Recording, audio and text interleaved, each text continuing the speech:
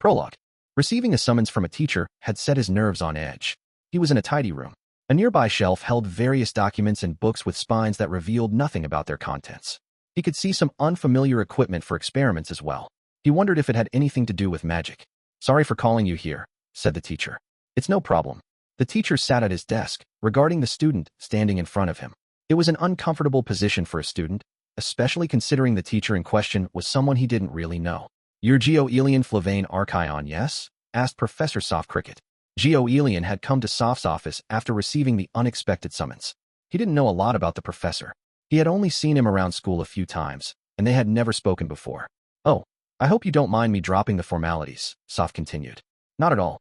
I'm just another student here." That was why Geo-Elian, too, could speak casually. He would never have gotten away with using a vulgar contraction like "I'm" if he were on official business. "I see. To be honest, we have a surprising number of students who come from royalty, and I try to be careful the first time I speak with them." "Is that so?" At magic school, social status and political power were supposed to be left at the door. It was a kind of unspoken agreement, though some students tended to forget that, something Geo-Elian knew all too well. "What did you need from me, Professor Soft?" Geo-Elian was busy. He was done with classes for the day, but he had to get home quickly to tackle the next item on his itinerary. "There are a few things I want to ask you, though you seem like you're in a rush, so I won't keep you long. Oh, by the way, I have Professor Sheikah's approval for this. She knows I called you here." "Is that so?" Sheikah Shultrin was in charge of second-level students with the fire attribute. In other words, she was Geo-Elian's teacher. "What do you think of the current second-level class?" "What do you mean? Don't play innocent. Someone in your position must have done at least some reconnaissance, right?" Soft's tone and expression were both amicable, but it was clear he wasn't going to tolerate denial. Essentially, he was saying, "Let's not waste each other's time here. I don't know the particulars, but it seems the Empire's people are throwing their weight around quite a bit." Geo-Elian was referring to students from the Archaon Empire. Tactless as it was, they were wielding their status and power within the school, exactly where they shouldn't. Evidently, they were even engaging in unseemly behavior, such as intimidating and bullying other students. There hadn't been any big incidents so far, but that didn't mean there were no victims. It was true, however, that Geo-Elian didn't know the details. He never participated, and nothing had ever happened while he was around. "I see. It appears the presence of their Imperial Prince has emboldened them. It has nothing to do with me." That was true. Even if Geo-Elian had unwittingly become the poster boy for their cause, people might blame him for their behavior, but he wasn't involved, so there was nothing he could do about it. Even on his best days, his schedule was packed. The time he had to study magic was already limited. He had no desire to get caught up in other people's affairs. "Professor, I haven't done anything. I'm here as a regular student, and that's how I've conducted myself ever since I arrived. I haven't caused any trouble or gotten into any fights. Are you going to pin the blame on me for something I didn't do? I think that's unreasonable and undeserved." What if Soft were to respond, "You're the Imperial Prince of the Archaon Empire, so I'm afraid this is your problem?" Then what? In effect, he would be acknowledging that social status and political power did matter at the Direshik School of Magic. "Please," Geo-Elian thought, "don't disappoint me like that." The last thing he wanted was for one of the magic school's teachers to express such a sentiment. He truly hoped this was a place where anyone who wished to learn could do so, regardless of their position in society. Wasn't this land the home of the world's greatest witch, a place with no kings or nobles? "Well, that's true. I agree with you. You haven't done anything wrong. People are just using your name to do as they please. Incidentally, I assume you don't care about your reputation, right?" If things continued like this, Geo-Elian's name would be tarnished. Whether he liked it or not, it was being used as a symbol by those boorish bullies, after all. "No, I don't. At least as long as I'm attending this school. I'm just a normal student, not the Archaon Empire's prince." "Got it. Thanks for coming to see me." Soft gave Geo-Elian permission to take his leave, though it was unclear whether he'd accepted what the boy had said. Still, continuing the conversation wasn't going to change anything. That much, at least, was obvious. "Are you done here?" Outside Soft's office, Geo-Elian's guards, Ilhai Balal and Garthries Gadanthus, were waiting for him. The question had come from Ilhai. "Did you do something wrong, Master Geo?" asked Garthries. "No," responded Geo-Elian curtly. "He asked me what I knew about the situation, but I had no answers for him." Geo-Elian set off, his two guards close behind him. "It feels like things are starting to get serious," Ilhai grumbled. Garthries nodded, adding, "And now you've been called out by a teacher. Master Geo, should you have put a stop to all this sooner? Don't ask me to do the impossible." The cocky students in question were members of Arshin's elite. It would be a simple matter for Geo-Elian to use his position to caution the troublemakers, and that might be enough to settle the matter for a little while. But the very act of wielding his authority could lead to greater trouble down the road. Once he graduated, he would return to the empire. Thinking about what would happen then was positively exhausting. He had no desire to make political enemies in a place like this. And more than that, what would it mean for him to rely on his position here at school?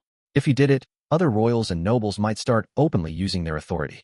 They might start thinking it was fine, since the second imperial prince of the Archaean Empire had done it first. He would become their justification. Solving this problem was likely to cause even bigger problems down the line. Gioelian felt certain that acting rashly was not the answer. He couldn't afford to start something like that, even if it cost him his reputation. With this sort of thing, if he botched his first move, the problem would only become intractable. Gioelian let a small sigh escape. He was supposed to be here to study magic, and yet it seemed like he was still spending all his time mixed up in politics. When he first enrolled, he thought he would be able to spend several years devoting himself to his beloved magic without any distractions. But even at magic school, he couldn't escape the specter of social status and political power. How utterly tiresome it all was. Oh, by the way, Master Gio. Sensing his sullen mood, Ilhai spoke with as much cheerfulness as she could muster. I've got something new to report about that advanced class student, Kunon. Really? Lately, Gioelian was especially fond of hearing about a certain underclassman he still hadn't had the chance to meet. A first-year student in the advanced class named Kunon Gurion. Gioelian couldn't remember when he had first learned of the boy, but he thought Kunon sounded like something of a kindred spirit. He'd been curious about him ever since. If only he hadn't been born a prince of the Archaean Empire. If only he could have joined the advanced class and spent every day absorbed in magic, free to act as he pleased, like Kunon. He saw all those impossible dreams in a junior he hadn't even spoken to. The Inferno Prince Gioelian's meeting with Kunon would have to wait a little while longer, however. Chapter 1. The Ability Faction Seniors. Kunon looked up, not that he could see what he was looking at. Incredible. He had thought as much on his first visit, but it truly was a splendid sight. The old castle that served as the Ability Faction's base was as majestic as ever. It was large, with a stonework exterior, and though on the smaller side for a castle, it was still quite impressive.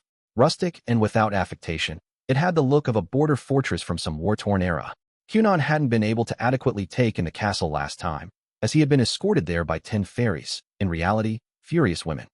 Of course, Kunon had been to the royal palace of his homeland, Huglia, once before. But unfortunately, as he had yet to acquire the glass eye, he hadn't been able to see it. A castle, what a truly thrilling thing to behold. Kunon was on his way to visit the Ability Faction's representative, Bale Kirkington. Now that he'd completed the first stage of his money-making plan with the Saint, he finally had some room in his schedule. He figured it was about time he found a project that would earn him credits, and had come to discuss the matter. Boys sure do love castles, don't they?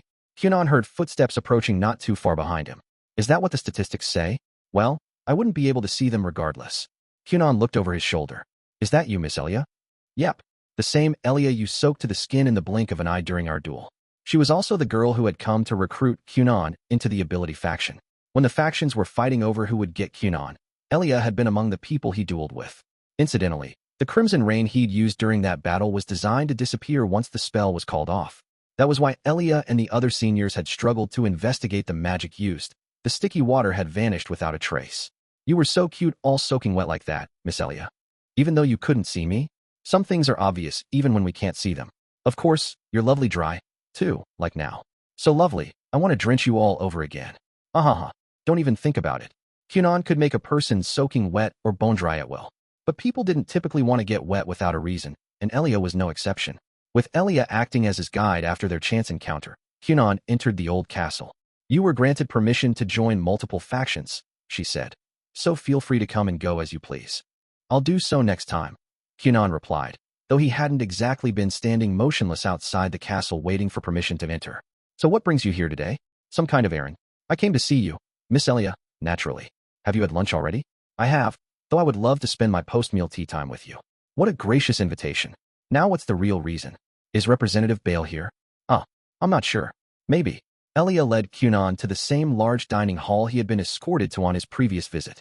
At the time, the hall had been filled with people from various factions, but on this occasion, the scenery was a little more normal. A number of Ability Faction sorcerers sat together, engaging in friendly conversation over their food. Upon catching sight of Kunon, one of the sorcerers stopped mid-conversation and made a noise of surprise. It was Cassis. Good afternoon, Miss Cassis, Kunon greeted her. He hadn't expected to run into Cassis here, as he was fairly certain she was a member of the Rationality Faction. Encountering someone he had accidentally made cry was a bit awkward, but it wasn't as though Kunon could pretend she wasn't there. Would you mind leaving me alone? Cassis didn't like him. She had told him herself that she held grudges, and it seemed her grudge against Kunon was very firmly rooted. Wasn't Miss Cassis in a different faction? Kunon asked, directing the question at Elia. Anyone is allowed up to this point, she replied. The hall was considered a public space that anybody could use. Hey, has anyone seen Ability's representative? Elia asked the people in the hall. Someone replied that Bale had been present until a short while ago, when he returned to his room. What do you want to do, Kunon? Call him out here, or go to his room. She was indirectly asking Kunon about the nature of his visit. Was it something he could talk about with other people around? Or did he need to speak to Bale privately? May I go to his room? Kunon replied, understanding the unspoken inquiry. Showing him the way once more, Elia led Kunon even farther into the castle's depths. It seems a sorcerer's laboratory always winds up like this, huh? Kunon said. When he arrived at Bale's room in the old castle, he was welcomed warmly inside. The space was in total disarray, just like Kunon's had been until recently, prompting his comment. Books and documents were piled high on the floor and tables. There was also some lab equipment Kunon had never seen before collecting dust in one corner of the room.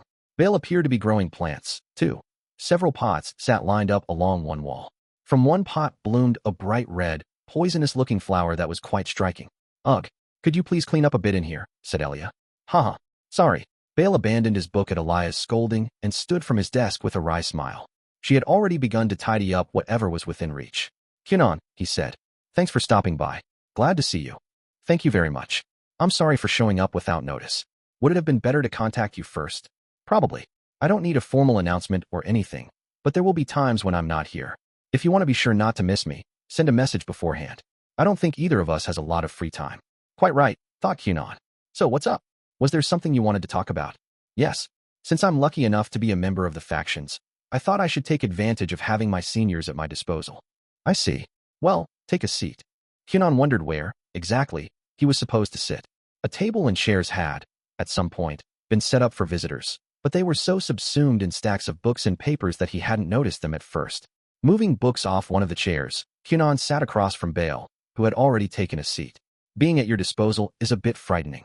What do you plan to ask of me? At that point, Kunon's attention shifted to Elia, who was still in the room. But Bale assured him there was no need to worry. The people I let in here won't go blabbing that easily, he said. Though if it bothers you, I can ask her to step outside. No. If that's the case, I don't mind. Kunon wasn't particularly concerned that Elia would leak any secret information. For one thing, there wasn't much to leak yet at this stage. Rather, he was worried that Elia might take an interest in the idea and ask to help, even if she wouldn't be compensated. Kunon's master had told him that many sorcerers acted out of their own interest, curiosity, and self-satisfaction, and Kunon felt he was right. He was himself a rather typical sorcerer in that respect, and so he was hesitant to speak, partly because he didn't want to drag Elia in and end up wasting her time. But Elia was looking at the two boys expectantly, as if to say, I'm super interested in this conversation, so Kunon decided to simply get on with it. Would you like to develop magic tools with me? He asked. Oh, does this involve magical engineering knowledge you acquired from Xianli? I'm interested, but my magic isn't as good as your teacher's. That's fine. I'll give you detailed instructions. At the moment, I just need a talented earth sorcerer to collaborate with. Kunon had heard from some of his sleep sanctuary customers that Bale was a 3-star earth magic user. There was no way to conceal one's attribute at magic school, and many people knew Bale's. Nevertheless, the identity of the metal lump that followed Bale around remained a mystery. What do you want to build? I can't give you an answer until I know. In response to the perfectly reasonable question, Kunon held up 3 fingers. I have 3 magic tools in mind. 2 of them would be similar in nature, so I'm thinking they could be developed simultaneously.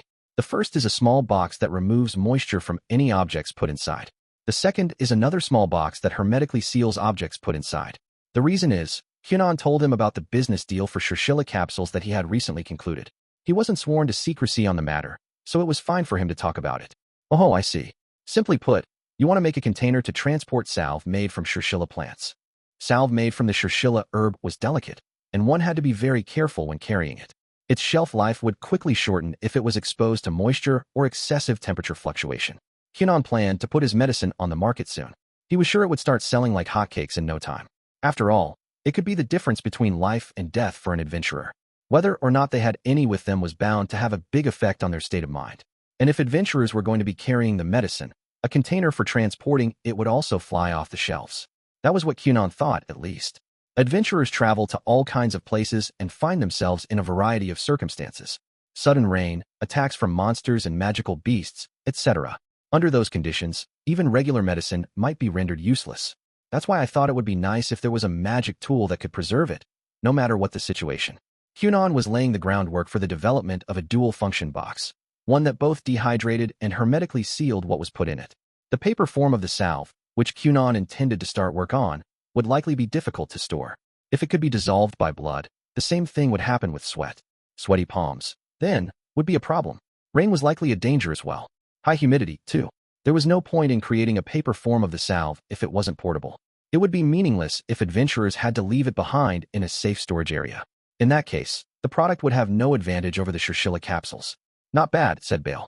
Someone would probably develop it eventually. So we might as well beat them to the punch, right? Exactly. Just as one would expect of a representative of one of the three factions, Bale was quick on the uptake.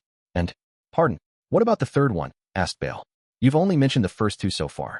What's the last thing you want to make? Kunon smiled. He had intended to keep quiet about it unless asked. The third item was still only a vague idea, after all. To be honest, I don't know if it will even be possible. The other two should be fairly simple in comparison. After all, an object with similar properties already existed, a food storage box. Kunon had even made his own vault to keep bacon in. By adapting the same technique, he estimated that creating a sealed storage container for this purpose, and then modifying it to be smaller, would be relatively simple. That's the way it goes with magic tools. Why not tell me anyway? It's the one you want to build the most, isn't it? Bale was spot on. As far as Kunon was concerned, attempting to do something he wasn't sure could be done was a more worthwhile challenge than doing something he knew he could accomplish with a bit of effort. If he managed it, he could even brag to his master. The only problem was that he truly couldn't say if it was possible or not. The third tool is a box that can hold magic. What? A box that can store just one spell. It would let you retrieve the spell and use it whenever you want. Such a box would change the world of magic. If it could be done, of course. Bale thought about this third idea of Kunon's. I see, he said. I don't fully understand, but I'm very interested. Bale also realized now why Kunon hadn't been as forthcoming about it. The idea itself was difficult to understand. It couldn't be explained succinctly and was likely to lose the listener. Nevertheless, taking your words at face value, I'm incredibly intrigued. Boxes contained things. Kunon, then, had conceived of magic being just another thing a box might contain. It was unconventional and extraordinary, the kind of idea that would have been scorned or ignored in years past. Avant-garde was a good way to describe it, or perhaps eccentric in the extreme. But these days, such a notion couldn't simply be dismissed. The magical world was constantly evolving. No one knew what sort of technology would be invented next, nor who would be responsible for its creation. It could be anything, maybe even this wild idea from the young student now sitting across from him. How fascinating. It had been far too long since Bale felt his heart race with excitement over magic. So how would that work in practice? He asked.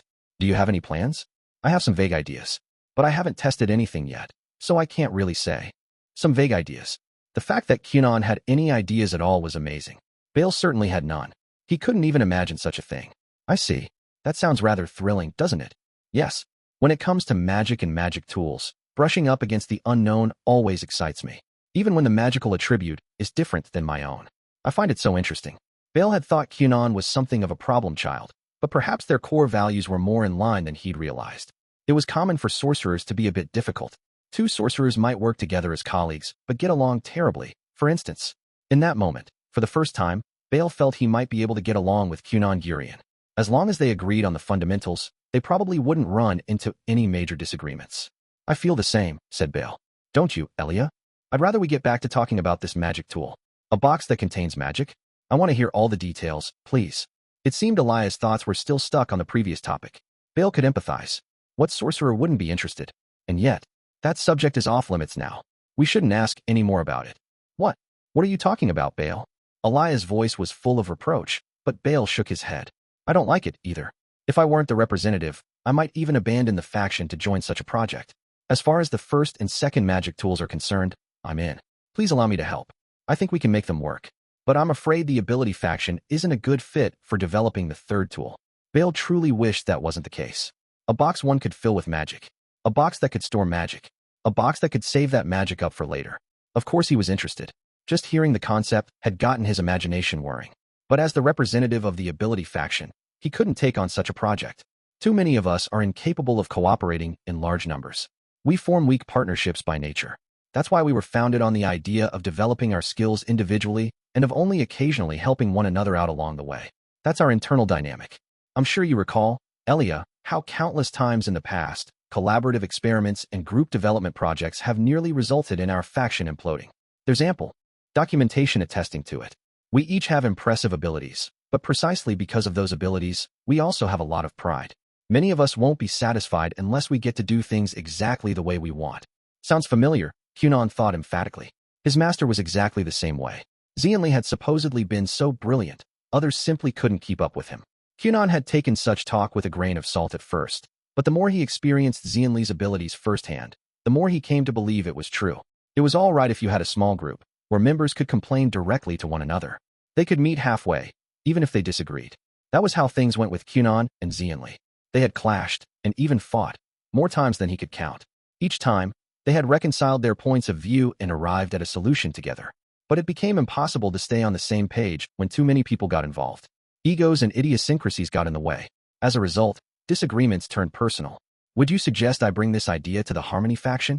If Kunon remembered correctly, the Harmony faction was known for conducting large group experiments. He didn't know how many people or how much time he would need, but he expected it would drag on too long with an inadequate number of collaborators. A team of 5, at least, would be good. That was a safe number to start with, he thought, even if they had to bring more people in later.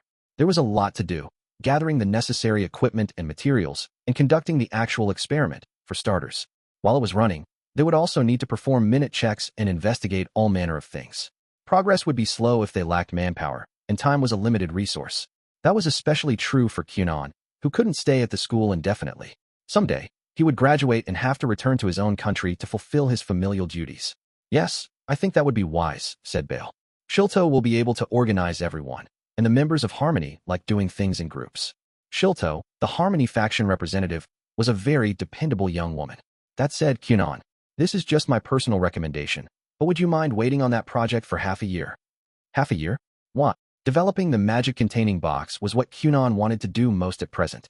He would begin immediately if he could. Time was precious. What was the point in putting things off? He had no idea why Bale was asking him to wait, but that changed with what Bale said next.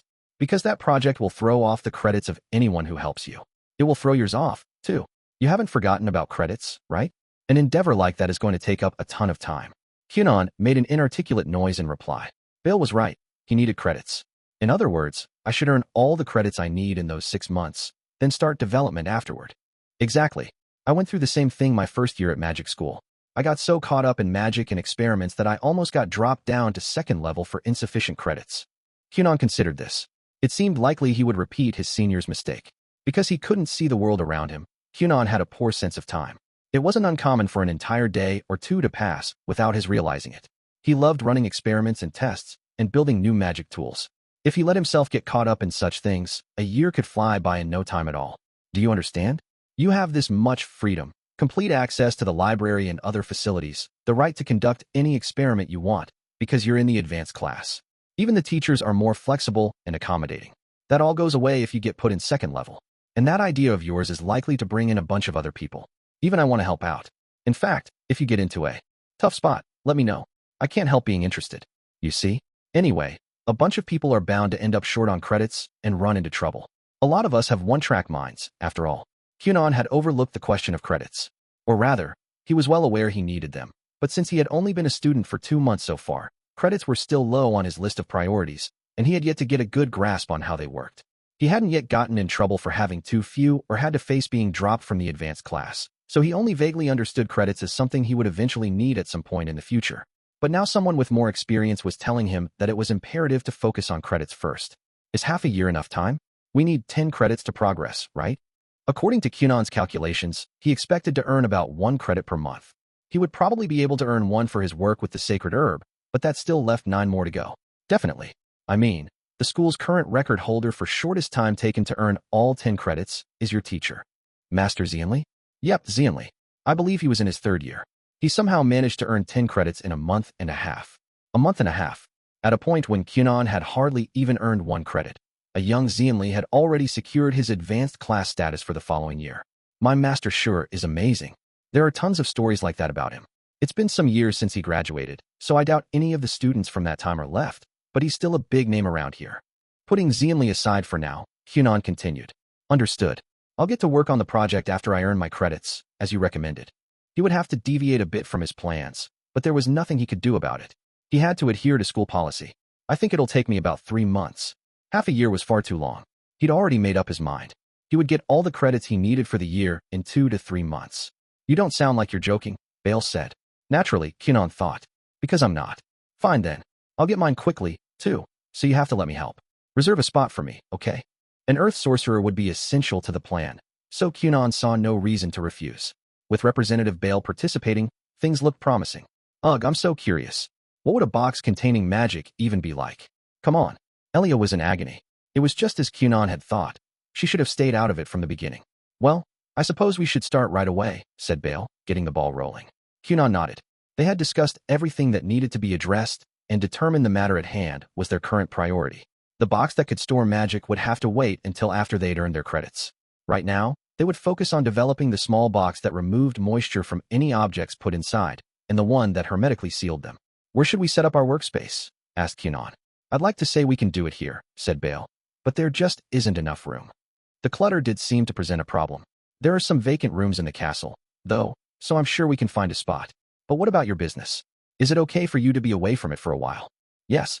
When I'm not there, customers can use the facility as they like for a reduced price.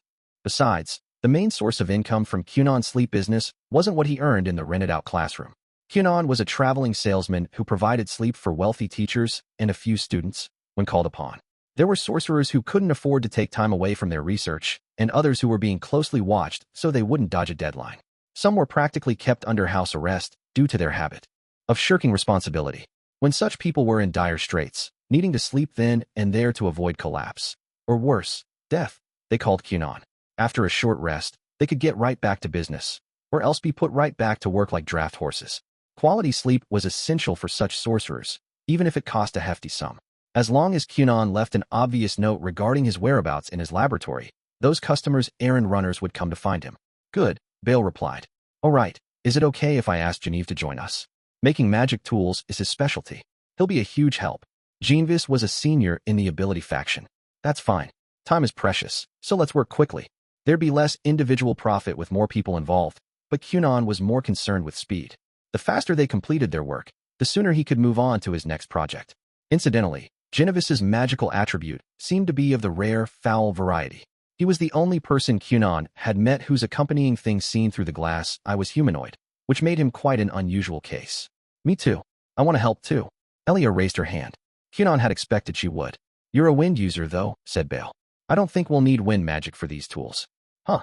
The accepted opinion among sorcerers was that wind and fire were not suitable attributes when it came to manufacturing something. Incidentally, there was no consensus on the usefulness of light, dark, and foul magic, as there wasn't enough data about them to analyze. What do you think, Kunon? You don't mind if I help, do you? That's playing dirty. Elia, said Bale. With only the 3 of them present, Elia was trying to use Kunon's partiality toward women to win his approval. As far as Kunon was concerned, there was no other option but to agree with the woman's proposal. I would love to welcome you into the fold, but Bale says no, so what? Kunon's reply, however, was not what Elia expected. Why wasn't he inviting her into the team with open arms? I know why, Bale thought. Though every other word out of Kunon's mouth was about girls, he was a true sorcerer at his core. If forced to choose between magic and women, Kunon would opt for the former. People might be fooled by his usual behavior, but if you delve deeper, you would run into his real values. That was another thing Kunon had in common with Bale.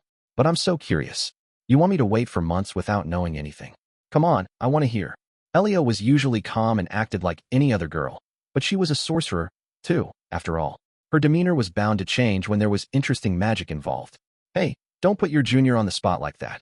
Bale smiled wryly, but Elia snapped back at him with something rather unexpected. I've been waiting on you this whole time, too, Bale. I don't need any more things to wait on. Huh, idiot. Elia strode out of the room. An indescribable quiet was left in her wake. Elia's statement had made her feelings quite clear. Sitting there in the silence, Kunon felt his heart beat a little faster. Was this the power of femininity that Iko always used to talk about? No matter how much she told him, Kunon had never fully understood. But just now, he had gotten a potent dose of the opposite sex, that special kind of violence that moved the hearts of men. A woman's strength, the power of femininity. That had to be what it was. What's with her? She called me an idiot. Kunon, am I an idiot? I'm not sure, but I think you probably are. Hey. If Bale was aware of Elia's feelings but ignored them, he was an idiot. If he seriously didn't understand, he was utterly stupid. And if Bale could remain unaffected despite that blast of feminine power that even Kunon had felt, the very fact of his manhood was in question. The incident with Elia made things a little awkward, but Kunon's maid had always told him not to stick his nose into other people's love affairs. For the time being, he decided to put the matter out of his mind. After that, Kunon, Bale, and Jean-Vis began developing containers, medicine boxes, as they called them, to preserve and transport the Shirshilla south. They temporarily took over a room in the old castle and got to work. PFF, Elia and our representative? Asked Jean-Vis. As far as I know, they've been like that for 2 years, and it's rather, it's rather amusing, isn't it? Are you trying to provoke me? Kunon shot back. Hey, I brought food, said Bale. Let's eat. Jean-Vis's quirky laughter remained unchanged, but his knowledge and skills were solid where magic tools were concerned, just as Bale had said. Jean-Vis and Kunon discussed the matter and settled on a plan of action, then gave detailed instructions to Bale, who was still a novice in magical engineering. Wonderful. Kunon, this is really good. That's what you came up with. What a great idea. It's so novel, ha ha ha. What a thought. Are you trying to provoke me? Oh, it's rare for you to be in such a good mood, Genevieve, said Bale. I brought snacks, so let's take a break. Several days after they began work, the end of the project was already in sight. Jean-Vis had brought his prior experience with magic tools to the table, and there was Bale, brilliant and rich in magical knowledge, who could understand involved concepts after being introduced to only the basics. With their ample contributions, the group made steady progress toward completion. They were truly the ideal team to develop the medicine boxes. Your magical attribute is fascinating, Kunon said, addressing Jean-Vis. This is the first time I've seen magic that can temporarily alter the structure and properties of a substance. It's a rare attribute, so not much is known about it, you see. Heh. I don't feel as though I've mastered it at all. I can only use for spells. If only I could be as free, as you are with magic, Kunon. Are you trying to provoke me? Elia and the others baked apple tarts, said Bale. I brought some, so let's rest for a bit. Thus, the box that removed moisture from its contents and the box that hermetically sealed them were created. Incredibly, it only took 5 days from start to finish. Even faster than I expected, Kunon thought.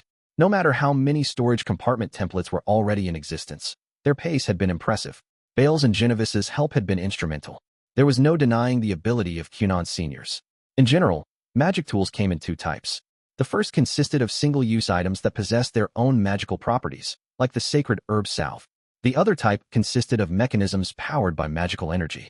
Though the term was usually used to refer to the latter variety, things like the Shirshilla salve were also considered magic tools. The medicine boxes they had developed on this occasion were examples of the latter type. By nature, the boxes wouldn't work unless they were filled with magic power, but as they were small items, the amount of power required was correspondingly slight. They would likely be able to function for 1 month on a single charge. Though the raw materials for the boxes were a bit expensive and likely to result in a high selling price, they provided a sturdily constructed compartment to protect the medicine inside. If one considered them long-term investments, the price probably wouldn't seem all that exorbitant. In size, the medicine boxes were comparable to a cigar case, small enough to slip into the inside pocket of a jacket. This was a feature they had paid special attention to. They intended for the medicine boxes to be completely portable not just for adventurers, but also for wealthy people such as aristocrats and royals.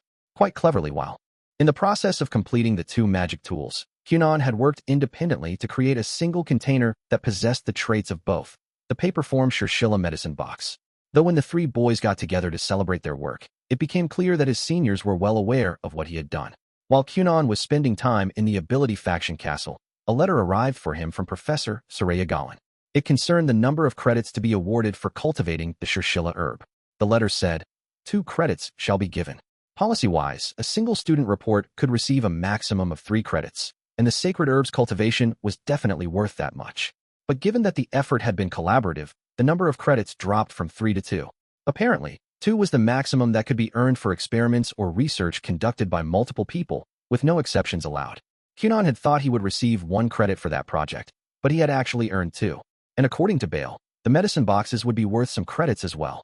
That meant Kunon now had a total of 3 or 4 credits. What shall I do next? I think it's about time to fly him. Kunon had already set his sights on his next credit-earning endeavor. It's been a while. I keep hearing chatter about you. Kunon was paying a visit to Soft Cricket, the teacher who had overseen his entrance exam.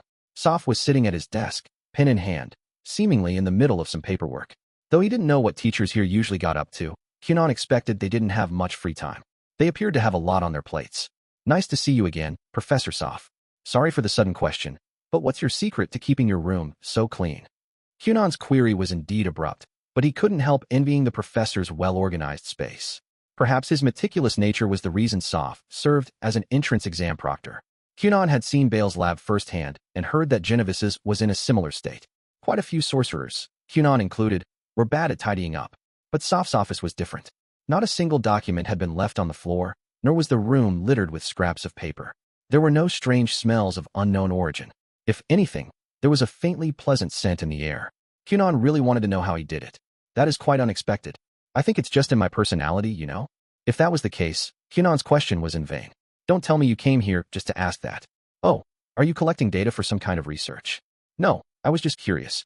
My laboratory never stays clean for long. You should try to keep it tidy.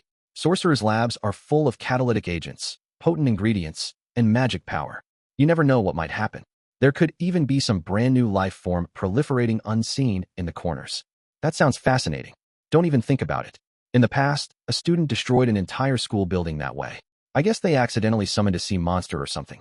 It was a slimy, foul-smelling thing no one could identify, and they had their work cut out for them in both dealing with and disposing of it. Don't make the same mistake, okay? Or at least save it for when I'm not around. Kunon's interest was piqued again, but it was time to get down to business. At this rate, they would do nothing but waste time without even touching on the reason Kunon had come. Truthfully, he would have liked to carry on with the chit-chat, but they were both busy people, so he let the matter drop. I'd like to earn credit for a practical skill. Could I show it to you? Their first conversation in ages had gotten quite off track, but Kunon was finally able to get to the point. Oh sure. What's the skill? This room is a bit too cramped for it, so could we go outside? I'm going to fly. Oh, using water magic. Yes. Why not? Let's go now. After agreeing instantly, Soph abandoned his paperwork and stood. He, too, was a sorcerer. There was no way he would pass up the chance to witness a rare bit of magic. Flying was a wind magic specialty. If Kunon had achieved flight via some other means, it would be a considerable feat. Is this why you had Rhea practicing flight, by any chance? Soph asked as they made their way outside. Of course, Kunon replied. His classmate Rhea Huffs may have thought otherwise, but Kunon hadn't been paying him to collect flight data just to pass the time. Nor had he merely taken a personal interest in helping Rhea acclimate to magic school. That may have been one aspect of Kunon's motivation, but it wasn't the sole reason. I simply had Rhea do something that I was planning on doing myself someday, Kunon continued. He learned how to fly, and I acquired thorough experimental data for a small sum. On top of that, he can earn credits for it. And now so can I. I think it was something of a masterstroke, if I do say so myself. It sounded efficient on paper, at least. And what about the bacon you had Hank make? Soph asked. That was just for my enjoyment. Oh, I see. Oh, would something like that be worth credits, too? That might be difficult. Did it turn out well? Yes, Hank's bacon is delicious. I was thinking of offering him some aid and encouraging him to start up a processed meat business. In my opinion, his bacon could easily become world famous.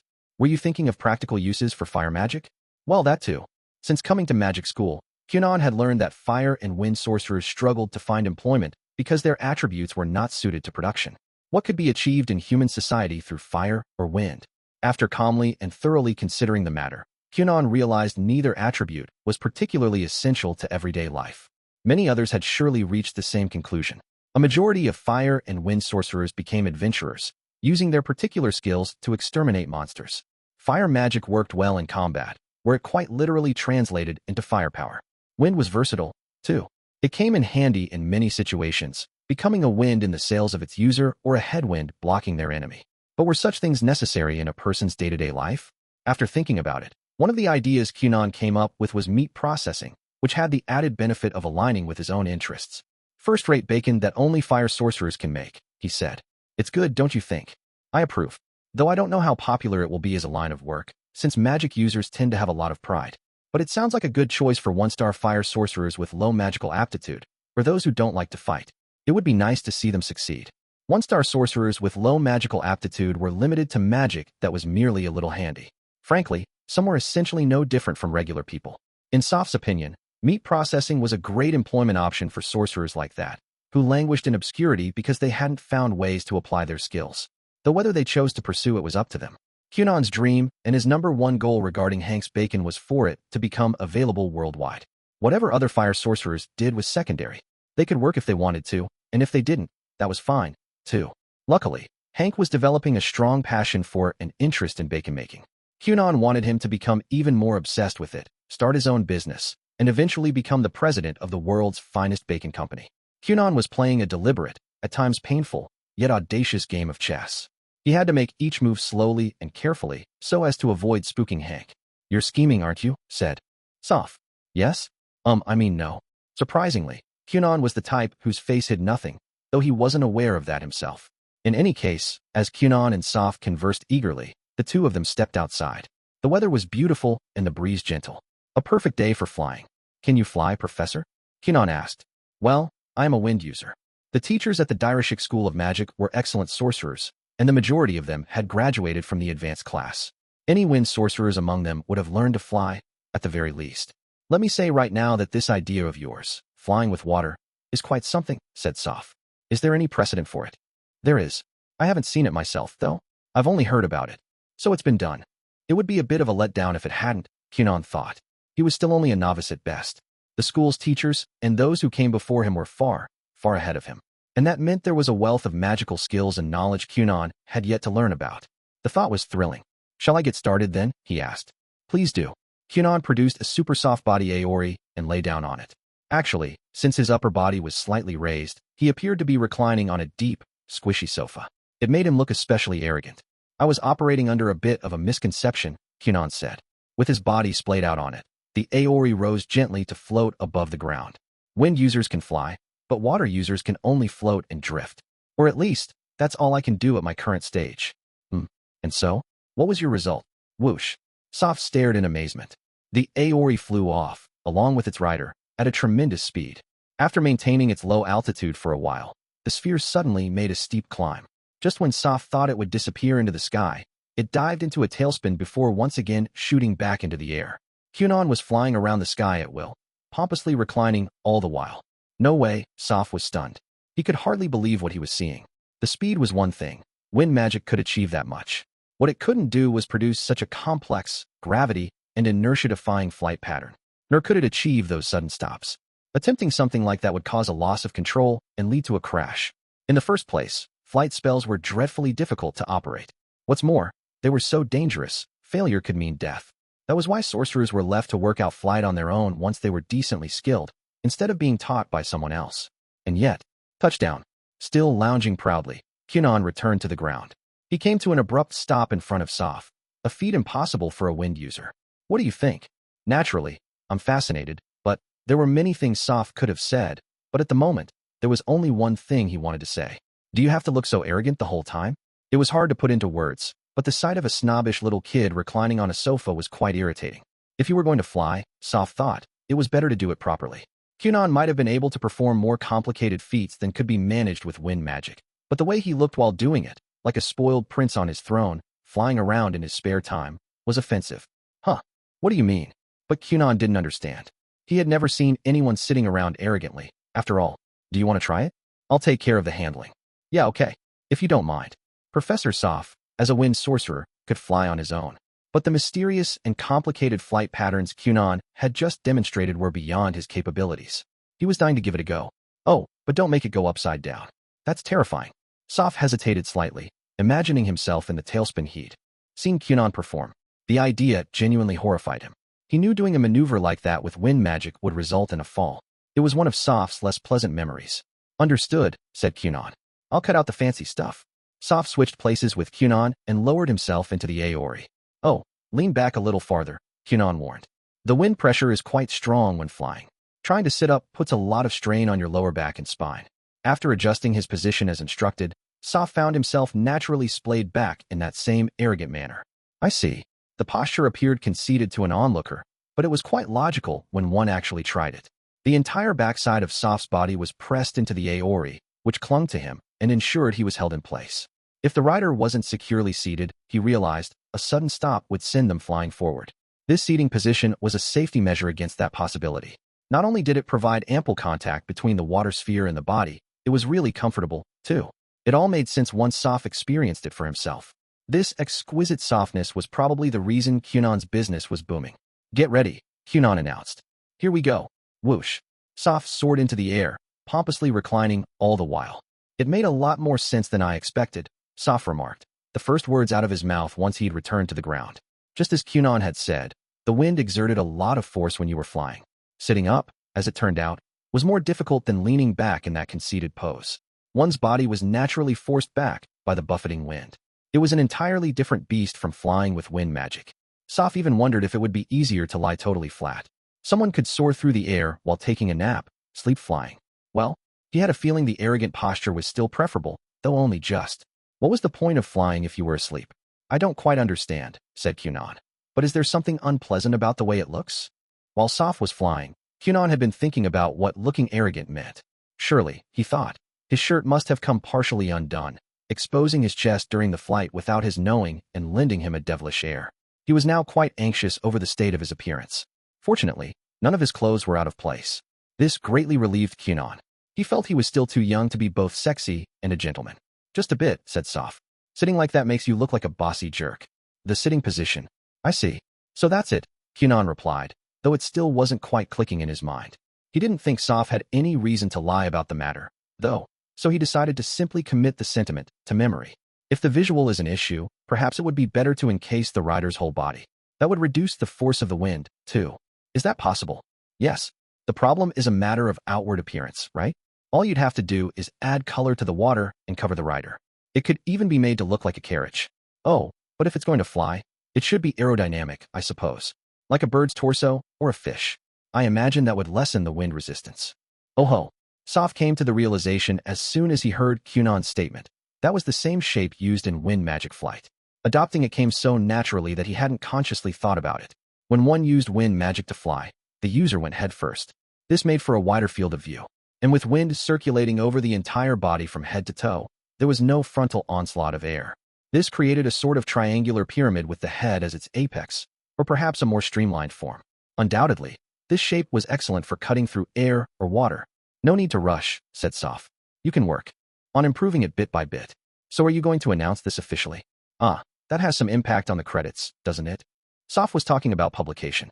In short, an achievement's evaluation differed depending on whether it was shared or kept private. Publicizing a report on the magic's mechanism and the related experimental data meant making it available for anyone to read. In a sense, it meant making one's mark on history. The report would be added to libraries and such so everyone had access to it. Conversely, one could monopolize the spell and the fruits of one's labor, keeping it all private. No records would be kept, and the technique would be shown only for the purpose of earning credits. Naturally, the former tended to earn more credits than the latter because it benefited the entire community of magic users. "But wouldn't an official announcement be impossible?" said Kunon. No matter how much a student wanted to publicize their work, the school imposed restrictions in certain cases, such as flight practice by an incompetent sorcerer or fire spells with a wide area of effect. Kunon had heard that those in charge often kept the results of such work, the sort dangerous even to attempt, under wraps. "Good point," Soph replied. "It isn't up to me, but I think you're probably right." Such decisions were made by the school's administration, and a lowly professor like Soph had no authority over the matter. But both Kunon and he felt this project was likely to be kept from the public on the same basis as wind magic flight. If someone trying the technique failed and crashed, they were at serious risk for injury, so encouraging others to attempt it was out of the question. They would simply have to arrive at it on their own once they had the requisite skill level. If the administration viewed things that way, they would treat flight using water magic the same way as that using wind magic. The main basis for Kunon's flight was the elementary Aori spell, and it was possible that even a beginner water sorcerer could get that far. Flight was made achievable, however, only by Kunon's thoroughly honed skill when it came to manipulating Aori. It wasn't likely a novice magic user could do the same. That disparity was where the danger lay. "Then I'd like to keep this work private, please." There was no point in applying for publication if he was only going to be turned down. Besides, Kunon himself had decided that it was best not to publicize the technique, considering the risks associated with its acquisition. "That works for me. By the way, what's the principle behind your style of flight?" "Oh, you want to know? Just curious?" Kunon was a bit surprised. He hadn't expected to be grilled on the mechanics mere moments after declaring the technique private. "Well, you said that suggestive line about how wind sorcerers can fly, but water sorcerers can only float, right? How could I not be curious?" "Ah, I see. Well, it's quite straightforward, so there's no reason to hide it from you. The solution is simple. It came from Karyu. I took inspiration from the fire spell and made some adjustments. Karyu? Karyu was a fire spell that sent flames streaking across the ground. Lines of magic power were drawn, and then fire blazed along them. Oh, Soph exclaimed. So you're not flying, you're just moving. That explained the speed, the sudden stops, and the tailspin. Such stunts didn't result in accidents, because the spell was merely following the path of the magic that preceded it. The mechanism was indeed identical to Karyu, the spell Hank had demonstrated during the entrance exam. This was simply an application of the same technique. Exactly, Kunon replied. He was impressed. Soph had hit upon the truth even quicker than he'd expected. Oh, and just so you know, wind magic flight doesn't appear to be compatible with this technique. Rhea wasn't able to use it. I'm not surprised. Flying alone takes all a wind sorcerer's effort. We wouldn't have time to do something like shoot out magic power ahead of ourselves. We'd probably just lose control if we tried. Perhaps it would be possible if one was simply floating. But in that case, the user would be subject to a huge amount of wind pressure. Either way, wind sorcerers would no doubt have trouble with it, thought Soph. On the other hand, the wind method allows a person to change course at whim. Mine can't do that. Kunon's method could only move in a designated direction, simply following a predetermined route. Once the spell was activated, not even minor adjustments could be made to it. He felt that wind magic must allow one to take to the skies more intuitively and with more freedom. Well, in any case, said Soph, I think this is a great discovery and a fascinating new skill. Not to mention a good experience for me. Thanks, Kunon. This was quite interesting. Soph let Kunon know the letter regarding credits would come later, and the two of them parted ways. Now I have 4 or 5 credits. What should I do next? Kunon considered his game plan on the way to his rented classroom. He had a variety of ideas. Some of them he could even get started on right away. The sacred herb and the medicine box would still take some time. He'd have to wait 1 to 3 months to see how they progressed. So now, at last, I guess it's time I went to see her. Kunon could finally meet with Professor Satori, whom he had admired for so long. Starting with Reyes's money troubles, Kunon had been busy with all sorts of things and hadn't been able to introduce himself. If he didn't take this opportunity, his schedule would fill up again and he'd lose his chance. Right. He made his decision. It was time. Kunon was going to meet his idol. And just as he was about to act, Kunon. He heard a girl calling to him from a window, and his thoughts came to an abrupt halt. He couldn't remember the girl's name, but he recognized her as a member of the Rationality faction. Any interest in an experiment on breathing underwater? I have an interest in you, as a gentleman. He had to respond whenever a girl spoke to him. And that was how he found himself caught up for a short while in an experiment on breathing underwater. Chapter 2. Experimenting with Aquatic Respiration Methods. Hey, what are you doing here? Kunon had been greeted with some hostility, but before too long, his ideas were being lauded with praise. Hold up, wait a minute. This is freaking amazing. Connecting with someone was easier when your goals aligned. Or at least, that was the case for Kunon's second encounter with Sandra. Kunon accepted the invitation to participate in the underwater breathing experiment without hesitation, and work on the project began right away. Yushida, a water user in the Rationality faction, had been the one to ask for his help. She was in charge of the experiment, and Kunon followed her to the underground facility that served as the Rationality faction's base. He'd heard that this facility was originally an artificial dungeon. It was said that advanced class students had created it many, many years ago as a way to explore the mechanism of similar, naturally occurring structures. Once their experiment ended, it was decided that the dungeon would be repurposed, partly at the request of sorcerers who liked dark and damp places. Regardless of its long history as a dungeon, of all things, it was currently serving as the Rationality faction's home base. For additional points of entry had been added, and the walls of former passages had been demolished to create a number of spacious rooms. Renovations of that sort had made the first, second, and third basement levels much more suitable for carrying out faction activities. The walls and ceiling were moderately bright, and there was a working air conditioning system. It felt so unlike a subterranean facility, in fact, that one could easily forget they were underground. The faction made use of only the first 3 levels, however. Past that, the cavern was largely a mystery. No detailed documentation remained for any levels deeper than the 13th, and no one knew how many there were in total. Snippets of material pertaining all the way down to the 41st level supposedly still survived, but their authenticity was dubious. Information regarding any levels beyond that was non-existent. From time to time, a sound that might have been groaning or growling was heard coming from below, but everyone pretty much just ignored it. The Rationality faction had been headquartered in the facility for ages and had come to accept that it was just that sort of place. All in all, they seemed a fairly intrepid bunch. Hey, the route was a bit of a maze, a remnant of the cavern's former days, but in the end, Kunon was led into a spacious room. Yushida explained that the facility's vacant chambers, like the school's empty classrooms, could be rented out once research projects were arranged. This room had been booked for their current endeavor. As soon as Kunon stepped inside, however, a certain girl called out to him, "Sandra, what are you doing here?" she shouted. It was a rather abrupt greeting. "We decided yesterday with a majority vote," someone shouted. "What's the point in complaining at this stage?" said someone else. "Credits. Think of the credits," chimed in a third. No sooner had Sandra lashed out at Kunon than the people surrounding her snapped back in reproach. "Give it a rest, Sandra. If you make me pick between the two of you, I'll choose Kunon in a heartbeat. If you scare him off, you are out of here, got it?" Even Yushida, the one who had invited Kunon and brought him here, had some harsh words for Sandra. Who was it that clung to me and begged to be included in this project because they hadn't earned a single credit yet? Huh. It was me. And you promised to follow our instructions and keep your complaints to yourself, didn't you? I did. Then don't you have something to say right now? Should I go buy us some pastries? Not that. You're supposed to apologize to Kunon.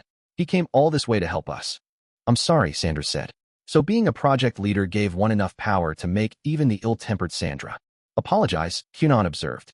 Well, that aside, I want to earn credits, too, he said. So would you mind putting up with me for just a little bit? Though you're really quite cute, even with that sullen expression, just like a baby blue eyes blossom. Are you familiar with the language of flowers? I do hope you'll look that flower up. It represents my true feelings. Well, not that I can see it. Incidentally, in floriography, baby blue eyes flowers symbolized cuteness.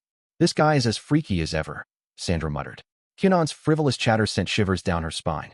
It was in Sandra's nature to broadly categorize other people as either friend or foe, and she didn't like being around people she had a hard time classifying. Once the greetings and introductions were out of the way, the group got straight to work on the experiment. The single, large room would serve as their laboratory.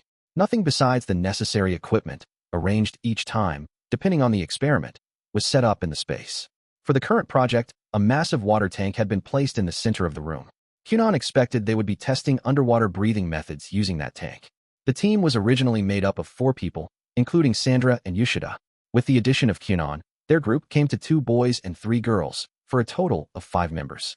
Upon learning everyone involved was a water sorcerer, Kunon felt a little thrill of excitement. Despite having started school relatively recently, Kunon had already completed a handful of projects and experiments. As of yet, however, not a single one of those undertakings had been a water-based effort with other water sorcerers. Thinking back, the last time he'd worked alongside someone who shared his attribute was when he'd studied under his first teacher, Jinie. We're still in the early stages, and everyone is just throwing out ideas. So, Kunon, what do you think would be a good way for people to breathe underwater? Even a rough, random thought is fine. Just give it a go. Kunon crossed his arms and considered Yushida's question. Well, just off the top of my head, I have 4 ideas. Huh? Did you say 4? Evidently, the remaining members of the team had collectively amassed 3 possibilities. I suppose that means at least one of them is something new, right? Said Kunon. That would be interesting. Kunon nodded. It certainly would. Whatever, you're full of crap anyway, said Sandra. I thought I told you to knock it off. Even after all the scolding, Sandra was still bothered by Kunon's participation. Why would I lie now, Miss Baby Blue Eyes? Asked Kunon. You'd only find me out right away. After silencing Sandra, Kunon started to count off his ideas on his fingers. His first thought was to enclose the subject in an aori. In other words, to have them enter the water with an air supply. They could envelop their entire body. Even just the head might be enough, in an aori filled with air. The second idea was to maintain a connection between the water's surface and the mouth and nose. This would require using a long, narrow tube to link the air above with the submerged subject. His third idea was to create a magic tool that generated air and was held in the mouth. That's just something that popped into my head, though. Even if we started developing it right now, I think it would take too much time. The others nodded. We also thought of making some sort of tool. Is that so? And what was the verdict? That it probably wouldn't be feasible. To tell you the truth, I'm only doing this experiment because I want credits, so I'd like to avoid dragging it out or putting in too much effort. Something simple would be ideal. Yushida's feelings on the matter were often felt but rarely shared. Kunon could empathize, however. There was nothing better than earning credits easily and in a short period of time. You're an honest person, he said. It seems I found yet another charming side of you. Haha, thanks. Kunon's words sounded sarcastic to her, but what could she expect after what she'd just said? Then shall we try the easiest one? Kunon suggested. With this many water sorcerers, a more aggressive method might be possible. More aggressive, huh? I assume that's your 4th idea, the one you haven't mentioned yet. What is it? Making land underwater. A land. The other 4 team members looked dubious. Shall I give it a go? With that, Kunon stepped forward to stand in front of the water tank. If we trap air in some bubbles, like this, and gradually submerge them, using Audiobook, he produced a slew of bubbles that sank steadily into the water. Then we combined them. The sunken bubbles started to stick together to form one large air pocket that only continued to grow as smaller bubbles joined it. And you get something like this. Oh, air rose in water. That was common knowledge. And yet, in defiance of that, Kunon's bubbles sank, creating a layer of air at the bottom of the tank. That layer of air, that was the land, an expanse of waterless terrain within the water itself. This method departed somewhat from the idea of breathing underwater, but in a broader sense, surely, it counted. We should be able to test it out right away, don't you think? There are 5 of us, and it doesn't require any tools. It's simple. It definitely seems doable, Yoshida murmured. But I wonder whether it's creditworthy. The other Rationality faction members responded with probably not. They doubted the teachers would appreciate such a simplistic approach. Creating bubbles that sank in water was actually a rather sophisticated technique, though it appeared no one had realized this. But then, hold up, wait a minute. This is freaking amazing, Sandra exclaimed, sounding quite enthusiastic. Being able to walk around at the bottom of the sea is way more impressive than breathing underwater. You could get an up-close look at stuff in the water and on the seafloor. How are you guys not getting this? Hey, Junior Playboy, ain't that right? Junior Playboy? The label, which was quite far removed from gentleman, rattled Kunon. You're the one who came up with it. How come you aren't more excited? How could Kunon focus on that after being called such a horrible name? Not only was no one else fired up, they were all staring in puzzlement at Sandra, as if to say, what's gotten into her? Is she just agitated because she's hungry? Sandra found their expressions really irritating. All right, listen up, she said. How about I say it a little more romantic-like? Sandra, who had the face of an adventurer, began to speak like one, too. For example, what do you think of collecting treasure from a shipwreck at the bottom of the sea? That was when it happened. With that statement, the experiment changed course dramatically. What started as a simple effort to earn some credits soon expanded into a massive project with a ton of people involved. Junior Playboy? Kunon, however, was still nursing his ego. Please, let's not get carried away. With great effort, Kunon put aside his pain over being addressed as Junior Playboy and brought the team, now abuzz with excitement over the idea of plundering sunken ships, back to the present. It seemed Sandra's talk of underwater adventure and treasure had brought everyone over. If it were that simple, Kunon broke in, I'm sure someone would have thought of it already, which means it's likely impossible. Forced to pause for a moment, the others considered the matter calmly and came to the same conclusion. Huh? You don't think it'll work? Only Sandra clung to hope. Considering it more thoroughly, I don't think it will, Yoshida replied, trying to get Sandra to see reason. It can't be that straightforward. To begin with, a few issues come to mind. But then, it may be impossible right now, said Kunon, unwilling to shut down Sandra's optimism entirely. However, I think we have a good chance of making it happen. Just as Miss Yoshida said, there are a lot of problems that would have to be resolved. I've never been to the sea, for one thing, so I don't know if this spell will hold up in salt water. There's also the depth and currents to consider, plus we would probably be limited to some extent by water pressure. We have to keep in mind the threat of sea monsters, too. They say the deeper you go in the ocean, the bigger the monsters are. At that moment, the idea was still out of reach. But if the various hurdles could be overcome, perhaps Sandra's adventurous spirit could yet be sated. Why don't we try it in shallow water? Kunon suggested. Let's give it a go, clarify the issues, and eliminate them. Isn't that what experiments are all about? Indeed, such was the nature of trial and error. Huh, I just wanted an easy way to get some credits, Yoshida muttered. The team had formed with the goal of netting some quick credits with minimal effort, and yet, guess we have no choice. Let's do it. Yeah. At Yoshida's words, the group officially embarked on a full-fledged experiment. You want treasure? Yeah. You want to get rich? Yeah. Do you want to get rich and party hard? Yeah. Why yeah, Kunon muttered. The senior students' enthusiasm was tremendous, and so was their lust for money. It was so intense that Kunon felt a bit like a fifth wheel. That said, since advanced class students were required to earn their own living expenses, Kunon wasn't entirely immune to the lure of a little extra cash. When it came to developing a method of breathing underwater, Kunon's idea alone might not be enough to merit credits. However, if it was submitted along with verification data, it had a much higher chance of meeting the requirements.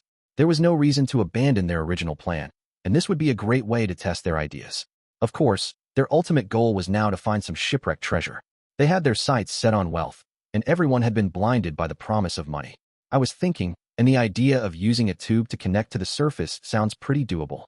Air would have to be constantly flowing. Depending on how deep you're diving, it might be necessary to have something that pumps the air. Ideally, you'd want to have separate air holes for inflow and outflow. I bought us some pastries. If we're going really deep, do you think we'd need a wind user? You know, to keep the air moving. How about something shaped like a stomach? The part that pumps air would be like the esophagus. The older students tossed various ideas back and forth with excitement.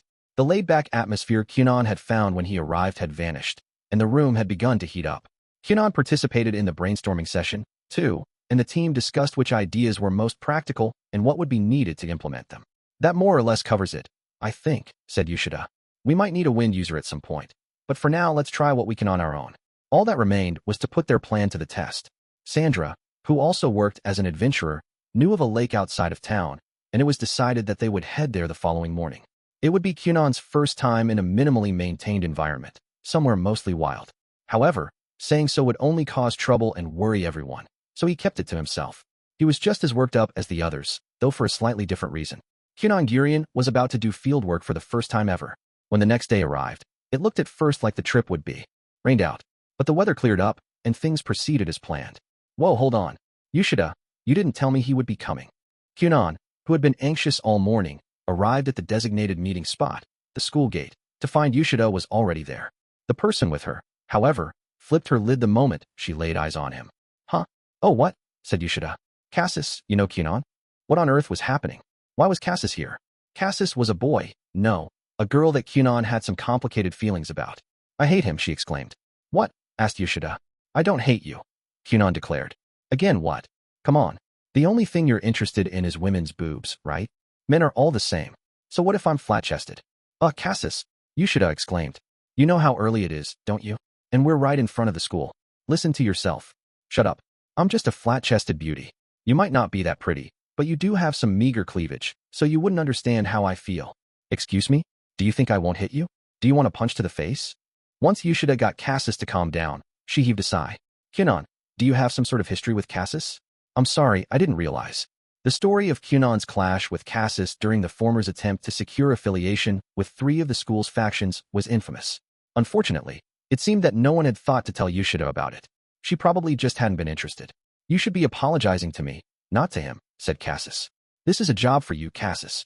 You're getting paid, so just do what you're supposed to. Evidently, Cassis was a wind sorcerer and skilled at flight. Even with a few extra people and some amount of weight, she could still fly. In other words, she was their transportation. The plan was to have Cassis bring the group to the lake where they would conduct their experiment. On foot or by carriage, the trip would have eaten up a lot of their time. So Yoshida, at her own expense, had asked Cassis to ferry them there and back. I apologize for making the decision on my own. It's just that, when I asked Sandra for details, she told me the lake was pretty far away. I don't mind at all, Kunon replied. Rather, I hate to see your expression darkened over such a small matter. It's a waste of your precious charms. Ha ha, tch. Like she had the day before, Yoshida forced a smile at Kunon's frivolous chatter, while Cassis clicked her tongue in distaste. Once everyone had gathered, Cassis flew the group of 5 to the lake so they could test their underwater breathing methods. The trip went smoothly, since Cassis was extremely shy and got significantly quieter as the number of people increased. This is nice. The lake was located in a wooded area northwest of Direshik. It wasn't a large body of water, but it was the perfect size for an experiment conducted by a small group. The weather was pleasant, and the water's surface was calm. Night? I love eating meals out here. Sandra seemed to be in the mood for a picnic. The others understood how she felt, but now was not the time. Okay, shall we get started? At Yoshida's words, everyone began to explore the water, trying out their own methods. With 5 water sorcerers on hand, both the experiment and the verification would be over in no time. You really are clever, aren't you? Seated at a desk and chair made from Aori, Kunon was hard at work documenting everything. Cassis, who had nothing to do until the verification was complete, watched him from the gently swaying hammock she had set up. It was too dangerous for Kunon to walk around on uneven ground, so he was assigned the role of record keeper. The group didn't want to risk him suffering a fall. You look rather bored, Miss Cassis, Kunon said as he continued taking notes.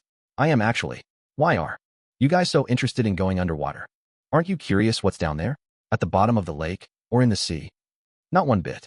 What, besides human and animal bones, do you think you're going to find down there? Those would be interesting enough on their own, if you ask me.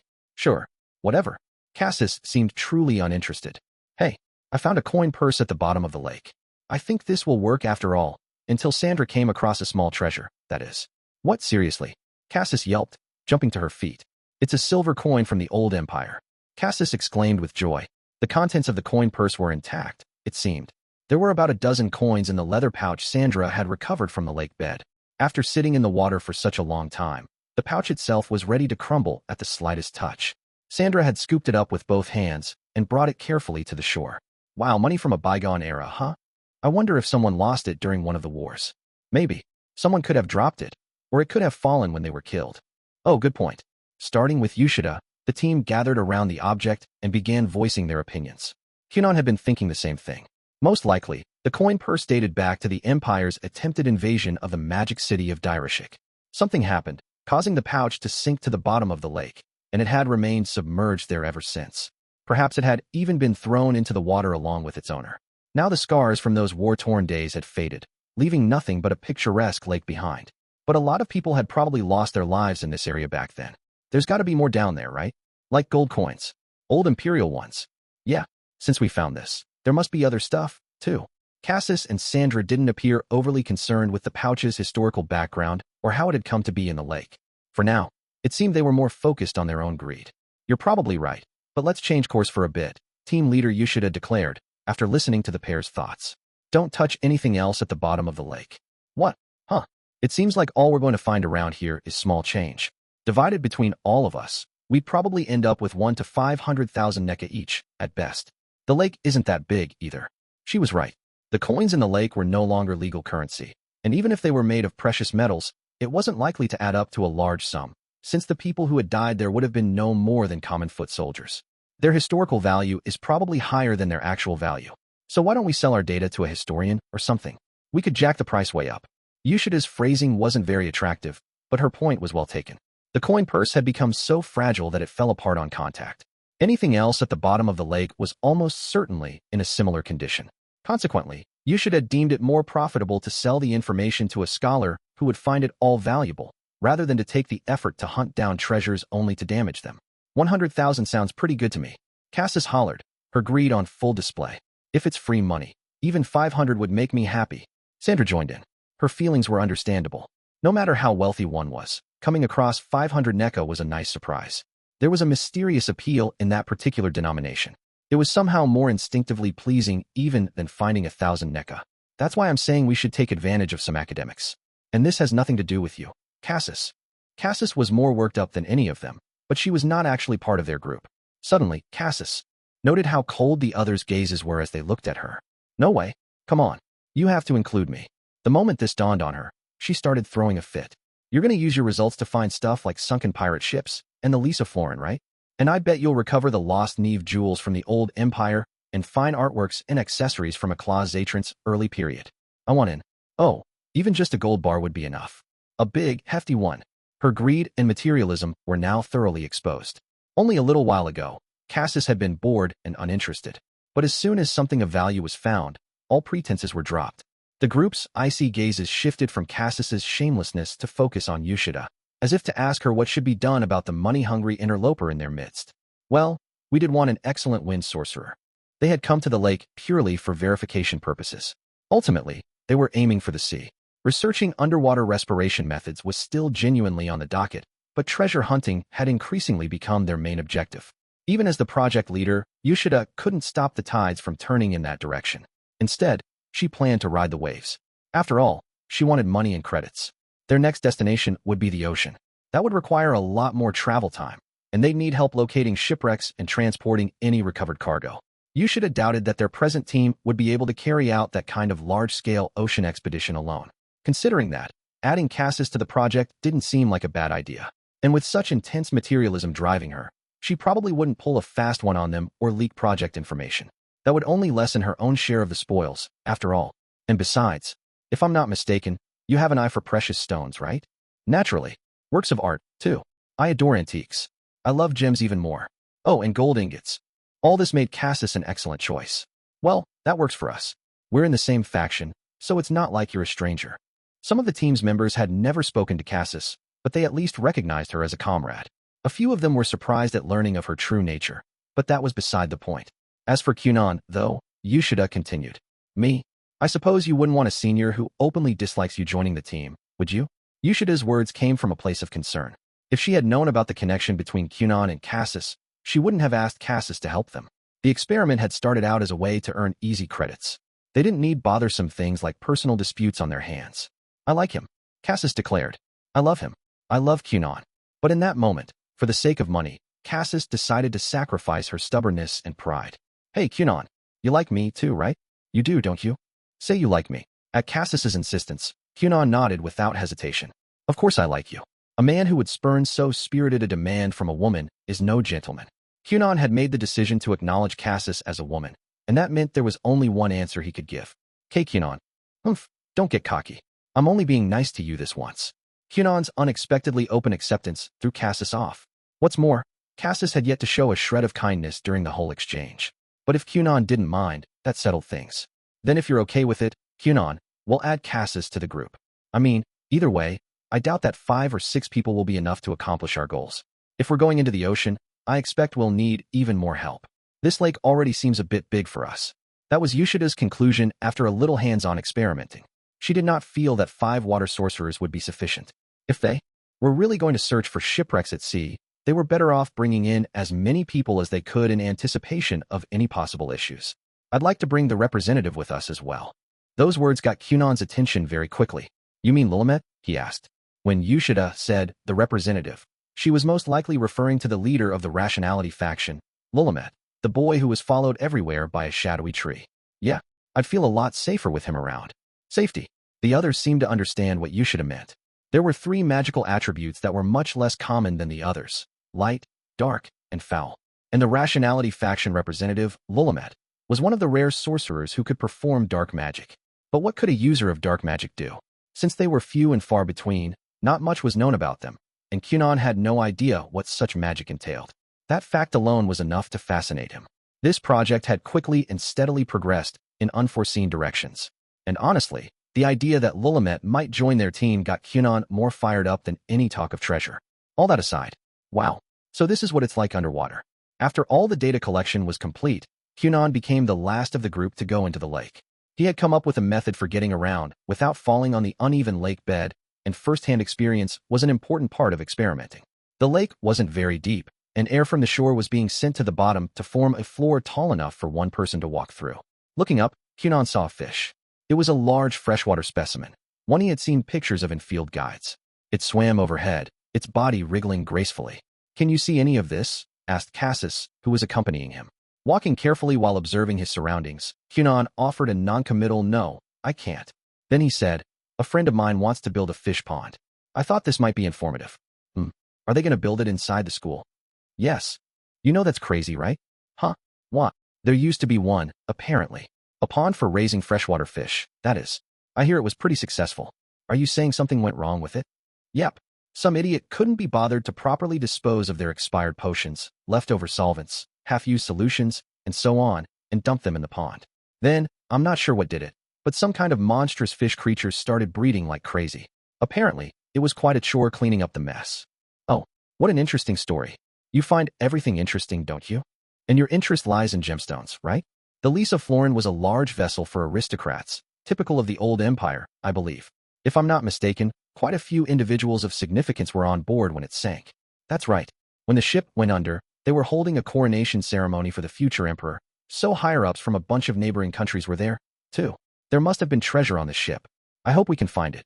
Kunon enjoyed a surprisingly amicable underwater stroll with Cassis.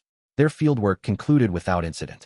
After testing out various methods around the lake, they were back at school by noon. From a practical standpoint, there are 2 ways we can go about searching for sunken ships.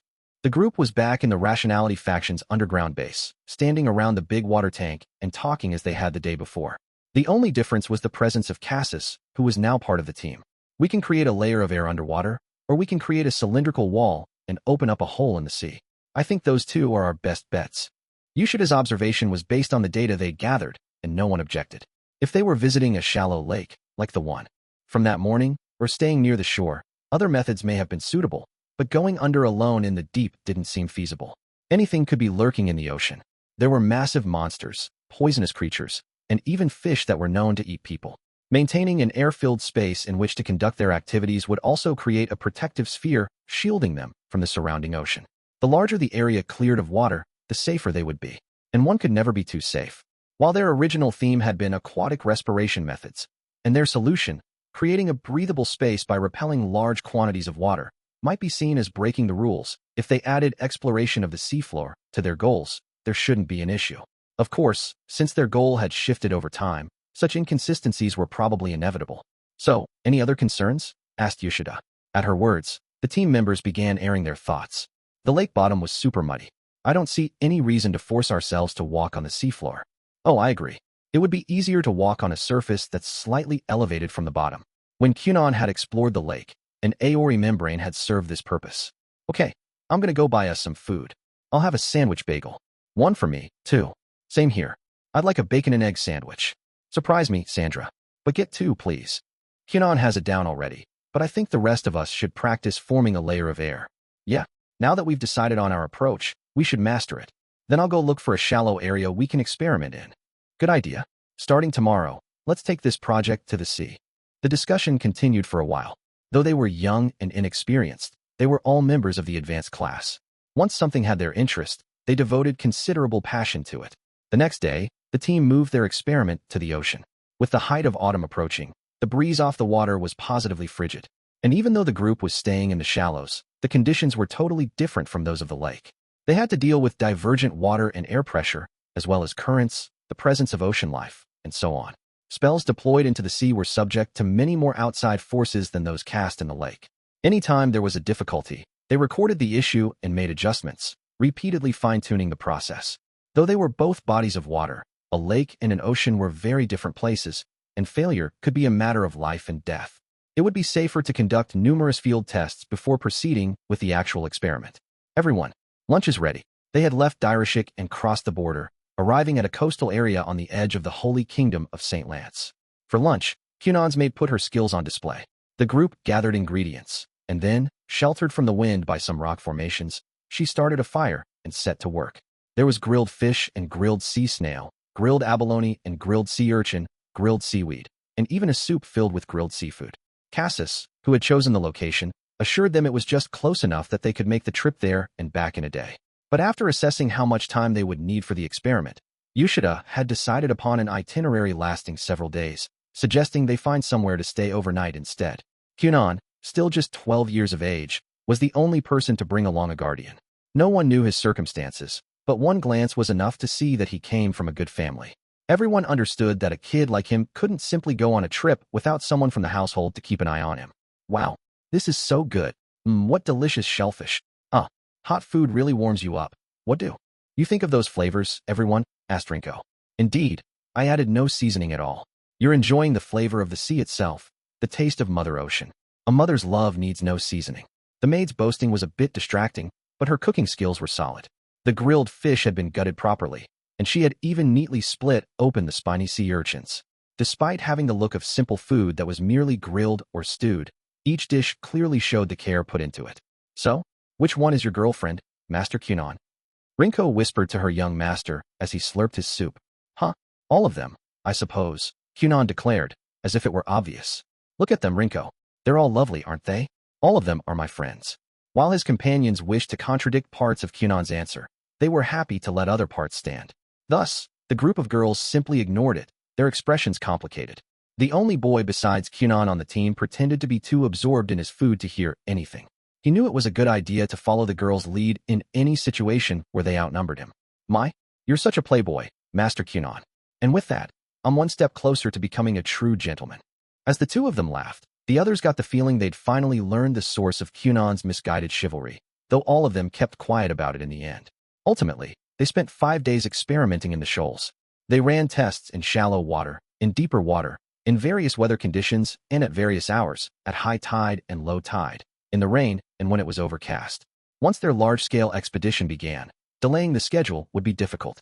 To prepare, they wanted to gather data under rougher conditions as well, which caused their experiment to take a little extra time. Ooh-hoo-hoo. Hee-hee. Hee-hee. That extra time proved worth it when they found something. A small shipwreck just off the coast. Treading through a part of the wreck that had become a fish habitat, shoes on and all, they searched for anything of value. In the end, they came up with some small gems, handmade wares, and a decent number of coins. Cassis grinned as she picked up the recovered items one by one, assessing them and mentally converting their value to NECA. The metals used in the handicrafts were beyond saving, but the gems and coins were fine. Divided among the participants, the payout probably wouldn't be that high, but I think we can do this. It was just as Yushida had said. More important than the items themselves was the fact that they had successfully recovered them from a real sunken ship. I think it's time to start preparing for the real deal. The treasure hunt was finally on. Investigating a shipwreck? The treasure of the Lisa Florin? You know they found that ages ago, right? What? The group had finally begun preparing for their true mission. A week later, after reaching the stage where plans would be finalized, Yushida returned to the school and brought the matter to Lulamet, the rationality faction representative. She intended to ask for his help, but when she arrived in his tidy lab and stated her business, "Like I said, it's already been done," he declared. "It's been done? I don't know if they got everything, but I expect all the important stuff has been recovered." A famous ship like the Lisa Florin would have had its voyage planned before departure. That means it probably wasn't too difficult to find out where it sank, you know? And if it was known to be carrying treasure, people would want to find it by any means necessary. I heard some influential person somewhere hired a sorcerer to make it happen. According to Lulamet, teachers at their own school had even been solicited for the job. Yushida froze in shock at this casual declaration. "I heard it was a sorcerer who specializes in finding sunken ships," Lulamet continued. "Someone who also works as an adventurer, if memory serves." I see," Yushida reeled. Admittedly, she had started the experiment just to get some credits. But the project had grown into something surprisingly grand, and so she had gotten more serious about it. With Cassis constantly yammering on about treasure before she realized it, Yushida had gotten caught up in the spirit of the undertaking. In her mind, it was like the treasure was already theirs. But all of it had come to nothing. Their ambitions and dreams of wealth lay in pieces at her feet. Please excuse me." "Oh, you're leaving already?" Nodding weakly, Yushida turned and left Lulamet's office, her shoulders slumped. She had come in brimming with confidence, and she seemed a different person as she walked out. Watching her crestfallen figure retreat, the rationality faction representative mulled things over. An ocean expedition? Sounds interesting. Between experiments and research, Lulamet had been to all sorts of places, but he had never ventured to the sea. He thought of it, hunting for shipwrecks, recovering valuables from beneath the waves. Lulamet stood. His interest piqued. He decided to follow after his junior. He didn't know where the team was planning to go. Their destination could very well be a wreck that had already been explored. But even if they came up empty-handed, what did it matter? Making some money was nice, but there were times when the experience itself was more valuable. That went for both Lulamet and for the younger students. They might not find anything, but the experience would hardly be in vain. Besides, he had an idea of some underwater valuables that were still out there. All told, it was guaranteed to be a worthwhile undertaking. Chapter 3. An experiment driven by greed. 3 days had passed since the experiment in the shoals. The team took some time to fully rest and restore their bodies, and to thoroughly prepare. And now, at last, they were ready. And so the 15 of us are going to explore the seafloor. It was early morning, and the sky was still dark. 15 sorcerers had gathered in front of the magic school's front gate. 15 people, a steep increase from their original group of 5. Some of the new participants had apparently been recruited from the Harmony faction. Not that Kunon was interested, since all of the additional team members were male. Even with the bigger group, Yushida remained in charge. They had finally reached the stage of the project where they would investigate a proper shipwreck, and the number of participants was a show of Yushida's and the others' dedication. They would need to handle issues that came up in the field, transport cargo, and respond to potential complications, and the additional members were brought in with those tasks in mind. In Kunon's opinion, they still didn't have enough people for a large-scale operation. If they wanted to take the matter seriously, they would be better off using all their resources. Though upon further consideration, he realized that they were still in the testing stages of the experiment. They had tried various things and gathered data, but they still hadn't run a trial of the actual thing. If today ended up being a success, Kunon expected the others would be even more serious about their next attempt. After all, it wasn't as though things had to end here. Though Kunon wasn't sure if he would be participating in further expeditions. At the moment, Kunon's thoughts weren't on Yushida, who was explaining the day's plan, but on another boy also facing the team leader. The boy was Lulamet, the rationality faction representative and a sorcerer who possessed the rare dark attribute.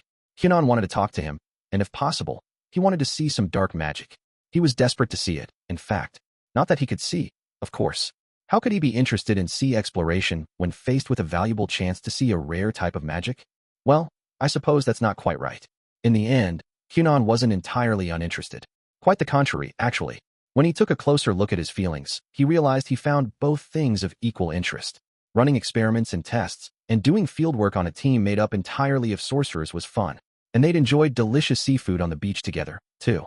It was especially enjoyable talking with other water sorcerers about water magic. Kunon wasn't about to let anyone tell him those days had been a waste of time or that they had nothing to show for their effort. He wasn't particularly passionate about shipwrecks or treasure, but Kunon was quite invested in the results of their experiment. Plus, there were credits at stake. As soon as Yoshida finished talking, the group sprang into action. Starting with Cassis, the wind sorcerers in their group, now numbering 3, transported the team to their destination. Incidentally, Kunon was part of the day party. They had formed a day party and an overnight party, and Kunon had chosen the former. Thus, his maid did not need to accompany him. They flew through the air for a short while, traveling much faster than they could have by carriage or anything similar. And then, as the sky lightened, the ocean came into view off in the distance. When they arrived at their destination, a small fishing village, the wind sorcerers were able to rest while the others set to work. Thorough preparations were made. Kunon had wanted to help, too, but he was told there's nothing for a first-year student to do, and was forced to sit back and watch. His seniors made quick work of their tasks, proving their assessment correct. A mid-sized ship had been procured from somewhere. It was a wooden sailing vessel, out of place in the small fishing village, and sturdy enough to make a long-distance voyage at sea. As long as they had no accidents, it seemed likely to stay afloat.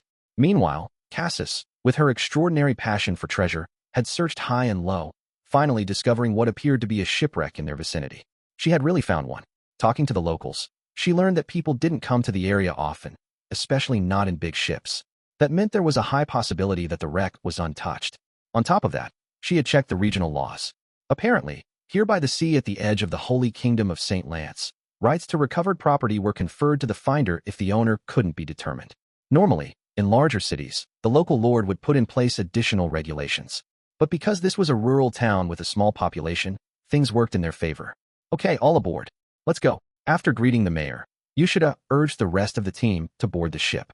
They did so one by one as the villagers looked on curiously. Would you like some help? Lulamet asked Kunon when he saw him standing to the side. Kunon planned to board last and was waiting for the others to cross the gangplank. Thank you very much, but please don't trouble yourself, he replied. Really? Are you sure you'll be okay? Yes. If you were a girl, I'd absolutely take you up on the offer. But as a gentleman, I cannot ask a man to escort me. PFF, I see. Then I'll go on ahead. Naturally, the gangplank connecting the ship to the pier had no handrails. And due to the waves, of course, it moved. If Kunon tripped, he'd go tumbling into the water. Miss Cassis, would you mind escorting me? Excuse me? No way.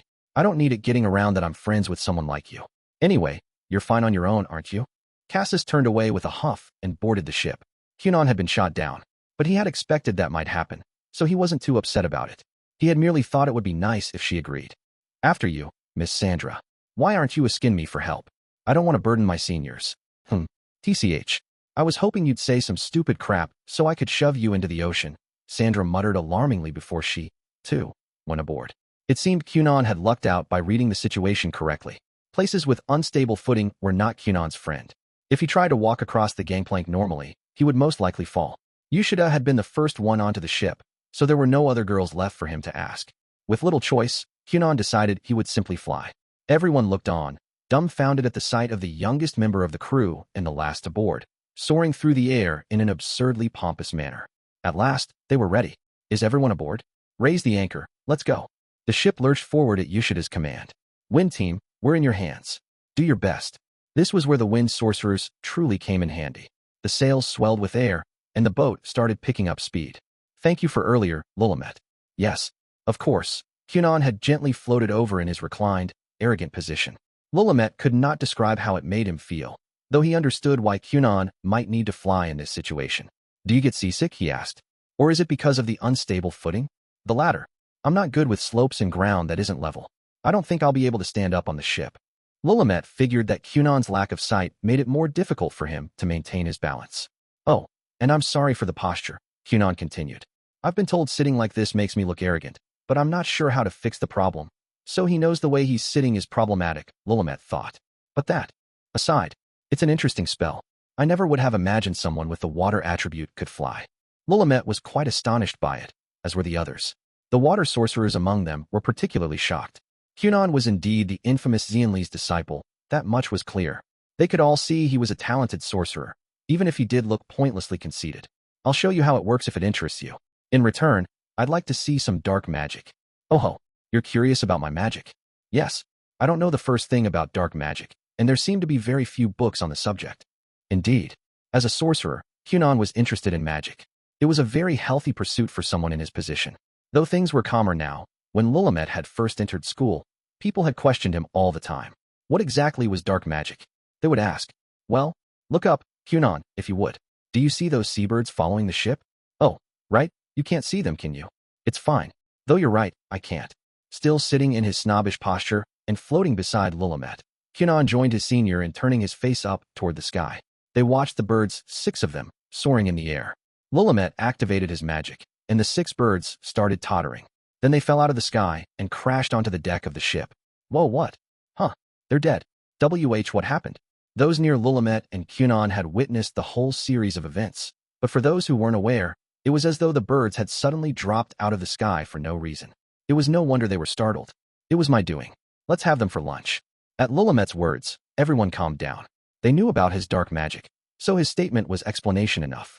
An instant killing spell? How in the world? Kunon was also startled, but his surprise was due to the abnormal and mysterious nature of the magic Lulamet had just unleashed. Indeed, those who were knowledgeable about magic found the dark attribute most surprising. There was no spell that could end a life directly. Such a thing was impossible. The spell would have to bring about some phenomenon first, which would then cause the desired result. Kunon was well aware of that fact, and that was precisely why he was so shocked. Kunon Gurion, whenever I'm asked about my dark attribute, I always give the same answer. As Lulamet spoke, Kunon's mind quickly sunk into a sea of thought. Try to guess the true nature of my magic. If you can, we'll talk. Instant death, darkness, instant death, instant death. Kunon reclined pompously, his thoughts already leagues under the ocean. If his mate had been present, she might have said something like, I'm not impressed that you've managed to fall into the water without breaching the surface. Or perhaps not. We're coming up on the site. Decrease speed. You should have shouted. The wind sorcerers changed their sail-filling gusts to soft breezes, adjusting the ship's velocity and direction. Meanwhile, Cassis flew ahead to confirm the location. Huh. She placed the wooden plank she was carrying, about the size of a small raft, on the surface of the water and touched down onto it. From the side, it looked like she was standing on the sea itself. It might have seemed simple, but the maneuver was only possible because Cassis was skilled at flight. She then gave the signal to stop the ship. Apparently, she was certain they had reached the site of the shipwreck. Seeing the gesture, Yoshida ordered the team to lower their speed further and drop anchor. Rocked by the resulting waves, the ship gave a great lurch. And as it did, watch this. The group on board followed Cassis's voice with their eyes. Kunon alone was too absorbed in thought to do so, but since he couldn't see anyway, it probably didn't matter. Furari. This spell emitted a noise and let the user hear the resulting reverberations. It was typically a localized spell used to get a feel for one's surroundings at night or in places with poor visibility. Usually, only the caster would be able to hear the echoes, but whoa, wow. When the user was as skilled as Cassis, the sounds could be seen. Or, to be more precise, they could be made visible to others. A huge, glowing, dark green ring came into existence and spread out over the water with Cassis at its center. Then, maintaining its circular shape, the ring sank into the sea. Its green light was visible even as it descended into the murky depths. As it sank further, the light began to take on a shape. At the top were bent poles, then a whale-like head protruding from the seafloor. The hull was fractured approximately in half, and the stern rested on the ocean bottom. The dark green light quickly disappeared, but everyone had gotten a clear look.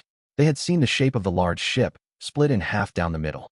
Its bow, likely wedged against an ocean rock, was pointed upward, while its aft lay sideways in the sand. Right, let me handle this. Now it was Sandra, her eyes ablaze, whose voice rang out. It wasn't that she didn't trust Cassis's intel on the shipwreck. It was just that seeing the thing for herself made her excitement skyrocket. How could she not be raring to go with treasure right in front of her? That was her reasoning anyway. Wait a sec. Ari Yukuru. Foosh, foosh, foosh. It started with a small eddy appearing in the water's surface. Then, little by little, the vortex grew. Feeding on the seawater it swallowed up, it became a maelstrom. This was Ariukuru, a spell that made water form a whirlpool.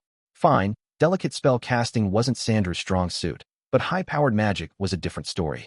When Sandra used this spell, she could open up a massive hole in the ocean itself, albeit only for a short period. By the time a panicked Cassis had left the wooden plank and flown back to the boat, the vortex had grown to a considerable size. Seriously? Are you trying to kill me? Cassis had a right to complain. No one would stand a chance if they got caught up in a vortex that big. Whatever, just look. Sandra shouted back. If I tell you to wait a second, you wait. And I said, look. There. I've almost got it. No one, let alone Sandra, paid any attention to Cassis as she raised a fuss, despite the fact that her complaint this time was valid. Everyone was frozen to the spot, staring at the whirlpool. There, at the bottom of the hole bored out of the water, was indeed a rotting wooden vessel. The mast was broken. The hull was split in two. It was riddled with holes all over, and fish that hadn't been quick enough to escape the whirlpool's sudden appearance flopped about, exposed to the air. At that point, the vortex, shaped like an inverted cone, started to shrink and close up. All of them had seen it.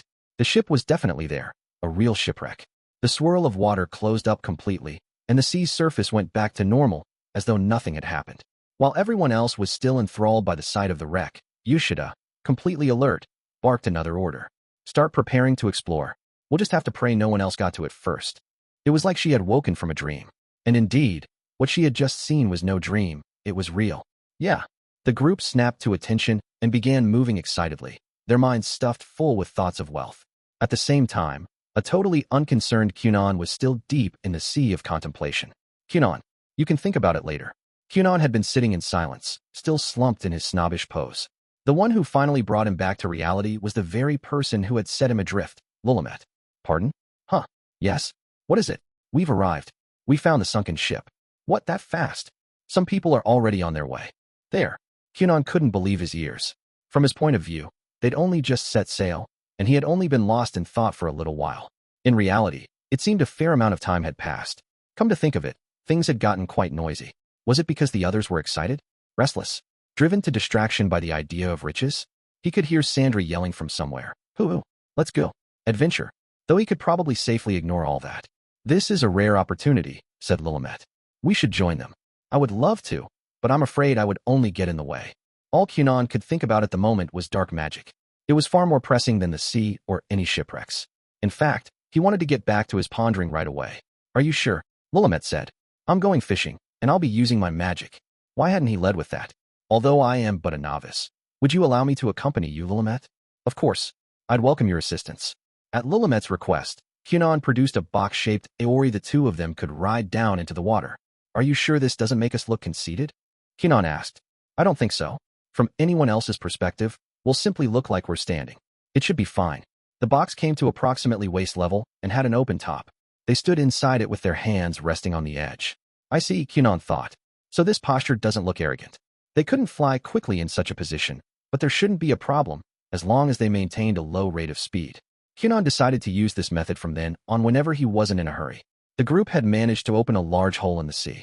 It reached all the way to the ocean floor, as if a thin membrane in the shape of a large cylinder was keeping all the seawater at bay.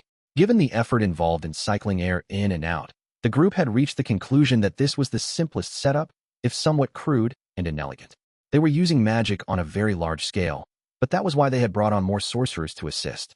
Maintaining the hole for an extended period would likely be difficult, but if they explored in shifts with breaks in between, they should have plenty of time.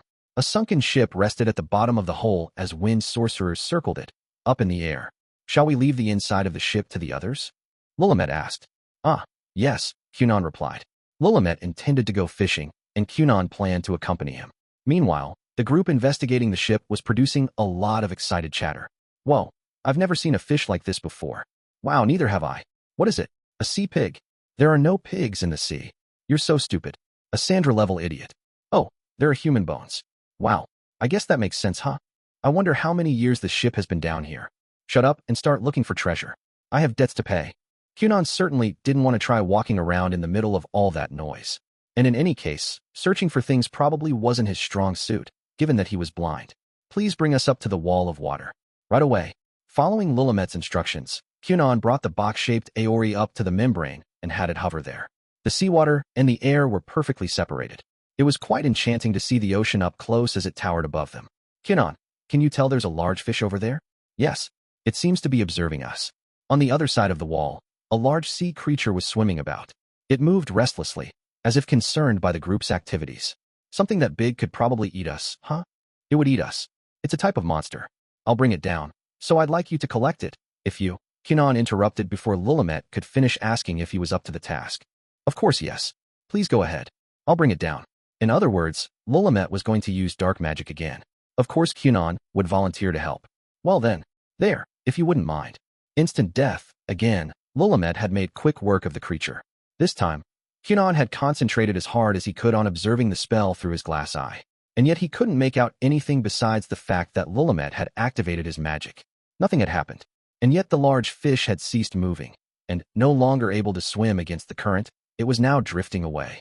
Kunon, please save the thinking for later. Huh? Oh yes, of course. I've got to collect it. Once again, he'd gotten lost in thought. But now was not the time. If Lulamet continued fishing, Kunon would have more chances to witness his magic. In that case, there was only one thing for him to do. Reaching out a hand, Kunon touched the water membrane with his fingertip, aligning his own magic with that making up the membrane so as not to interfere with its upkeep. He released a minute quantity of power across the barrier. Blub, blub, blub, blub, blub. Small bubbles formed in the water. One by one, they appeared and linked up in sequence, growing in size and stretching out like a tentacle. Eventually, the end of the bubble chain, which had formed a kind of rope made of air, came into contact with the fish Lulamet had felt. As it did, one particularly large bubble encased the creature, securing it. After that, the fish's body started to move toward them, as if Kunon was hauling it in with his air rope. I see. That's a rabu, isn't it? The spell was originally meant for cleaning and worked by trapping dirt inside its bubbles. But for its present application, Kunon had filled the bubbles with air and extended them outward. The spell was by no means difficult, but few could use it so deftly. Lulamet, at least, had never seen it applied in such a way. He had witnessed a wealth of different spells, of all attributes, and these days, he rarely came across anything new. I think your magic is even more interesting than dark magic, you know? It's truly fascinating. Ahaha, you're too kind. Lulamet was being completely earnest, but Kunon dismissed the comment as empty courtesy. Heh, quite the haul. Big fish earn good money. Knowing this, Lulamet was counting on making a nice sum from fishing so that the expedition would prove worthwhile even if there was no treasure on the shipwreck. Yeah, though judging by the occasional roars he heard from the wreck, it seemed things were going well down there, too. That was the rest of the team's concern. However, he and Kunon were focused on the fish. With the smaller ones fleeing from the strange happenings around the wreck, the only creatures that came near were giants in search of prey. Those fish, in turn, became Lulamet's prey. While unexpected, this course of events proved fortuitous. I'm almost at my limit, Lulamet. The faction representative had taken down approximately 20 large fish. Kunon collected each kill and stored it in the extra-large, low-temperature aori he kept floating close by. But it appeared the water sphere was close to exceeding its weight limit and had no more room inside. Looking at it now, it was plain they'd had an unusually successful day, catching nothing but massive fish the whole time. Also evident was the extent of Kunon's skill. He'd managed to secure a hefty haul, in both mass and weight, and with a beginner's spell, no less. It was easy to forget that Kunon was a new student who had only just entered the school. Understood, Lulamet replied. Let's wrap it up here then. This may be the perfect time, he thought. The small fish had all fled, and only bigger ones were approaching. In other words, there was a good chance something troublingly large was headed their way. That possibility had occurred to Lulamet the moment they began fishing. But, like the investigation of the shipwreck below, there was limited time available to fish, and so he had kept quiet, prioritizing the task at hand. Oh, Kunon said. Something's here. Lulamet sensed it as well. That troublingly large something was coming toward them through the depths. Apparently, they had dallied a bit too long. Retreat. A huge monster is coming. As Lulamet's shout rang through the air, Kunon raised the box-shaped aori they were standing on. He said a monster is coming, someone else called out. Someone go ahead and tell them to dispel the wall, once we're out. Tell Sandra to get ready to attack. Their group was made up of advanced class students who had racked up all kinds of experiences trying to make money. Even a sudden warning was met with quick action. The choice to withdraw was made immediately, bringing the expedition to an abrupt end. In the worst-case scenario, they might not be able to retrieve anything this time, but they could easily come back for it later. Their current priority was to avoid imminent peril. If the barrier holding the water back was destroyed while they were still in the hole, that would be it. They would either drown or be crushed under the pressure. If that happened, the monster would be the least of their worries. Do you need help? Cassis asked. While everyone was busy evacuating, she went to check on Kunon and Lulamet. How wonderful, said Kunon. What? I think you're a wonderful woman, Miss Cassis. You might say otherwise, but when it comes down to it, you still worry about me. Who cares about that? This is not the time. Cassis's words were sensible. She was on a roll today. Indeed, they had no time to talk. Still, it was a very Kunon-like thing to say. I'm fine, so please take Lulamet and go. I can move a little faster with less weight. At present, Kunon was ascending in the box-shaped aori while also maintaining the sphere with their catch. Unsurprisingly, with such a massive payload, He was gaining altitude a lot slower than a wind sorcerer would during flight. Got it. Representative, please grab onto me. All right, Kunon, I'll be going ahead. Then, the moment Cassis took Lulamet's hand, boom. The membrane separating air and water shook violently. Cracks splintered across the wall at the same time as the sound. The monster had arrived, and it was ramming its body into the membrane. The fissures in the barrier grew rapidly. Forced to open wider, the small cracks ultimately gave way to a hole. Then water came rushing through in vast quantities, forming a waterfall. The membrane was highly durable. It was flexible, despite being solid, allowing it to withstand the surrounding water pressure. And yet, with one powerful blow, the monster had opened a small hole in it. It's huge. What is that thing? Cassis was panicking. She could tell they were in trouble.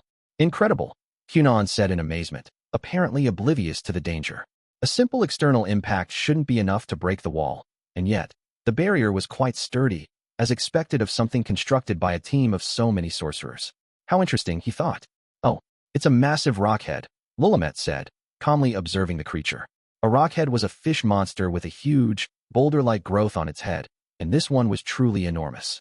From head to tail, it was approximately as big as the mid-sized sailing ship Kunon and the others had taken there. Rockheads were large in general, but this one was an extraordinary specimen even among its own kind. It was so big, the Adventurers Guild might even have a bounty on it. Rockhead fish were known for ramming into passing ships, and this one was bound to have sunk a few. Can you use your instant kill spell on that thing? Kunon asked Lulamet, who was still holding tight to Cassis's arm. Haven't you figured out how it works yet? No, but after seeing it so many times, I do have a few theories. Then do you think I can do it? Maybe, if you try really hard. I don't think so. That thing is too big. If he had enough time, Lulamet thought he might be able to subdue the rockhead, but an instant kill was impossible. Okay, then let's fly. The situation had gotten quite serious. Cassis had waited to hear whether Lulamet thought he could kill the creature, but now she decided it was time to flee. Instantly, Kunon's hand shot out. Wait a moment.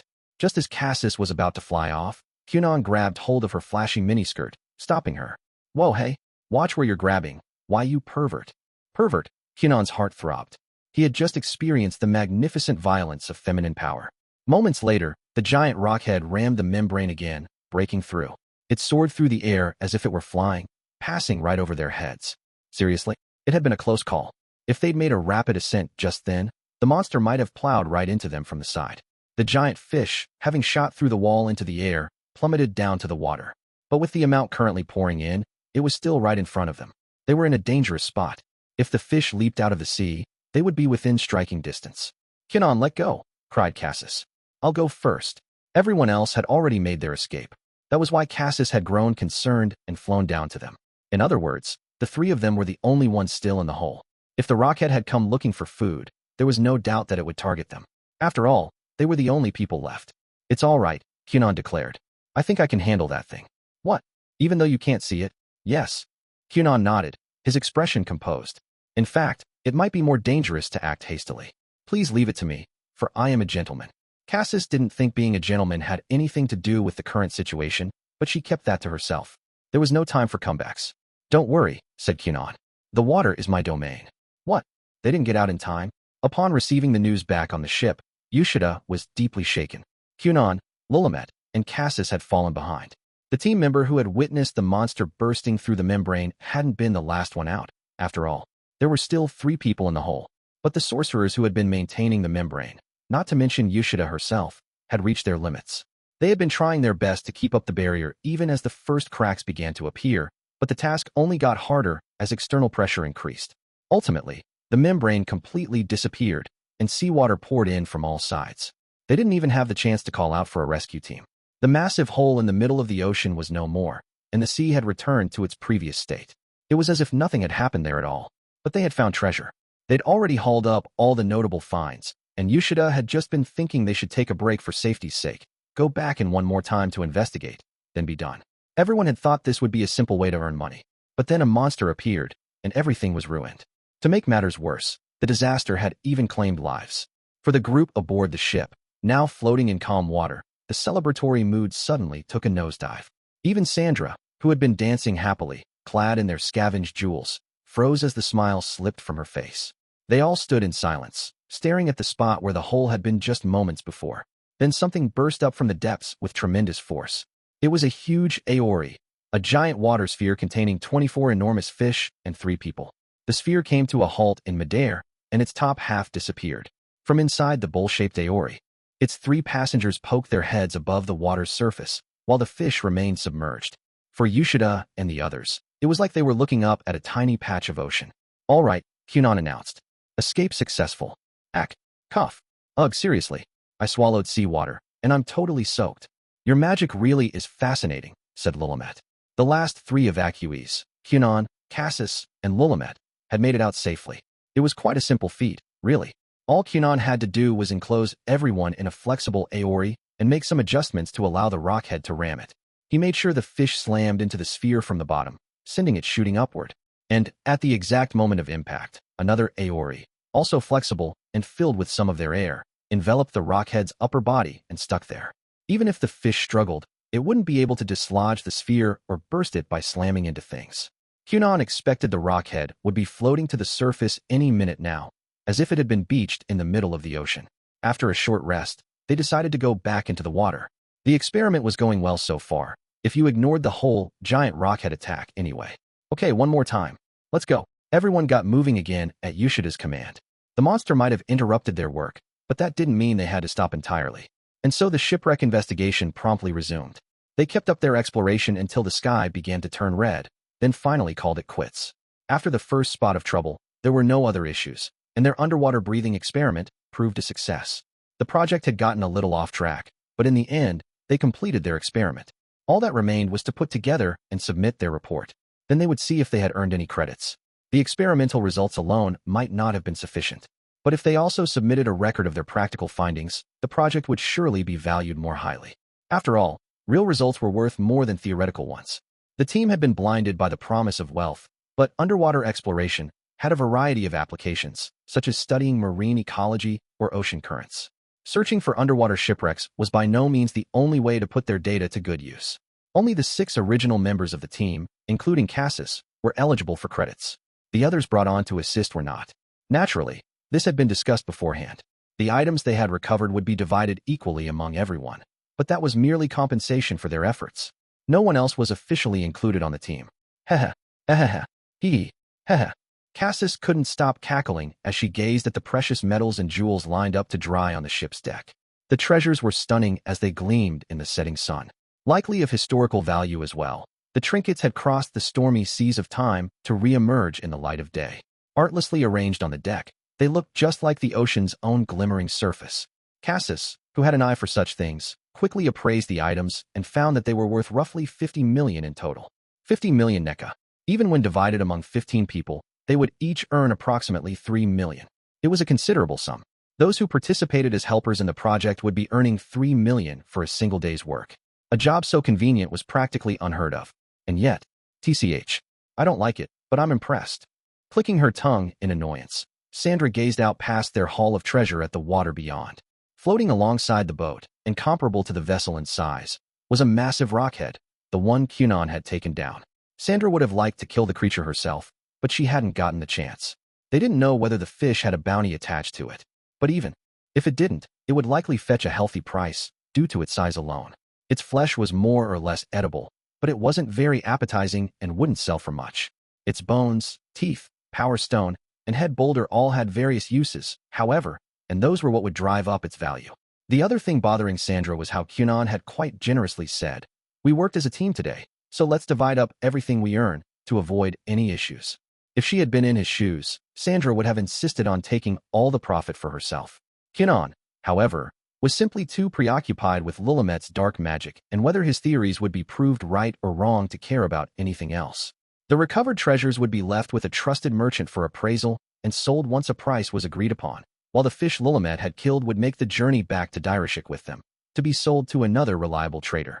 The giant rockhead, however, was bound for the Adventurers Guild in the nearest seaside town. All these tasks would be left to sorcerers like Sandra, who also worked as adventurers. Such matters were discussed on deck as they made their way back to port.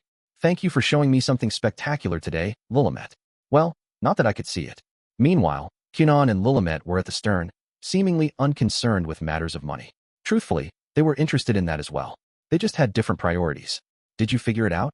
Lulamet asked. "Have you discovered my magic's true form?" "I think so. It's debilitation, isn't it? Willamette laughed.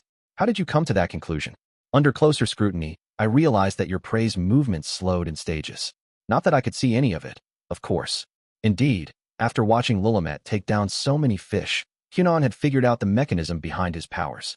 Instant death was actually death by enervation, or perhaps death by fatigue. Although the deaths had appeared instantaneous, in reality, the creatures had died from being rapidly sapped of their strength. Or at least, that was Kunon's opinion. The rapid enervation didn't happen in a single moment, either. There was no sudden stoppage of the heart or injury inflicted. The weakening was methodical, though it happened with shocking speed. That was why it went unnoticed. The spell's target kept going, unaware, before it eventually stopped moving and died. The speedy and successive nature of the change was the reason neither the birds nor the fish had reacted with any kind of alarm. They had no idea that they had been attacked. You truly are brilliant. Many people have yet to notice that. So I'm right. Yes. Or perhaps I should say that's one part of it. One part of it. So there were other factors, too.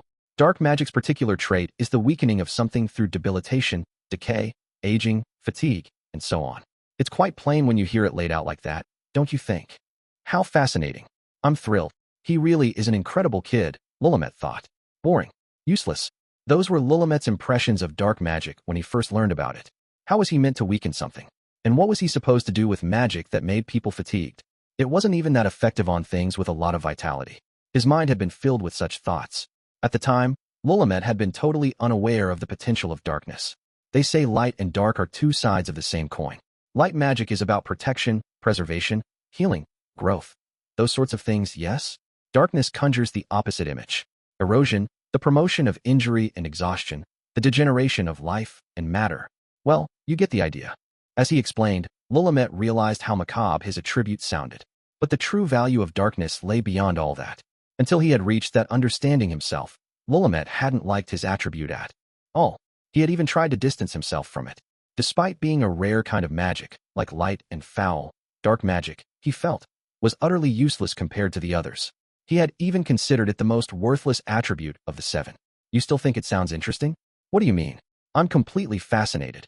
But Kunon, it seemed, had already realized the attribute's possibilities, the ones Willamette had only noticed after months and years of study. The potential of darkness. What would be the result of intensifying the process of weakening and decay? For Willamette, it was that line of thought that had truly brought home his magic's worth. It was in that concept that he saw its potential. Darkness was completely unlike the other magical attributes. Its properties were unique. Realizing its value had taken some time, but once he did, Willamette was hooked. So then, if you compressed the weakening, if you condensed it, it could become a tremendous spell that instantly dissolves and swallows up everything it touches. Kunon, you're quite loud. What Kunon had just described was Willamette's secret weapon, the ultimate goal of dark magic, which he had arrived at after years of deep thought. Kunon, however, had gotten there instantly, from only their current conversation. And that was despite the fact that darkness wasn't his attribute, and he probably still didn't fully understand its properties. That's amazing, Kunon exclaimed. I bet it could weaken and erase all my magic. Dark magic is incredible. Willamette was astounded. Then he laughed. Which of us is really the incredible one? He thought. Welcome back, Master Kunon. By the time Kunon returned to his home in Direshik, it was completely dark outside. Thank you, Rinko. I apologize for my lateness. You gave me prior warning, so there's no problem. Rinko took Kunon's coat. It smelled like the ocean. Kunon had told his mate ahead of time that he was going to the sea that day to explore a sunken ship. The plan was for him to be home the same day, but he had warned her that there was a chance he would be late. If he hadn't returned, Rinko would have had to report it to the Gurion household, but since he had returned home safely, there was no need. How was it investigating the bottom of the sea, she asked. Actually, I have something much more interesting to tell you, Rinko. Huh, don't tell me you saw a ghost ship or something. I love those kinds of stories. I did see a ghost ship, but that can wait. What? You really saw one? Tell me. Okay, but first. No. I want to hear about the ghost ship. For a while, the conversation went in circles. Incidentally, Kunon had seen a ghost ship. He'd spotted it with his glass eye while he and Willamette were fishing. Kunon couldn't imagine what else the tattered vessel he'd seen sailing underwater might have been, if not a ghost ship. As no one else seemed to notice it, and as it didn't appear to be doing any harm, he simply hadn't mentioned it to anyone. Chapter 4, Reunion. But in the end, it came out to only around 20 million. 20 million Neko was still a considerable sum, of course, but it was less than half of Cassis's rough estimate of 50 million. Were you satisfied with that? The Saint asked. Kunon was reading through some documents on the sacred herb, and he nodded without looking up. I was totally fine with it. Though it was the team leader's call and not mine. I only heard about it after the fact. The shipwreck had been located in the waters off the shore of the Holy Kingdom. From that alone, it was clear which country it had come from. Legally speaking, recovered items became the property of whoever found them. But the Holy Kingdom had issued a call for the treasure to be handed over, claiming they had rights to everything the team had found. Even the magic school's teachers had spoken up in the Holy Kingdom's favor, saying, "Consider the future. Give up this fight." Ultimately, Yushida made the decision to comply with the order. From what Kunon had heard, the 20 million NECA hadn't come from the sale of the precious stones and metals, but rather from a reward for recovering and returning them. Reasoning that opinions on the matter would be divided and that complaints would arise no matter what they did, Yushida had exercised her authority as team leader and made the decision alone. Given the teacher's stance, she probably had little choice when it came down to it. A refusal also seemed likely to worsen relations between the Holy Kingdom and the school. If such a move led the kingdom to distrust all sorcerers, no profit would be worth the price paid. Kunon was happy to hear that international relations had won out over the lure of a quick profit and that the situation had come to a peaceful end. That said, it sounded like Cassis had been in quite a stormy mood of late. She'd probably already been thinking about what to buy with her earnings. She'd been clear about her monetary motives right from the beginning. After all, "I apologize on behalf of my country," said the saint. As usual, although her words were apologetic, she didn't seem all that bothered. Several days had passed since the experiment in the ocean had come to a close. Kunon was paying a visit to the saint's classroom for the first time in a while in order to wrap up some minor business regarding the Shirshilla herb. "Nice to see you again, Miss Reyes. Oh, you have more potted plants." How very like Kunon to stop mid-greeting and go over to see the new additions. "Are these carrot leaves? And these turnips? You're growing vegetables." Closing the book she was reading, Reyes directed her answer to the part of Kunon currently facing her, his back. "Yes, I thought I would try growing something other than the sacred herb, since I have the space." Cultivation of the Shirshilla herb had succeeded, thanks to the power of the Sanctum spell. But how would the same conditions affect regular vegetables and herbs? Saints were said to have the ability to produce bumper crops. Such tales were only legends, however, and neither the specifics of how to use such a power nor its exact effects were known. Reyes had started her own experiment partly to figure that out. What about the fish pond? Will it be built anytime soon? No, permission wasn't granted, unfortunately. It seems there used to be a fish pond at the school, but some sort of accident occurred. Kunon had heard a similar story, but he merely hummed in response, sounding uninterested. "What about you?" Reyes asked. "I heard you went to investigate a shipwreck." "Oh, that's true." Actually, he hadn't been able to tell anyone outside the project about the subject of their experiment until it was over. But now that it had ended, he could talk all he wanted. Turning away from the potted plants, Kunon relayed the details of the experiment he had carried out with the rest of the underwater breathing methods team. As he spoke, he got to work on the business. With the Shirshilla herb. "What a shame," the saint said at last. Their compensation had shrunk from 50 million down to 20 million. Having only recently struggled from a lack of funds, Reyes felt discouraged just hearing such a story, almost as if the money were her own. 30 million was a massive loss. "It seems one of the pieces of jewelry had the Holy Kingdom's coat of arms on it," said Kunon. "Isn't that something only high-ranking people in your country are allowed to have?" "Oh yes. Jewels bearing the goddess Kira Layla's emblem cannot be manufactured without the high priest's permission, in part to prevent the craft from being leaked. Such ornaments are special items bestowed by the high priest himself. If that's the case, it was probably inevitable that he gave the order. If the Holy Kingdom's coat of arms was truly on one of the items, its owner was clear. It made sense that they wished to have their property back, if only to prevent its misuse somewhere down the line. The logic was easy to understand, especially for a saint from the kingdom in question. "I see," said Kunon. "Well, I really have no problem with it." The Rockhead and the rest of their fishing haul had come to about 10 million, and they had been allowed to keep anything that wasn't a precious gem or metal, such as gold coins. After deducting various expenses, they were left with approximately 30 million NECA. That 30 million in joint earnings was then divided between the 15 of them. That was ample reward, from Kunon's point of view. Frankly, he was more concerned with getting credits. The medicine boxes seemed to be coming along nicely too. Kunon scanned over Reyes's records, checking to see where they stood. The sacred herb situation was moving in the right direction. The magic tools they had created to store the Shirshilla salve were exhibiting the desired effects, and while they were still in the trial stages, at the current rate, they might soon be ready for actual use. Incidentally, Kunon, are you working on any experiments at the moment? None at all, though I have a few ideas I'd like to try. But if you're asking me on a date, I'm free anytime. Over the past few days, Kunon had been obsessing over the dark magic Lulamet had shown him. All he could think about was how he might possibly outmaneuver that darkness. Kunon could only use 2 spells, Aori, which produced water, and Erubu, which made a cleansing foam. Both of them were considered the most elementary spells a water sorcerer could learn. Consequently, neither used a lot of magic power, and when Kunon used them, he was able to sustain them at high volume while performing complex and intricate operations. That sort of thing was his specialty, and he knew it.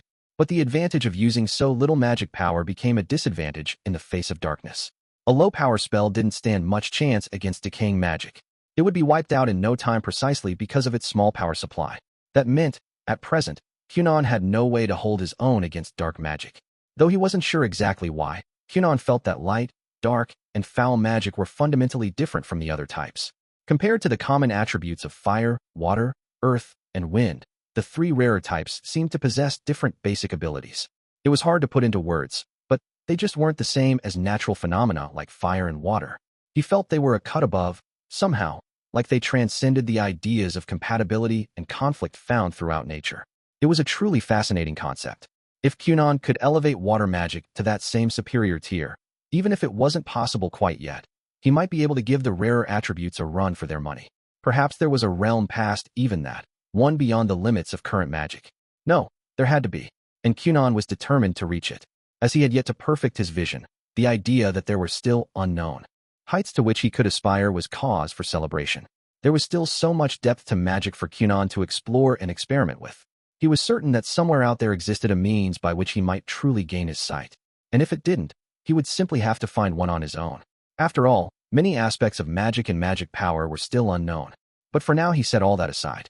Ideas you'd like to try? Repeated Reyes. Yep. I was thinking it's about time I learned some new spells. If possible, Kunon also wanted to learn some intermediate spells that would require a bit more power.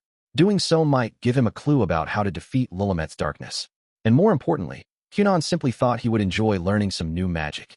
Kunon had made thorough use of Aori and Erubu, the only 2 spells he could perform. He had already adapted them in every way he could think of, and he had probably reached the limit of what he could accomplish with those spells alone. For that reason, he figured it was probably a good time to learn something new. I see. Then before you do that, would you like to go on a little date with me? Of course I would. It was an unexpected proposal for the saint to make, but Kunon didn't hesitate for a moment. As if I could refuse an invitation from you, Miss Reyes. Wonderful. Then let us head to the Adventurers Guild. Of course. Anywhere you wish to go. Kunon replied. Ah, he thought. She probably wants me to help out with something regarding the trade guild. But whether or not that was true, his answer remained the same.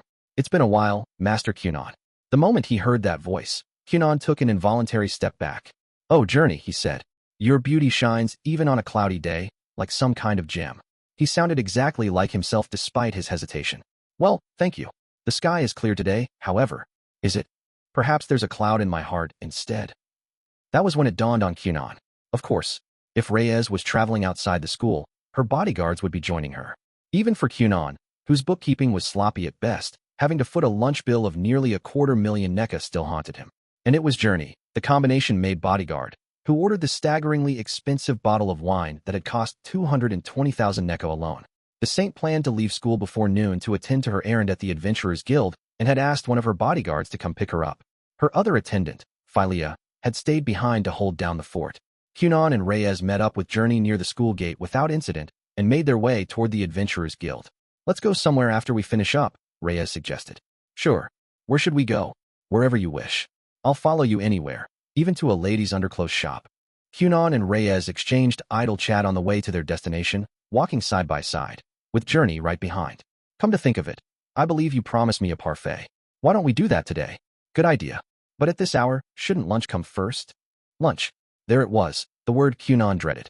He felt himself begin to falter. Of course, let's have lunch as well. Still, he persisted, despite the way his heart clenched painfully in his chest and screamed at him to refuse. The image of his maid scolding him was still fresh in his mind. But regardless of his inner feelings, he wanted to be a gentleman, even if he was only acting the part. Is there a particular restaurant you'd like to try? I would be delighted to accompany you 2 lovely ladies, and naturally. Kunon's voice wavered, and he stumbled over his words. But he didn't let that stop him. If he backed out now, he thought, he would never again be able to call himself a gentleman. In the end, men were pitiful creatures who simply wished to show off in front of women. Really? Isn't that nice, Journey? Kunon is going to treat us to another delicious meal. You're very kind, Master Kunon. Uh-huh. Ha ha ha. Don't mention it. I'm benefiting here, too. There's no problem. Yeah, everything is fine.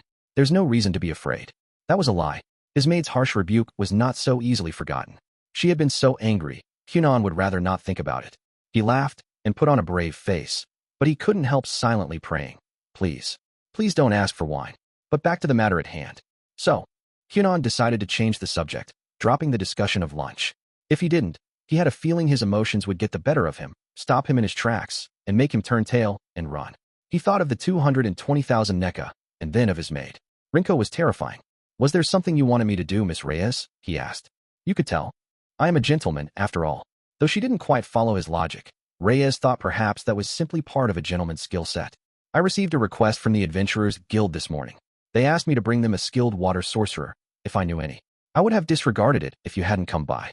It seems they need a little help with something. Would you mind? Oh, it involves the Adventurers Guild.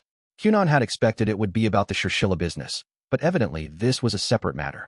Yes, and from what we spoke about earlier, it would seem it has something to do with you. Something to do with me? You're sure? Yes. You will be compensated, naturally. Kunon had no clue what the request could be. Other than the sacred herb and the medicine boxes, he couldn't think of any business he had with the Adventurers Guild, and they probably would have contacted him directly if it was about either of those. Actually, she began. Oh, it's fine. I'd rather be surprised. Instead, let's talk about the fun lunch we're going to have. Kunon interrupted Reyes's explanation to bring the topic back to lunch. The short break from the subject had allowed him to calm himself a bit. Nowhere expensive, he thought. Try to sway them toward an ordinary establishment. It wasn't too late. Nothing had been decided yet. Now was the time to act. Nice to see you again, Kunon. Once they arrived at the Adventurers Guild, Kunon and the ladies temporarily parted ways. Reyes was off to a previously scheduled business meeting, and Kunon was left to deal with the other matter, as they had discussed. The guild's accounting manager, Asan Smithy, whom he had met before, led Kunon into a storehouse-like building next to the guild. The space was empty of people and contained little in the way of goods. There was, however, a noticeable variety of smells. This is a short-term storage area for game and other loot before it's sold or otherwise dealt with. We mostly use it for the carcasses of monsters and animals. Though we don't disassemble them here, the smell of blood is still rather pervasive. So that's what it is. Amid the bevy of odors, Kunon's nose picked up a vague yet familiar scent. It reminded him of the ocean. Fish. He had smelled something exactly like this the other day while at sea. Yes. Several days ago, a large quantity of high-grade fish was brought to Direshik. It's being stored with us until a buyer is found. A large quantity of fish. So that was what Reyes had meant when she said it had something to do with Kunon. And now, Asan continued, a buyer has asked us to transport 2 of them out of town. Oh, I'm speaking of those over there. Asan pointed out a cart laden with 2 massive fish. Considering the timing and size, they must have been some of the creatures brought down by Lulamet. And it seemed the fish were about to travel. Though he hadn't yet been told why his help was needed, Kunon could more or less see the reason, even if he couldn't see the fish. You want them frozen? He asked. Huh? Oh, yes, that's correct. They're half frozen at the moment, but I was thinking we should have it redone properly before they're moved. It had been several days since Kunon and the others explored the shipwreck. Because it was winter, a thoroughly frozen and properly stored fish could be kept for some time. But since these fish needed to be transported out of the city, it was definitely a good idea to have them frozen again before their journey. Please excuse me, but are you up for the task? Asked Asan. Pardon, it's just, I've heard ice magic is difficult. That's why we had a hard time finding adventurers to turn to. I see. Oh, but what about Miss Sandra? Sandra was a water sorcerer with an impressive amount of power. She had earned some fame in adventurer spheres, and Kunon had thought her capabilities were well established, but I'm afraid she isn't capable of freezing just the fish. She'd probably freeze about half the storehouse along with them. In part, that was due to Sandra's lack of fine magic control. However, manipulating ice magic was no easy feat for anyone. Specifically, the challenge was in limiting the scope of the magic to a designated section or area. Plenty of people could manage it within a certain rough range. But the narrower the target, the harder it became. I understand. It is a bit difficult, isn't it? Feeling nostalgic, Kunon stepped up to the slightly thawed fish on the cart. Limited freezing was no mean feat. Kunon remembered having his fair share of struggles while learning the skill. May I freeze them then? Yes, please do. Plink plink, plink. The exterior of each fish frosted over, crackling audibly as it hardened. This was, after all, the same Kunon who had once glided around the royal palace on Aori he'd fashioned into little ice sleds. I'm done. It had taken only a moment. White mist rose from the massive fish carcasses. Ice, huh? Kunon could make ice, as he'd just demonstrated by altering Aori. But he still didn't know the spell that produced ice itself. I suppose that can be my next task. A form of water that wasn't water. It was definitely worth studying. Kunon had decided. He knew what his third spell was going to be. Once the fish were frozen, Kunon's work was done. Just as Reyes had said, all the guild needed was a little help. But since the saint was still in her meeting, it seemed Kunon would have to wait around for a while. Will you be waiting for Miss Reyes? How would you like to have some tea back at the guild then? Ah yes, if you don't mind the intrusion. Under Asan's mindful guidance, Kunon was brought to the guild's reception room. By the way, Kunon, how's that new salve coming along? Pardon? New salve? No sooner had they stepped into the room than Asan suddenly raised his voice, catching Kunon off guard. You know, the one from before. The new Shirshilla salve formed into thin strips of paper. Oh, that one. So that was what the man was referring to. The salve they had signed a contract for during Kunon's last visit to the guild. Wait, what? I wrote a letter to the guild about it. Indeed, as far as Kunon was concerned, the ball was out of his court. And even if there had been some mistake, he didn't think the situation called for this kind of aggressive questioning. Well, you see, all matters relating to the sacred herb are currently under the guild master's purview. I handled our original correspondence because the guild master was absent, but that meant Kunon's letter had probably been given to the guild master. Is that who Miss Reyes is meeting with right now? That's correct. The guild master considered the matter quite important and decided to handle it personally. I see, Kunon thought, nodding. Well, he said, to summarize my letter. We're currently waiting on the medicine boxes. Without a box designed specifically to store the salve in its paper form, it won't be as portable.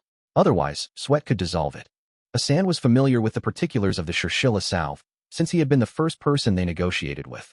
Kunon was therefore confident he would understand without further explanation. Ah, that's right. If it melts at the temperature of blood, then even the sweat on one's palm would. The only thing the product had going for it was convenience. And that was precisely why its specifications were so precise. Extreme care was required in its handling. Yes, and so it will need a container for transport. If we don't make the proper preparations, we'll just be wasting the salve.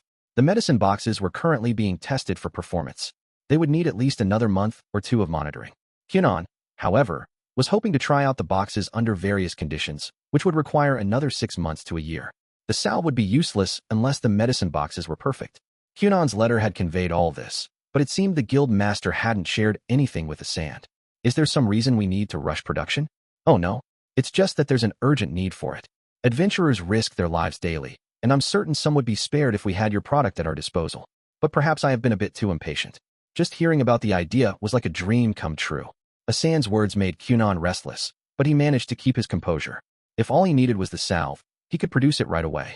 But that wouldn't be very useful. The Shirshilla salve wasn't convenient unless one had a specialized container to store it in. No matter how effective it was, it wouldn't fulfill its purpose with such a negligible shelf life. It would be awful if someone attempted to use it during a critical moment and couldn't. The guild master probably understood all this and was purposely keeping the matter under wraps. Rushing now would only lead to half-baked results. And in that case, they should wait to announce the salve until it was ready, instead of getting people's hopes up in vain. Asan seemed to get it, so Kunon decided to change the subject. Regarding the salve, all we can do is wait. More importantly, Mr. Asan, I have a question for you. Time is of the essence, so I really hope you can help me. What is it? Well then, Kunon, goodbye for now, said Reyes. Thank you for the meal, Journey added. After leaving the CAFA, the group went their separate ways. Farewell, kittens shivering in the darkness. As they walked away, Reyes and Journey tilted their heads in confusion. Kittens? Though he couldn't see them, Kunon grinned at the ladies' retreating forms.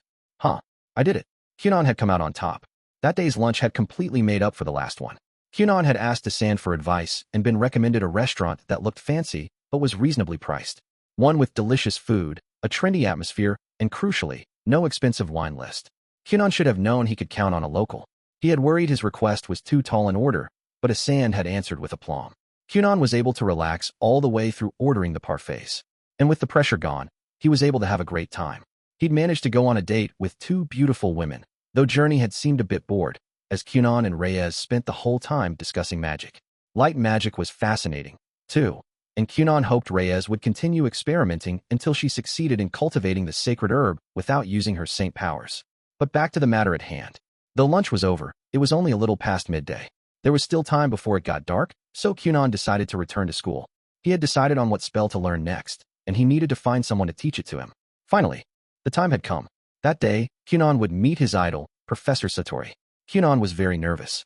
The very strength of his admiration caused him to hesitate, and he started to get cold feet. He knew where he could find Professor Satori. He had wanted to meet her right after entering school, but he had ended up with various things to do, and had been forced to put it off. Or rather, he had purposely delayed it. What if meeting her discouraged him? What if he wasn't skilled enough to merit her attention? Such adolescent worries had caused him to keep his distance. Kunon was now walking through the fourth school building, where Professor Satori's office was located. He stopped in front of one particular door and swallowed hard. Here it was. At the western end of the fourth floor of school building 4 was a room with S. Satori GLCKE engraved into its nameplate. Finally, he had arrived. Beyond this door was the water sorcerer Kunon admired. Here we go. The sudden urge to turn and run reared up inside him, but Kunon shoved it down. Stealing his resolve, he knocked on the door. Knock, knock. It was done. There was no going back now. After a few seconds that felt like an eternity, the door opened. At last, he would meet his idol. It's been quite a while, Master Kunon. An old, familiar voice greeted him. At the sound of it, his brain came to a brief, screeching halt. This was too sudden, too unexpected. He would never forget that voice. Miss Genie. There was no mistaking it. The person standing in front of Kunon was his first teacher, Genie Course. Miss Genie, is it really you? It's really me. You're sure? You're not an imposter? Yes, I'm real. Why would someone go to the trouble of making a fake Miss Genie anyway? What would be the point? Kunon was astonished. He had come to meet someone he looked up to, and his former mentor had appeared instead. Genie Course. By now, Kunon understood Genie's true abilities quite well. He understood that what she had said when she left the Gurion household was nothing but the pure and simple truth. I have nothing more to teach you. With those words, Genie had resigned from her position as Kunon's private tutor. And yet even now, as far as Kunon was concerned, she was still the best teacher he'd ever had. Without a doubt, she had laid the groundwork that had allowed him to come this far. She was the one who had rescued him from the depths of despair. Even if it hadn't been her intention, her words had given Kunon the strength to take his first step in a new direction. No matter what anyone said, Kunon's greatest teacher had been Genie Course. Even if he surpassed her, he was certain that fact would never change. And now she was right in front of him. Of course he was astonished. Look at how you've grown. Genie was surprised, too. Emotion washed over her. She couldn't believe that the Kunon she had known had decided to enroll in magic school and come all this way. Well, by the time she ended her employment at the Gurion estate, she'd had the feeling he would probably come to magic school. But Genie had known Kunon as an apathetic child mired in hopelessness. Because of that, she couldn't help but marvel at how far the young boy had come. He was 12 years old now, and he had grown significantly since the last time she saw him, both physically and magically. Miss Genie, I've missed you so much. How I mourn the days I had to spend without your beauty, your lovely voice, your bewitching magic. Without your magic, I simply cannot go on. I think you're mistaken. I know you can make it. After all, you've managed just fine so far. It seemed Kunon had matured in some unnecessary ways as well. Back when she was his teacher, Genie had been concerned about how he might turn out in this respect, and it seemed her fears had been justified. She had been hearing rumors about Kunon around the school, and now that she had seen him again for herself, she was sure of it. This was undoubtedly the work of that maid. It was a good thing that Kunon had become bright and cheerful, but why in the world had she taught him to act so frivolously when it came to women? I'm currently working as Professor Satori's assistant. Once their reunion was over, Genie explained what she was doing there. After parting with the Gurion household, she had revisited her alma mater, the Dairashik School of Magic, intending to begin her studies again from the ground up. Satori Glucke had been a mentor and a great help to Genie during her school days. Genie had graduated with average grades from the second-level class, but she had also worked part-time helping Satori out with her experiments, and she had used that fact to reconnect with the woman. She was now working as Satori's assistant and was treated as an associate professor. She had thought she would probably run into Kunon at school someday. He hadn't heard any talk of her, but Genie had certainly heard talk of Kunon. Though she had been Kunon's teacher in name only, she was well aware of his abilities. She had thought that if Kunon did come to magic school, he was sure to make a name for himself right away, and that's exactly what had happened. He had entered the advanced class, quickly gained a reputation with his sleep business, facilitated the successful cultivation of the Shirshilla herb, and caused a dispute between 3 factions over his membership. It was truly just as she had expected. Kunon was exactly as talented as she'd imagined. In fact, he had become such a capable child that Genie couldn't possibly tell anyone she'd taught him when he was little. If she tried saying that to someone who knew her, even as a joke, they would probably reply, "Yeah, right." As if someone of your level could have trained a kid that brilliant. And Genie couldn't even be angry about it. Why bother, when she herself felt the same way?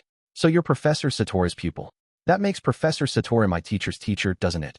Master Kunon, I'm not your teacher anymore. Jinie felt her abilities had significantly improved over the past 2 years. Nevertheless, she had yet to catch up to Kunon. In the meantime, he had become the disciple of the infamous Xianli, of all people, and improved much more than she had. To Jinie, the idea that Kunon continued to consider her his teacher just because she happened to tutor him briefly when he was a beginner was unbearable. Please don't address me as master anymore, Kunon said. You're no longer an employee of the Gurion estate. And I'm just a student here, not the child of a marquis. You're right. Very well, Kunon. I like that better. It has a sense of intimacy, like we're old friends. What do you think, miss? I think I'd prefer to maintain an appropriate distance. A hedge between keeps friendships green, eh? She'd seen the signs of it 2 years ago, but Jinie was beginning to think Kunon had gotten a little too cheerful. Either way, it was their first meeting in years, and they could probably keep chatting like this forever. But there were more important things to consider. So what brings you to Professor Satori's office, Kunon? I came to see you, of course. The audacity, Jinie thought. He hadn't even known she was here. How had he become such a flirt? What was that maid aiming for, raising him this way? And the real reason? She pressed. I wanted to ask Professor Satori to mentor me, but now that I've run into you, Miss Jinie, I think I prefer your guidance. You're here about magic, right? In that case, you'd better ask Professor Satori. If she didn't do something, this conversation would never end, so Jinie decided to show Kunon into Satori's office. The inside of the office was fairly tidy. Nevertheless, due to the sheer volume of things in it, it felt a little cluttered and cramped. That said, it was still 100 times better than Kunon's office. Professor. And among it all, in an armchair by the window, a woman sat relaxing in the sunlight. She looked around 50 to 60 years old, her black hair sprinkled with strands of white. This was Satori Glucke, the water sorcerer Kunon held in such high esteem. Don't bother me, she said, her voice faint and hoarse. I haven't slept in 4 days, and at my age, even one all-nighter takes its toll. Regardless, Jinie continued. A student has come to ask for your counsel. You take care of it. I'm tired. He's an advanced class student more skilled at magic than me. Advanced class? How could some fledgling who can't even perform a 30-section compound spell understand what I have to teach? A 30-section compound spell was among the contents of the exam one had to take to become a teacher at the school. Sometimes, when Jinie was in peak form, she could manage it with a bit of luck. Such a feat should be quite difficult for a student, but this was Kunon. Jinie never once doubted him. Oh, I can do 55 sections, said Kunon. He had lived up to Jinie's expectations so well, it was almost aggravating. I've also read all of your books, Professor. Your theory on the 3-body hydraulic structure is particularly amazing. If one could incorporate that into their magic, I think the result would be 8 or 9 times more powerful than conventional water magic. Oh, is that so? I also like your theory of pneumatic osmotic pressure reduction. It's so fascinating. Oh, is that so? I do have some issues with your theory regarding hollow water, however. Yes, very well, I get it. Good grief. What better wake-up call than a child's voice? Slowly, Satori got to her feet. Since she had been the one to bring up 30-section compound spells, she had to make good on her words. Forcing her aching back to obey, Satori turned to face Kunon. What is it you want me to teach you, boy? Oh, about that. I would hate to trouble you, Professor, so I thought I would ask Miss Jinie instead. Pardon, she asked. What? Jinie said at the same time. Neither Satori, who had finally gathered the energy to get up, nor Jinie, who regarded being chosen at this juncture as an insult to the other woman, had anticipated that reply. What are you saying? You'd rather have my apprentice over me? Yes, because in my opinion, Miss Jinie is the best teacher. Jinie covered her face with both hands. Why did he have to say that right now of all times? Satori, having frozen for a moment, broke into a grin. That reminds me, Jinie. You said you worked as a private tutor for a little while, didn't you? Is this the child? Yes. So this boy is the one who surpassed you, made you feel pathetic, and sent you crying back to me? Yes. I see. Then I'll leave him to you. After all, that seems to be what he wants. Do your best, Professor Jinie. Aren't you being a bit cruel? Oh, lighten up. Don't act so self-important, and go have some fun with this young man. Stay out until morning if you wish. Professor Satori returned to the chair she had only just heaved herself out of. What in the world are you talking about, Professor? She did realize the boy in question was 12, didn't she? This time, I intend to have Miss Jinie teach me a new spell, but perhaps you would humor me next time, Professor Satori? Satori had already closed her eyes, and she answered Kunon without opening them. Of course, if you were telling the truth about 55-section compound spells, that is. I'll run you ragged, so come see me when you're ready. If I'm satisfied with you, I might even remember your name. I see. So the first step to pleasing a spectacular woman is working oneself to the bone for her. Quite right. You may be young, but it Seems you understand the ways of the world. Satori's shoulders shook with laughter. Chapter 5. The First Level Class and Broken Rules. Quiet down, everyone. Please be seated. Kunon had missed this. He felt so nostalgic for it. He almost shed a tear. He was in Ginnie Course's class. Though it had been only a few years since she had last taught him, the time when she was his teacher was extremely dear to him. To Kunon, it was his beginning. Once he learned about magic, Kunon changed. By putting his faith in the possibilities of magic, he was reborn. And it all started with Ginnie's lessons. Ginnie muttered something to Kunon, who was standing next to her, gazing at her in admiration. Kunon, don't look at me. Face forward. This really takes me back. Don't you feel the same, Miss Ginnie? Never mind that right now. Look over there. If you embarrass me in front of my class, it'll make my job a lot harder. At her whispered words of caution, Kunon turned to face the rest of the students. While it reminded him of old times, this wasn't truly the same. There were about 10 people around Kunon's age sitting before him. For the next few days, Kunon here will be joining our class, said Ginnie. So everyone, please treat him kindly. They were in the first level classroom, where brand new water sorcerers, those not even experienced enough to be called novices, came to learn. The students stared at Kunon with undisguised curiosity, which he answered with an easygoing, pleased to meet you. Take a seat in the back, Kunon. Now, let's begin today's lesson. It had been several days since his visit to Satori Gluck's office. Ice magic. After Satori went back to sleep, Kunon and Ginnie sat at a table in her office and did a great deal of catching up over tea. Then, when he sensed a lull in the conversation, Kunon got down to business and explained that he had come to ask about learning ice magic. You don't know any yet? Not even one spell. No. Even now, the only spells I can use are the 2 that you taught me, Miss Ginnie. Just 2. Ginnie could no longer be shocked. However, it was unheard of for a student to successfully enter the advanced class with only those 2 spells. But it wasn't so hard to imagine when that student was Kunon. Just those 2 spells, filled with your love, Kunon said with emphasis. The feat is impressive, but I could do without the commentary, Ginnie thought. Ice can easily be made into a lethal weapon, you see, he continued. So I sort of shied away from it. Ice could be used to hit. It could make someone fall. It could freeze. Even running into it hurt, since it was so solid. It seemed clear to Kunon that ice was far more dangerous than water. The first scolding he'd received at the Huglian Royal Palace had come after the Great Corridor gliding incident.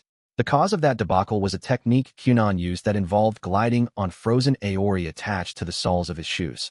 While practicing the technique at home, he'd taken a heavy fall, and that was how Kunon had learned. Ice is dangerous. If I incorporate ice into my movement, I'll get hurt. It was the first time in a long while that he'd fallen and injured himself, and it made a deep impression. Kunon was aware that he was still just a child, and so he had obediently abided by the Gurion family policy that children should not be allowed to wield offensive magic, which was essentially a lethal weapon. Ice was dangerous. It was one thing to cause himself injury, but what if he hurt someone else? With that thought in mind, Kunon had begun to pay very careful attention to how he handled ice. That's also why you didn't teach it to me, right? I mean, that's true. That was exactly why Ginnie hadn't taught Kunon ice magic back then. Though it would be more accurate to say that she couldn't teach it to him, due to his family's wishes. With Kunon's talent, he could probably master 1 or 2 ice spells with ease. In all likelihood, he could have done so even several years before Ginnie quit being his teacher. In fact, despite her having never taught it to him, Kunon was able to use ice magic. To be precise, he was using an advanced form of the most basic water spell, aori. But in the end, it was still ice. Ginnie hadn't even realized that Kunon was distancing himself from ice magic. He'd been using it without issue. After all, there is beginner-level ice magic. Have you not learned that yet, either? No. I didn't get the chance to meet any other water sorcerers before I came to school, and I've been busy with things like earning money and credits since I got here. I see. Well, I don't mind teaching you, but are you really all right with that? You came to learn from Professor Satori, right? If you can't teach me, I'll ask her. But I think you're well suited for guiding beginners, Mississippi. I mean it. You should have some faith in yourself. You are a fantastic, enchanting, exemplary teacher. He wouldn't say it again, since he knew Ginnie didn't like it, but even now, Kunon held her underhanded tricks in high esteem. Without them, he might not have made it this far. He had been able to adapt to so many different situations precisely because of how thoroughly he had honed the basics and their applications. And then there was his glass eye. Kunon could not have achieved that cherished wish without Ginnie's teachings. He couldn't talk about gaining his vision, since he had made a promise to Xianli. But once again, it was Ginnie who had laid the groundwork that allowed Kunon to seek Xianli's tutelage. Well suited, huh? Ginnie smiled bitterly. Kunon had no idea, but Satori had said that exact same thing to her. She had asked Ginnie why she returned to school, and Ginnie had told her, without any pretense, about becoming Kunon's private tutor and about what she had taught him. Naturally, she also explained how her student had surpassed her. Watching Kunon fail over and over but continue to try his hardest to improve, it had made Jinie want to give things another shot. When she was a student, she had given up at some point and never truly put in her best effort. That was why she wanted to redo her education, she told Satori. After hearing all that, the old professor had said, "Good job. You're well suited to teaching beginners." Jinie was being commended for overteaching the basics. There wasn't anything else she could do, so she'd simply repeated the same lesson until she had wrung every last drop of use from it. How was that deserving of praise? And that was why she had taken on work as an associate professor. "Kunon, I teach a first-level class at the moment. We're actually just about to start learning ice magic. If you'd like, why don't you join my class?" The Dairishik School of Magic afforded its advanced class students quite a lot of freedom. That meant they were even allowed to join a first or second-level class. Such requests were surprisingly common, although they were typically requests to observe and came from students hoping to become teachers. What really? I'd love to. It was quite uncommon to find an advanced class student like Kunon who intended to fully participate. First-level classes were intended for complete beginners who had yet to learn even the basics of being a sorcerer. There were as many reasons for that as there were people. Family circumstances, timing issues, one's surroundings, one's personality, money matters. The list was never-ending. In short, the class was full of students who, for one reason or another, had not been able to take the time to learn the foundations of magic. "Nice to meet you. Do you like magic?" "I do, and I like bacon." "All right." Kunon sat in an empty chair at the back of the room and greeted the girl next to him. The girl was bewildered. After all, both of Kunon's eyes were hidden beneath an eye mask, and he was using a cane. All of this made her nervous. Should she worry about him? Would she have to be careful around him? And, most importantly, last time we learned the Aorvi spell. You've all memorized it, I assume? This spell. Was this Kunon with the eye mask whom the teacher had brought to class the same Kunon from the advanced class they'd been hearing all kinds of rumors about? The girl was so curious, she was about to burst. Jinie had started class, but few of the students were truly listening. Just being in the advanced class made one a kind of elite. Advanced students who could do magic just as well as their professors were common, and it was no exaggeration to say they were in the exact opposite position to the first-level kids. It was generally accepted by everyone, including the first-level students themselves, that their class was for total novices. So why had an advanced class student come to one of their lessons? "Miss," he was raising his hand, "I want you to teach me the Aorvi spell." He was even making requests of the teacher. "Well, okay, but we're learning a different spell today, so I'll teach you that one after class." "Privately." Yes, privately, but you'll have to wait." What's more, their teacher was casually brushing him off. "Oh yes? It was fun. I'm glad to hear it." Class was over. Kunon had grabbed lunch from the cafeteria, together with Jinie, and had taken it back to Satori Gluck's office. There, Satori asked him what he'd thought of Jinie's class. "Fun and very interesting," Kunon answered. "I had missed Miss Jinie's lessons, of course, but the first-level students were also quite intriguing. It was a fascinating experience. Unlike advanced students, first and second-level students had to attend classes. However, classes were held in the morning, and students had free time in the afternoon. They could study alone, work, or perform experiments. Leisure activities were also allowed, in moderation." "What did you find most interesting?" Satori asked. "The variation in magic, I think. Or perhaps I should say the variation from person to person. I didn't know a standard spell could look so different depending on the user. Spells were activated by specific terms. When those terms were recited, one's magic power formed a crest, and the spell began to operate. That constituted a standard spell, the foundation of magic. Right from the beginning, when I used Aori, I created a sphere of water about the size of an eyeball." Talking about the past made Kunon feel nostalgic. He went on, his words laced with sentiment. "But some of the first-level students created Aori that weren't spherical at all. For some, the shapes were unstable and kept shifting. I never imagined there could be such a difference when using the same standard spell. Perhaps this phenomenon could be chalked up to the fact that his classmates were novices.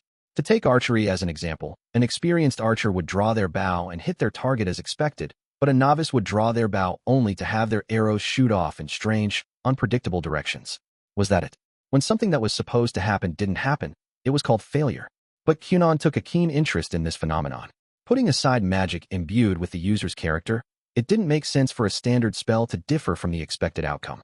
But that was exactly why it was so compelling. And what do you think is the cause? I wonder, does it have to do with the manipulation of magic? No, perhaps the magic power used is irregular? If the source of the power forming the crest is unstable, it might become arbitrarily stronger or weaker. That way, Even a standard spell would come out in novel, unpredictable ways. Kunon concluded that the cause must be instability in the magic power used to create the spell's crest. Satori grinned. You really are brilliant, aren't you? Definitely better than a certain associate professor I could name. Apparently, Kunon's answer was correct. The apple fell pretty far from the tree. Don't you agree? Jinie, Kunon may have been my student, but he also learned from Xianli. That's who he takes after, Jinie said glumly. She brought over a teapot and started pouring herbal tea into cups. Soon, they would have lunch. Personally, I think I take after Miss Jinie. All that guy did was force me to do paperwork. Despite what Kunon said, Jinie wasn't so sure. After all, there were as many methods of teaching as there were teachers. Up until several years ago, Satori Gluck had been immersed in experiments, research, and independent training, living as any first-rate sorcerer would. She devoted herself entirely to her own projects, a teacher in name only. Not that such teachers were rare at the school, but then she came down with a rather serious illness. By the time she had fully recovered, about a year later, Satori's values had changed completely. Was it really okay, she wondered, not to leave behind her knowledge, theories, and discoveries for future generations? Her illness had made her keenly aware of her own mortality, and that had led to her shift in perception. It was around that time when she started writing books. That was also when she started focusing her efforts on training the youth, finally speaking to those who came to ask her questions. Even if she died, she would leave behind a lasting mark. She was determined to bequeath the knowledge she'd gained from her beloved experiments and research to future generations. She didn't want to spend the rest of her days doing whatever she pleased, only to say, that was fun, on her deathbed and have nothing to show for it. That kind of life might make her very happy indeed. But as a researcher, it wasn't enough. How could that ever repay the debt she owed to those who had lived and died before her, whose lasting knowledge had been the stepping stones beneath her feet? Knowledge gained had to be handed down. With that in mind, Satori embroiled herself in the world of teaching. And her ideology, it should be noted, had a rather significant influence on her pupil, Jinie. Here's the problem, Kunon, Satori said, in the middle of eating her cafeteria sandwich. What's to be done about this magic that you call interesting? Teach the students how to form proper spheres? Or just let them carry on as is? Which do you think is better? I don't know. Kunon thought about this for a long while, but couldn't come up with an answer. Essentially, the question was whether or not to suppress the students' present idiosyncrasies. Such things could certainly be corrected, and the students could be taught to produce traditional, spherical aori. But should it be done? Was there a correct way to do magic? That question had a simple answer. No, there wasn't. But what did that mean for the problem at hand? Should standard magic that wasn't standard be disavowed simply because it differed from the conventional? Kunon couldn't say. I guess what I mean is, he said at last. I believe that's a question without an answer. Right? I agree. Indeed. Interesting, isn't it? Magic. Even at my age, there are still so many things I don't know. Isn't it wonderful that there's still so much to discover? How exciting. Satori and Kunon shared a laugh as Jinie watched, noting how well the two of them got along. After lunch came the promised one-on-one lesson. Jinie and Kunon went outside, and Satori joined them, saying she was only going to watch. Okay, miss, said Kunon. Please teach me Aorivi. Right? Well, you say teach, but it probably wasn't going to be that much of a process with Kunon. You likely already know this, but I'll say it anyway. Aorivi is more or less a water discharge spell. It sprays water in a specified direction. At that point, Jinie paused and cast the spell. A horizontal stream of water burst into existence with a decent amount of force, soaking a fair bit of ground. As for the spell's characteristics, the water is discharged continuously, in a straight line, and you can extend its range at will. Kunon, this spell is highly offensive in nature. When someone like me casts it, the force will only blow someone back a bit. But when you use it, well, there's a strong possibility it could get out of hand. Be very cautious. The spell itself did not pose a very high risk. It wasn't terribly lethal, since it only hit with a moderate amount of force. But what kind of alterations would Kunon make to it? Jinie could not even imagine. He was sure to add on some terrifying characteristic, since the spell alone was so straightforward. Jinie couldn't picture any other outcome. Okay, give it a try. All right. Aorivi. The spell burst forth. Kunon was using the standard version, so it looked much the same as Jinie's had. Oh wow. So that's how it works. After shooting out 2 or 3 more jets of water, Kunon nodded and said, got it. Apparently, he was satisfied with his understanding of the spell. It had taken very little time, just as Jinie had expected, considering how solid his starting foundation was. Incidentally, Jinie said, her voice casual, what kind of alterations might you make to this spell? Kunon crossed his arms and thought, I'd like to see if I could make the stream bend at a right angle in several places. And if I compressed it into a thinner jet, maybe I could use it to cut things. Oh, but that might be possible with the regular version if I mix some ice into the water. I get the feeling it could also be used for propulsion, though I have no need for that right now. And no, adding a remote control function would definitely be interesting. I think it would be fun if the stream of water came from somewhere other than my body. I feel like there's more I could do. The normal version isn't very fun by itself. There he was, the same utterly incomprehensible kid Jenny knew so well. He'd just learned the spell, and already he could come up with that many different applications. It was chilling, but that was Kunon. He really hadn't changed. In fact, his Kunon-ness had only intensified. PFF. Ahaha. Satori, who had been silently observing, walked up to them. Kunon, is this what you want to do? Satori cast Aorovi. A beam of water shot straight out, then sharply changed direction. It traveled in an angular spiral shape, as if connecting dots along a path, and ended by veering straight up overhead, only to fall down like rain. As expected of Satori, that kind of bold yet delicate handling was not easily achieved. She's truly amazing, Jenny thought. Oh wow, Kunon exclaimed. Again. Watch. Oh okay, I see. Like this? Wow, it's easier than I thought. After seeing it only twice, Kunon replicated the spell. Now watch this. Looks just like a water dragon, doesn't it? Think you could copy that? I can't see it, but you're on. I'll counter with a giant water worm. A giant water worm. Jenny's expression grew distant. If this was how things were going to go, wouldn't it have been better for Satori to teach him in the first place? What was the point in Jenny doing it? Her mind elsewhere, all Jenny could do was watch them. The pupil who had surpassed her in a heartbeat, and the professor, who looked like a grandmother playing with her grandchild. How interesting. Produce water, then freeze it. Produce water, then freeze it. As he repeated the process over and over, rows of animal ice sculptures filled the house's garden. Kunon had learned 2 new spells that day. In class, he had learned Aura, and then, in a private lesson, he had learned Aorovi. Satori had drilled him on using Aorovi quite intensely. In hindsight, Kunon realized she had been teaching him by showing examples of new ways to perform and use the spell. She had encouraged his growth by making it into a game. That must have been what she was like as an educator. And so, once home, Kunon practiced the other spell, Aura. This was an elementary spell that made water freeze. The spell itself produced neither water nor ice, so Kunon's training consisted of creating Aori in various shapes, and then immediately freezing them. Ice magic was of great interest, just as he had expected. Though it was possible to turn water spheres into ice by manipulating the Aori spell, Aura used a fundamentally different process. Frankly, it was easier, though perhaps that was only natural. Kunon's Aori was highly advanced. Or, to be more precise, he had elevated it to a form barely resembling the original spell through the addition of unnecessarily complex alterations. It took nearly 20 alterations to make ice with the Aori spell, but ice magic rendered that kind of effort completely unnecessary, and that freed up a lot of room to play around with it. He could afford to make more than 20 additional alterations to an ice spell. When it came to water, Kunon had his immense experience with Aori to draw from, but he was practically brand new to dealing with ice. What uses would he find for it? Starting that day, he would explore every last possibility. He was thrilled.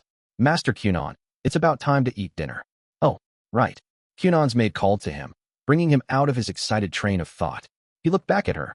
Apparently, the sun was already setting. With so many ice sculptures surrounding him, he hadn't registered the drop in temperature.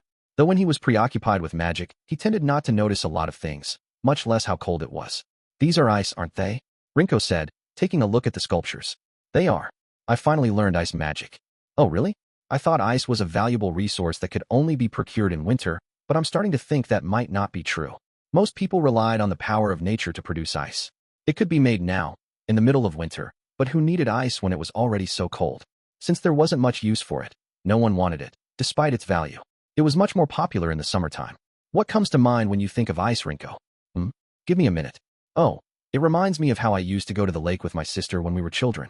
The lake. Yes, the lake's surface freezes over in winter, so you can slide around on it. We had so much fun. Wow. Kunon had tried gliding around on the soles of his shoes, but he had never thought of making a large-scale area for skating. I'll try it tomorrow, he thought. But one day the ice got pretty thin. It broke, and my childhood friend, Huck, fell in. That sounds dangerous. Being plunged into water so cold that it had frozen over could be a matter of life and death. Oh, absolutely. My sister and I and some other kids tried desperately to pull Huck out, but Rinko tooted quietly. He was disoriented and thrashed about, clutching at us. Ultimately, we were all dragged into the water. Isn't that awful? Kunon nodded. You got engaged to him later on, right? Kunon was pretty sure Huck was the name of his maid's fiancé. Oh, I'm so sorry, Master Kunon. Rambling on about how much I love my fiancé. No need to apologize. It didn't come off that way at all. Besides, even if it had, Kunon would have simply let it go in one ear and out the other. I wonder why it is that your fiancé, AE, writes back to you, but mine doesn't. Let's start dinner, shall we? Kunon had a bad feeling about where this topic was headed. Acutely aware of the sudden shift in mood, he tried to cut the conversation short. What do you think, Master Kunon? Is he cheating on me? Do you think he won't answer my letters because he's too busy having an affair? Alas, escape was futile. Kunon ate his dinner while Rinko went on about her fiancé, complaining and gushing in turns. Huck, you dolt. You could at least write her a letter, Kunon thought, silently cursing a man whose face he couldn't even picture. The following morning, Kunon joined the first-level class again. Fascinating. He had arranged to keep attending their lessons for the next few days. One by one, the first-level students filtered in as well. He hadn't had much opportunity to speak with them the day before, but Kunon was particularly interested in two among them, a boy named Griff's Kiva and a girl named Limlace. What is? Asked Lim. Limlace happened to be the girl seated next to Kunon. They'd exchanged enough words the previous day that they could now have a casual conversation. You're unstable, Aori. That again? Like I said, it's nothing to get excited over. Lim didn't seem too enthused, but Kunon couldn't help taking an interest. After all, it was a non-standard result being produced from a standard spell. He was dying to know more. But Kunon was also learning from his mistakes. With the Saint, he had come on too strong in his excitement and ended up getting the cold shoulder for a while because of it. Not to mention, she had gotten the mistaken impression that he was trying to flirt with her. An outrageous idea, of course. Kunon was a gentleman and devoted to his fiancée, AE. In any case, he knew now that it was best to be reserved with his enthusiasm. He was practicing self-restraint. Are you busy today? He asked. Want to go get a parfait after class? At present, he was limiting himself to a casual invitation. Huh? Well, I dunno. Lim seemed slightly pleased. That probably meant it wasn't the invitation itself that was objectionable. Reyes had ignored him outright. It seemed the gentle approach made for a better first impression, after all. Well then, Kunon thought. Let's take things slow. He really was fascinated. Both Lim and Griffs were probably one-star sorcerers. That meant they were of the lowest rank, with the least powerful crests. He hadn't asked them about their ranks or anything like that. But Kunon could see. Limlace had something resembling a withered white shrub coiled around her left hand. At first, Kunon hadn't known what it was. Soon, though, he realized the likely answer, coral.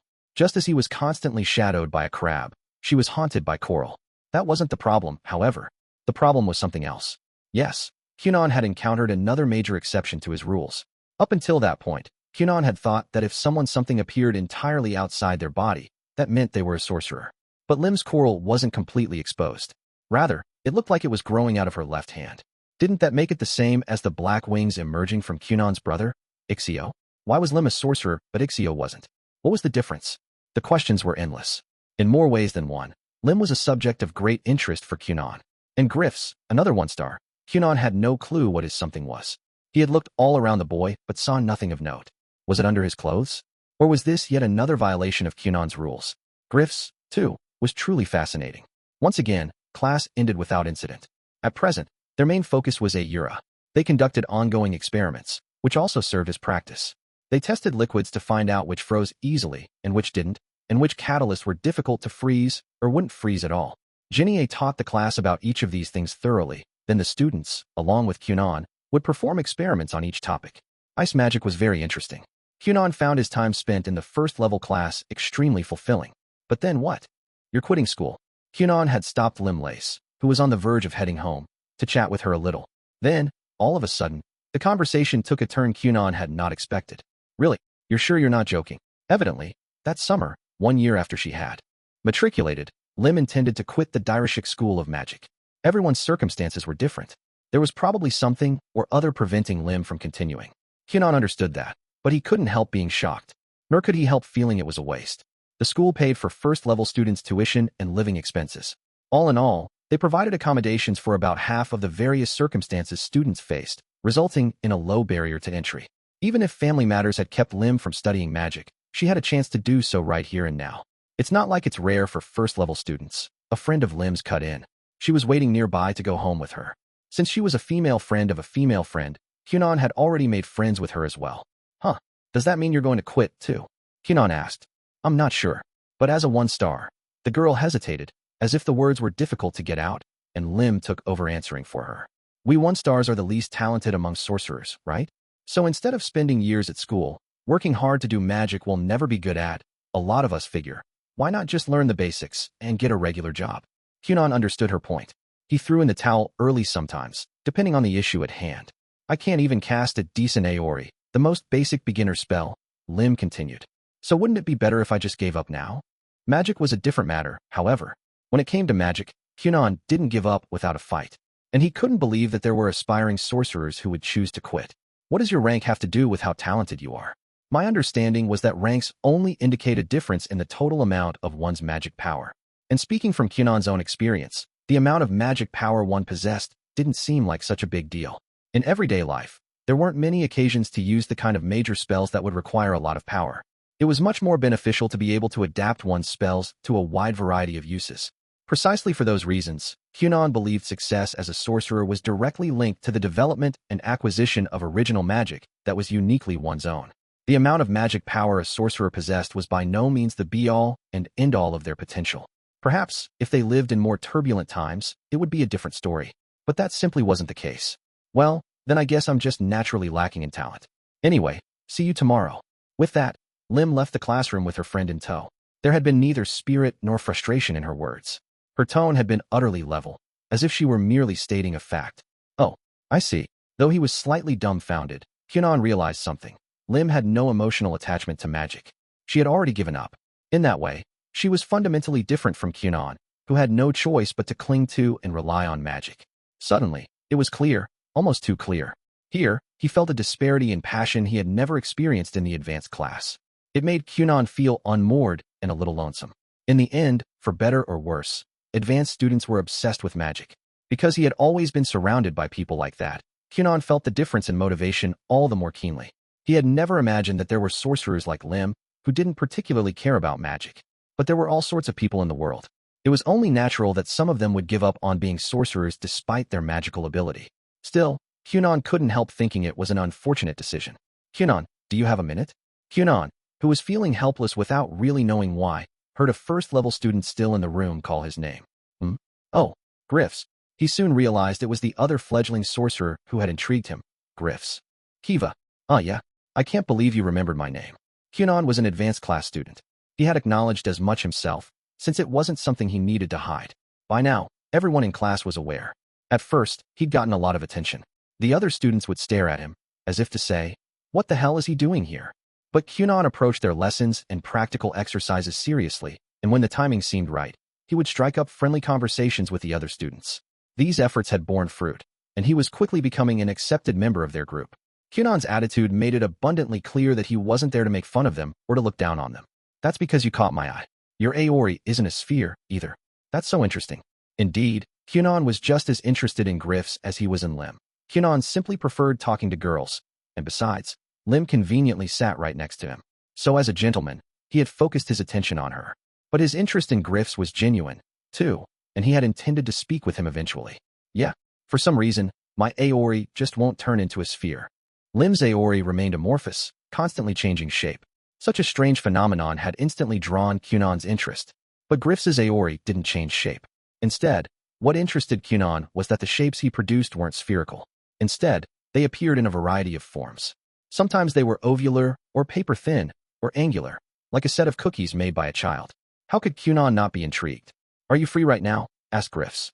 "Could you maybe help me with my Aori?" Of course, no, hold on. The request was unexpected. To think that someone Kunon had his eye on would approach him. Now was his chance. Or so he thought at first, but Kunon stayed himself. "Did you ask Miss Genier? I think she might be the better choice." Kunon wished to always remain a sincere gentleman when it came to magic and women. Entrusting the matter to someone who actually knew how to teach was definitely better than trying to take on such a task himself. It would be awful if he did a poor job of teaching and Griffs ended up with some unsavory quirk to his magic. "I asked her," he replied, "and we talked about it. But she just told me to give it the best shot I could on my own." Aha, Kunon thought. He had a feeling he knew why Genier had said that. It was the answer to the question Satori had posed to him the day before. Should individuality be quashed to allow for the acquisition of standard magic, or should it be allowed to grow? Although he hadn't been able to give a reply at the time, Kunon had found an answer in his own way. And Genier's mentor, Satori, would surely choose both. Kunon's conclusion was the same. By first developing one's unique magic and then learning the standard methods, one could become proficient in both. Why should someone have to discard one or the other? There was no need to make that choice. Listen, Griffs, Kunon said. Yeah. The first thing you need to do is master your own Aori, the one you can use now. But I just told you. I'm asking for help because I can't do that. The teacher won't help me. Either. Griffs was dissatisfied and frustrated. He had already been at school for several months, and it seemed like he was failing at the basics. He was probably feeling impatient. Unlike Lim, however, he seemed to have no intention of giving up. He was probably aiming to advance to the second level the following year. One student had decided to quit, and the other was trying to get back on his feet. Kunon couldn't say if either of them was making the right choice, but he was happy to see someone excited about magic. To get to the point, Kunon said, casting Aori. There's no fixed rule about the spell's shape, so there's nothing particularly wrong with the way you use it. Now, all I can say with certainty is that you haven't mastered the spell yet. Kunon's Aori seamlessly shifted into different shapes. The sphere became a rat. Next, a bird, a butterfly, cheese, an apple, a dog, a gold coin, a vial of that low prime perfume all the girls liked, the head of a cow. See? Once you've figured it out, you can change the shape as much as you'd like. You can even add colors and scents. Speechless, Griffs watched the Aori shapeshift right before his eyes. Could such magic even be called Aori anymore? The animals, imbued with color, looked just like their flesh and blood counterparts. Even the way light reflected off their surfaces looked realistic. He stared at the cow's head, which Kunon had set down atop a desk with a thunk. The accuracy of the texture, the size. Griffs couldn't make sense of it anymore. He didn't even know why Kunon had chosen to make a cow's head in the first place. That's why Miss Jennie told you to try it on your own first. The problem with your Aori isn't its form or anything like that. It's that you haven't mastered it yet. Once you do, she'll help you. All right. Okay. Griffs felt ashamed. Was this what it looked like when someone fully understood magic? Could there be such a large difference even in basic spells, depending on who cast them? Deep down, he had been thinking of Aori as nothing more than a worthless, basic spell. He could cast other spells just fine and figured he would get the hang of it one day, so he hadn't really put his heart into practicing. Kunon's Aori was on an entirely different level. It was now clear to Griffs that, just as Kunon had said, he was far from mastering it. But with this, his way of thinking had shifted. Because of this one small interaction, Griffs' feelings toward magic had changed. The timing of his conversation with Kunon, however, was extremely bad. Griffs was at a point in his life when his heart was most easily moved, and that was a problem. Once you've mastered the spell, you'll be able to do stuff like this easily. So work hard, okay? Kunon's words were untrue. To be precise, they were mistaken, due to a misunderstanding on Kunon's part. Kunon did not truly appreciate the difference in ability between himself and others. He knew he had some amount of skill, at least when it came to the spells he could use. But he had no clue just how far from the norm his Aori was. And that was the root of his misunderstanding. Kunon genuinely believed anyone could reach his level if they put in the same amount of effort. That was how it had gone for him, after all. Plus, he knew there were tons of sorcerers in the advanced class who were better than he was. Kunon was not cognizant of his own ability beyond the thought that he tended to do well. But he was comparing himself to other advanced class students, who themselves were far from typical. Got it. Thank you. I'll do my best. But Griffs took Kunon at his word and felt renewed. He stared at the cow's big, round eyes, his determination restored. He believed what Kunon had said. He thought, incorrectly, that if he simply mastered Aori, he, too, could produce such results with ease. This would be the beginning of Griffs Kiva's long battle to master basic magic. After accompanying Griffs in his magic training for a little while, Kunon left the first-level classroom. First, he headed for the cafeteria to get a sandwich, then made his way towards Satoru's office, just like he had the day before. Jennie wouldn't be joining them that day, as she had some research to do in the library. Ever the gentleman, Kunon had asked if he could assist her, but Jennie had refused, saying, "It's for class, so I can't discuss it with the student." As it happened, she was preparing testing materials for the first-level class, so even though Kunon wasn't actually her student, she couldn't risk getting help from an outsider. Oblivious to all that, Kunon arrived at his destination. "Good afternoon, my lady. Ah, come in. Good to see you." After knocking, Kunon entered the office to find Satoru in the middle of writing something. She returned his greeting, but kept her pen moving and her gaze on her paper. "Is there something I can help you with?" Kunon asked. "Can you summarize those documents there? It's fine if you eat while you work." Satoru wasted no time assigning him a task. She was a lady of little self-restraint. Kunon went to the indicated table and picked up a stack of papers. "These are reports on Aorvi and Ayura. Just some old scribbles. Clean them up for me, if you would." "Yes, ma'am." Xianli had Kunon make a lot of clean copies of his notes, scribbles, and memos. But all the documents his master had given him to work on were related to magic tools. These, on the other hand, concerned water magic. If he were to say which he found more interesting, Kunon would choose both. With his current appreciation for magic tools, he found the two topics equally engaging. Interesting. Sandwich in hand, Kunon began looking through the documents. Some of the contents he had heard in class, and some he had not. These were new spells, ones that Kunon could still further alter. To be honest, he felt he had exhausted every possible avenue with Aori and Urubu. But he was only just beginning his experiments and research on these. He was still learning basic, elementary magic. Perhaps his growth as a sorcerer had been slow, but Kunon didn't care. It was still only his first year at magic school. He didn't feel there was any need to rush. Professor Satori, what is it? It better not be some complicated question I'll have to use my brain for. I want to finish this report today. She sounded grumpy, but it seemed she was willing to answer. Satori may be blunt, but overall, she's nicer than Xianli, Kunon thought. One of the first-level students told me she's quitting school after her first year. I asked her why, and she said she had no talent, so there was no reason to continue. But I think it's still too soon for her to give up. Kunon's brief summary brought Satori's writing to a sudden stop. She cast a scowl in his direction, but the subtle action was lost on the boy's unseeing eyes. Didn't I tell you not to make me use my brain? Supposing it was time for a break, Satori tossed her pen down and joined Kunon at his table. I know how you feel, she began. The ability to use magic is a gift. If everyone could do it, I wouldn't be bothered by someone giving up. But that's not the case, so I understand. It feels wrong that someone is throwing away such a precious gift, doesn't it? A gift. To Kunon, the somethings he saw around people seemed like manifestations of those gifts. Satori's were jellyfish. Two of them, each about the size of a human adult, drifted through the air around her. They were beautiful, translucent creatures that idly glowed and darkened in turn, almost as though they were taking deep, slow breaths. Incidentally, Jinie was shadowed by a bird made of water. So here's the question, Satori continued. What do you think causes people to abandon magic? I've never once considered it, so I really don't know. I see. Well, the answer is disappointment. Even though you have the talent, you can only do so much. You can only achieve a certain level of proficiency. There are many others better than you. And even if you continue, how much can you really learn? Magic requires self-improvement.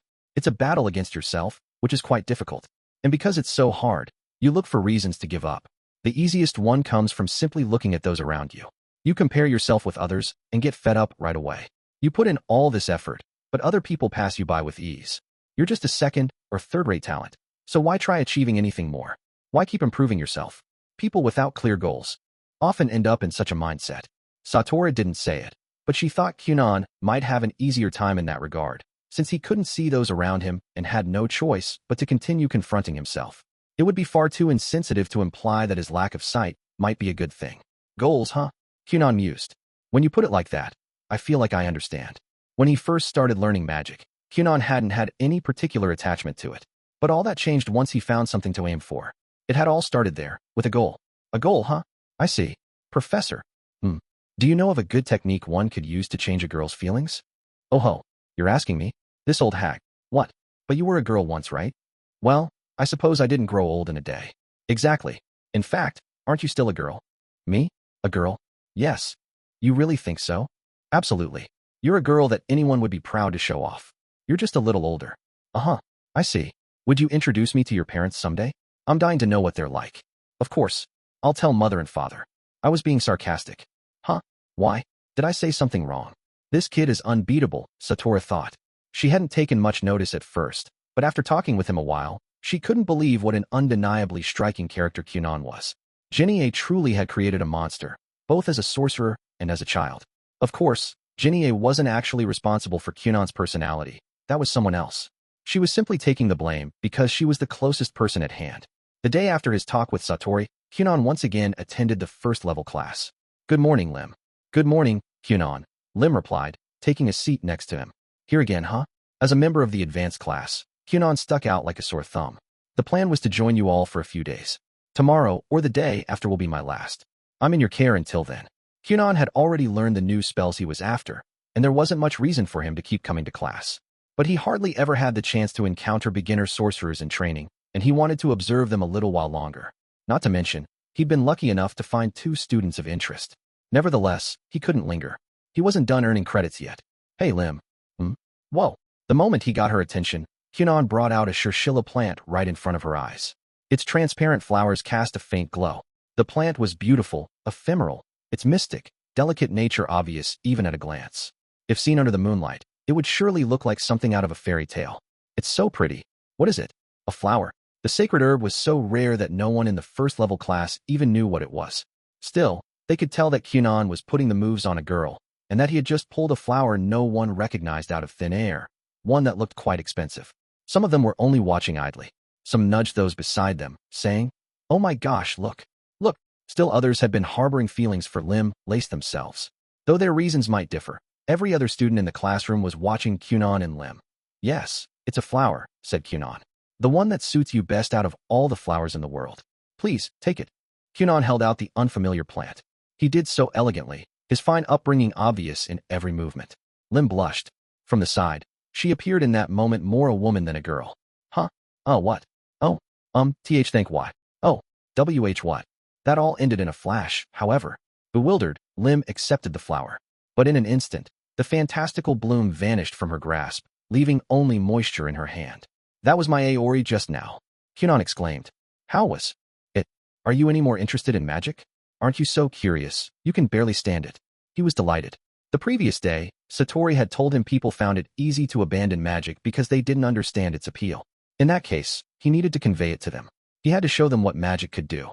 And so Kunon made a chinchilla plant. Women love flowers, so he would show Lim one made of magic. He was certain it would draw her in. But Lim clicked her tongue at him. "Don't talk to me for the rest of the day." "Huh? What?" Apparently, Kunon had angered her. He didn't understand why she was mad. In fact, he was the only one in the classroom who didn't get it. "Oh, Kunon won't be coming to class anymore," Jinie announced. "I know his presence made some of you anxious, but you can relax now." Every one of her first-level students accepted this readily. No one seemed distraught or alarmed. As far as most of them were concerned, Kunon had simply shown up one day without any of them really knowing why. And before they knew it, he was gone again. An advanced student was there among them, and then he wasn't. Just as Kunon had said, his time with them only lasted a few days.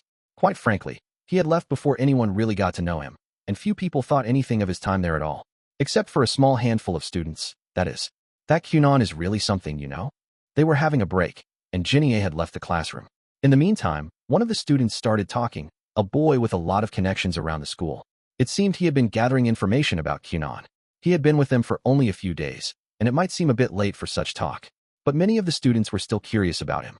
The difference in skill level between the advanced class and first level was considerable. So why had one of those students come to their class? Kunon had said he was simply there to learn magic. But what was there for an advanced student to learn in a first-level class? Had Kunon been lying? And if so, what was his real reason? More than a few of them wanted to know the answer. Ultimately, given their limited intel, they concluded that it was very odd indeed for Kunon to have joined their class. Kunon was the blind proprietor of a recent business venture, the Sleep Sanctuary, that had become famous throughout the school. That was the initial reason his name had spread. It seemed he also had something to do with the Saints Project to cultivate some sacred herb. Though the details were being kept under wraps, it was apparently an achievement that would go down in history, and Kunon might have had a hand in it. It was also said he was a member of 3 factions, had 50 female friends, and had paid several 100,000 NECA for meals while dining out with women. Throw in various unverified rumors, and it was hard to believe a boy like Kunon would have any reason at all for coming to a first-level class. And it didn't end there. Was that flower a sacred herb? How should I know? Limlace, despite having been the recipient of the gift, still couldn't make heads nor tails of what had happened. What was that beautiful plant Kunon had held out to her the previous morning?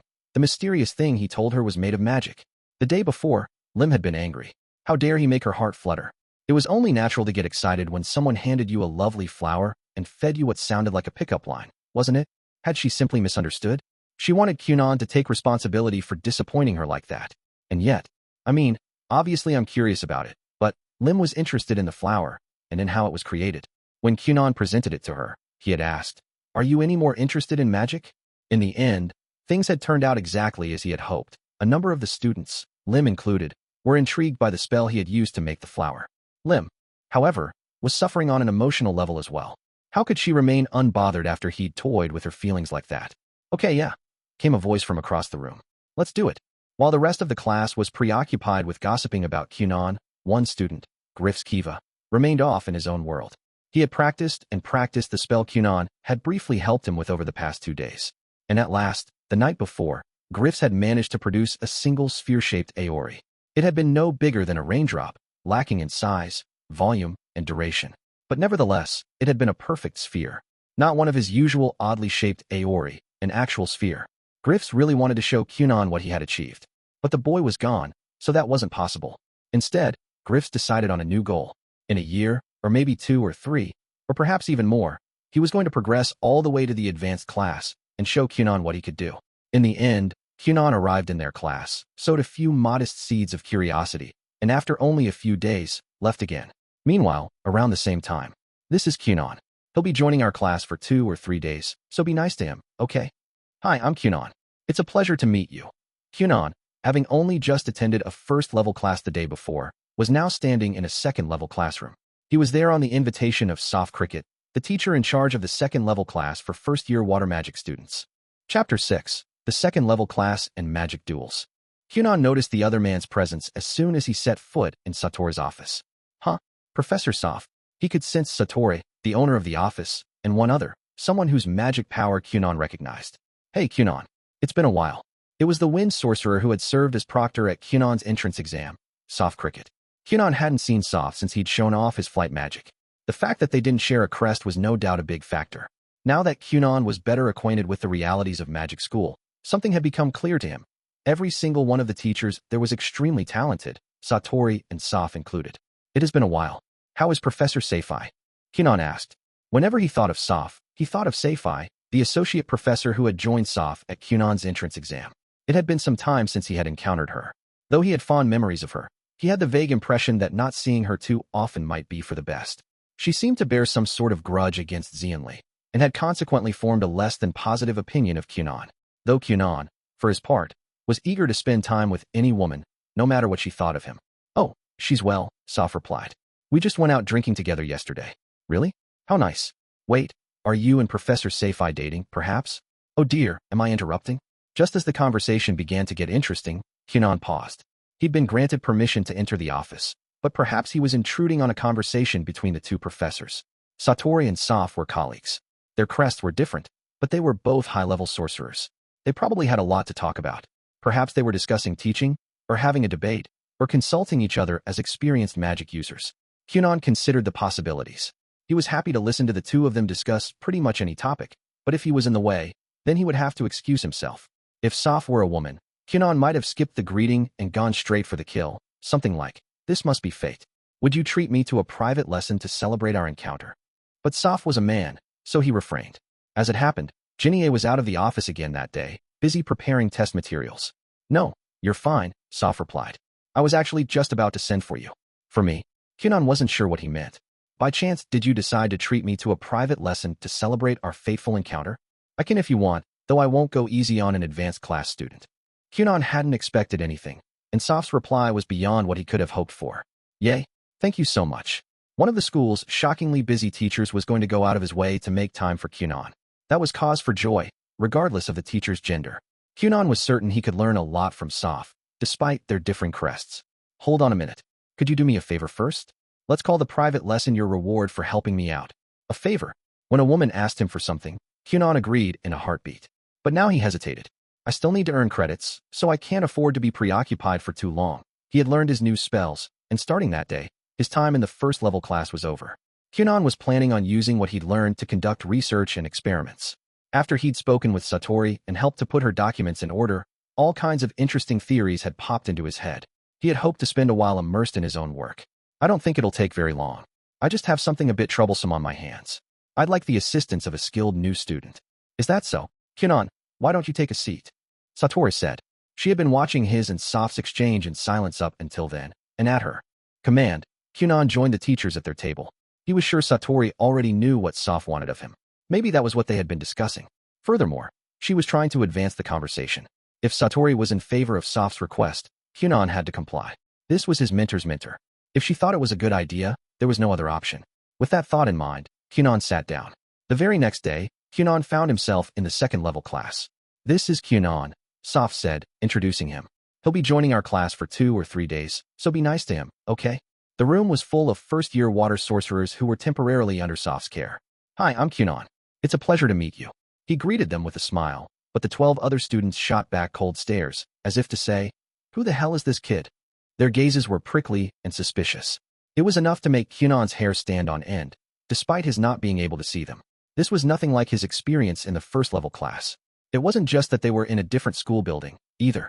The atmosphere was completely different. He felt the students' enthusiasm for magic must be different, too. This is going to be fun, Kunon thought. Okay, Kunon, please sit at that empty desk in the back. As Kunon followed Soph's instructions, the other students' eyes followed him. Then Kunon turned, and, loud enough for his voice to carry, he greeted the beautiful, curly-haired girl sitting next to him. Hello, do you like magic? Yesterday, a girl I gave flowers to got mad at me. I still don't really understand why. The girl stared back at him with contempt. That's it for my announcements. Today, we're doing combat exercises in Laboratory 6, so get a move on. After a brief overview of the day's lesson plan, Soph urged the class to head for the lab. Incidentally, the announcements weren't relevant to advanced class students, who didn't have set class days or time off. They came and went as they pleased, and the school did not set their schedules. All the same, Kunon had enjoyed his time in first level and thought it might be nice to join classes once in a while. At the moment, however, he really did want to prioritize earning credits. Nevertheless, he found himself in class once again. Who are you? When Soph left the room, 12 sets of eyes turned to focus on Kunon. One of the other students got up to stand in front of his desk, while Kunon remained seated. You're Azel, right? Kunon asked. Are you the leader of this class? The effect was immediate. No one spoke, but a wave of unrest passed through the room. Didn't you hear my question? Kunon was being menaced, though he wasn't especially impressed by the effort. After all, he'd managed to work side by side with Xianli, who was selfish, domineering, and possessed overwhelming magic power. He'd put up with plenty of unfairness and intimidation. Compared to that, being threatened by a boy his own age was nothing to be afraid of. Say, is it true that second-level students worry about boring stuff like one's social status? Even if the boy was a member of some country's royal family, Kunon wasn't the least bit scared of him. You know we're in magic school, right? Shouldn't magic be the only thing that matters? I mean, as a sorcerer, should you really be concerned about anything else? Learning magic cost money. At least before one entered magic school, anyway. It was the same for Kunon. Despite his being the son of a marquis, or perhaps precisely because of his parentage, a disproportionate sum of money had been spent on his education. Because of his position as a member of the Gurion family, he had been able to study to his heart's content. Hiring private tutors and amassing books and materials on magic was expensive. The Direshik School of Magic allowed students to enroll starting at the age of 12.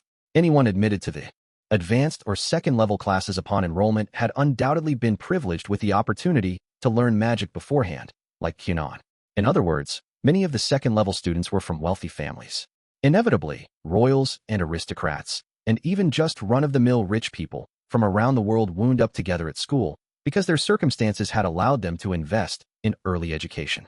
And when highborn people were thrown together in one place, cliques formed.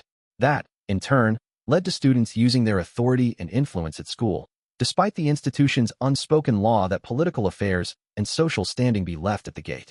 I am a gentleman, so while I do my best to answer any question a woman asks me, I won't respond to a man if I don't wish to. Was that what it meant to be a gentleman? The others had their doubts, but that aside, the boy standing in front of Kunon, Azel Oviga Selviga, seemed to have a number of problems with Kunon's attitude. You think you're better at magic than I am? Who knows? I think it'd be a good match. Judging by what he could sense of the boy's magic power, Kunon felt Azel was a cut above his classmates. Just as Soph had said, this kid was definitely the leader of the class. Based on impression alone, Kunon truly believed he would put up an excellent fight. You have some nerve, talking to me like that when you know who I am. Meet me in the lab. With those words, Azel turned on his heel to leave, but Kunon called out to him. Oh, sorry. As a gentleman, I don't respond immediately to invitations from men. Please understand. Without saying another word to Kunon, Azel glared over his shoulder at him, then exited the classroom. To no one in particular, he whispered, Who the hell does that guy think he is? As two hangers-on followed him out. Kunon heard this, but since the question wasn't addressed to him directly, he decided not to mind it. Oh, do you know where Laboratory 6 is? He asked the pretty, curly-haired girl to his side. What? I would love it if you could escort me there. Despite her unpleasant expression, she didn't refuse his request. The favor Soft Cricket had asked of Kunon was very simple and straightforward. He had said, I want you to do some magic that will snap these status-obsessed brats out of their foolish games. To be honest, Kunon wasn't really sure what he should do, but Soft had told him to just be yourself, and now here he was. Wow, really? Kunon replied. This is the first I'm hearing about it. Guided by the pretty girl with the curly hair, whose name was Radia Fle Rodia, Kunon headed toward Laboratory 6. Radia seemed kind at heart, and was answering all of Kunon's questions, though she didn't look very happy about it. Of course, this meant nothing to Kunon, who couldn't see her. So levels are partially determined by recommendation? Yes. Magic teachers and influential people from one's country write letters of recommendation to the school. It seems that based on those, students are roughly divided up into their levels before the entrance exam. Most of those who come without a recommendation are put in first level. When Kunon took the entrance exam that year, he was one of only 4 students. He had been under the impression that was because there had been only 4 applicants. In fact, he had been told that directly, so he was beginning to wonder what was going on. The first-level class he had attended up until the day before had also consisted of first-year students, and the same was true of this second-level class. What in the world did that mean? Had there been new students besides those who entered the advanced class?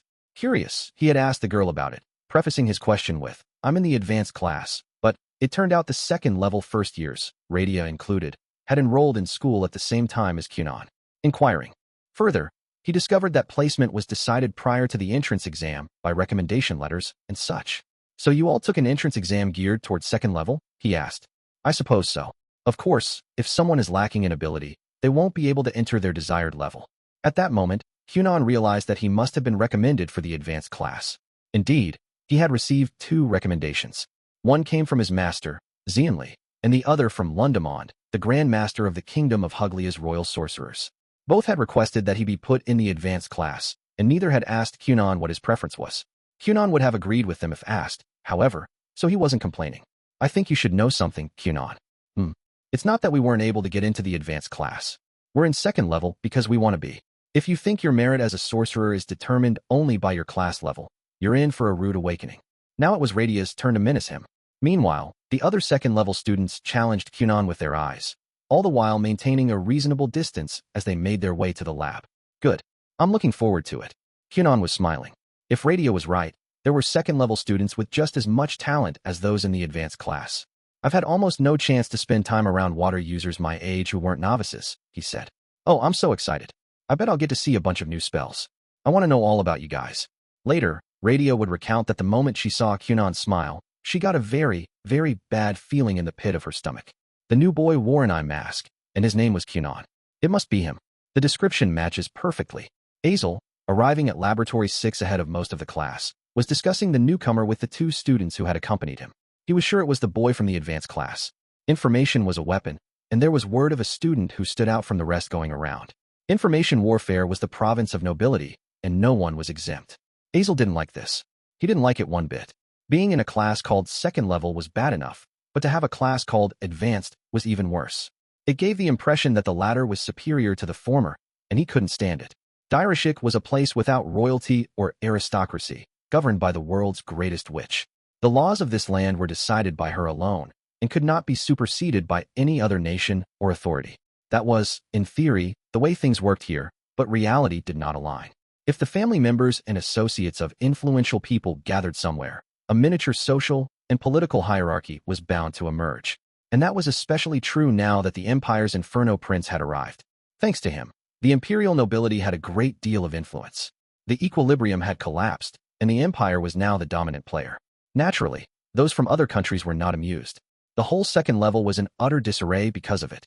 "Are you going to be all right, Master Azel?" Azel and his entourage had left first, and the 3 of them were still alone. That was the only reason his 2 companions looked so anxious. Showing weakness was permissible among one's own people. In front of anyone else, they didn't dare display a shred of vulnerability. They couldn't afford to. It's long been said the advanced class is full of monsters. Azel's skill as a sorcerer was indisputable. He was a 3-star magic user who had mastered several intermediate-level spells before enrolling in school. He was obviously gifted. When it came to magic, he had never lost to anyone his age, and he'd even beaten some adults. But how did he compare to the infamous Kunon? Less than a year had passed since the other boy had arrived at school, and he had already earned achievement after achievement and was making quite the name for himself. How would Azel stack up against someone who merited that kind of gossip? The advanced class was full of monsters. Any second-level student of decent skill had heard those words at least once. Sometimes, they were said to remind those who appeared to be succeeding that there was always room for improvement.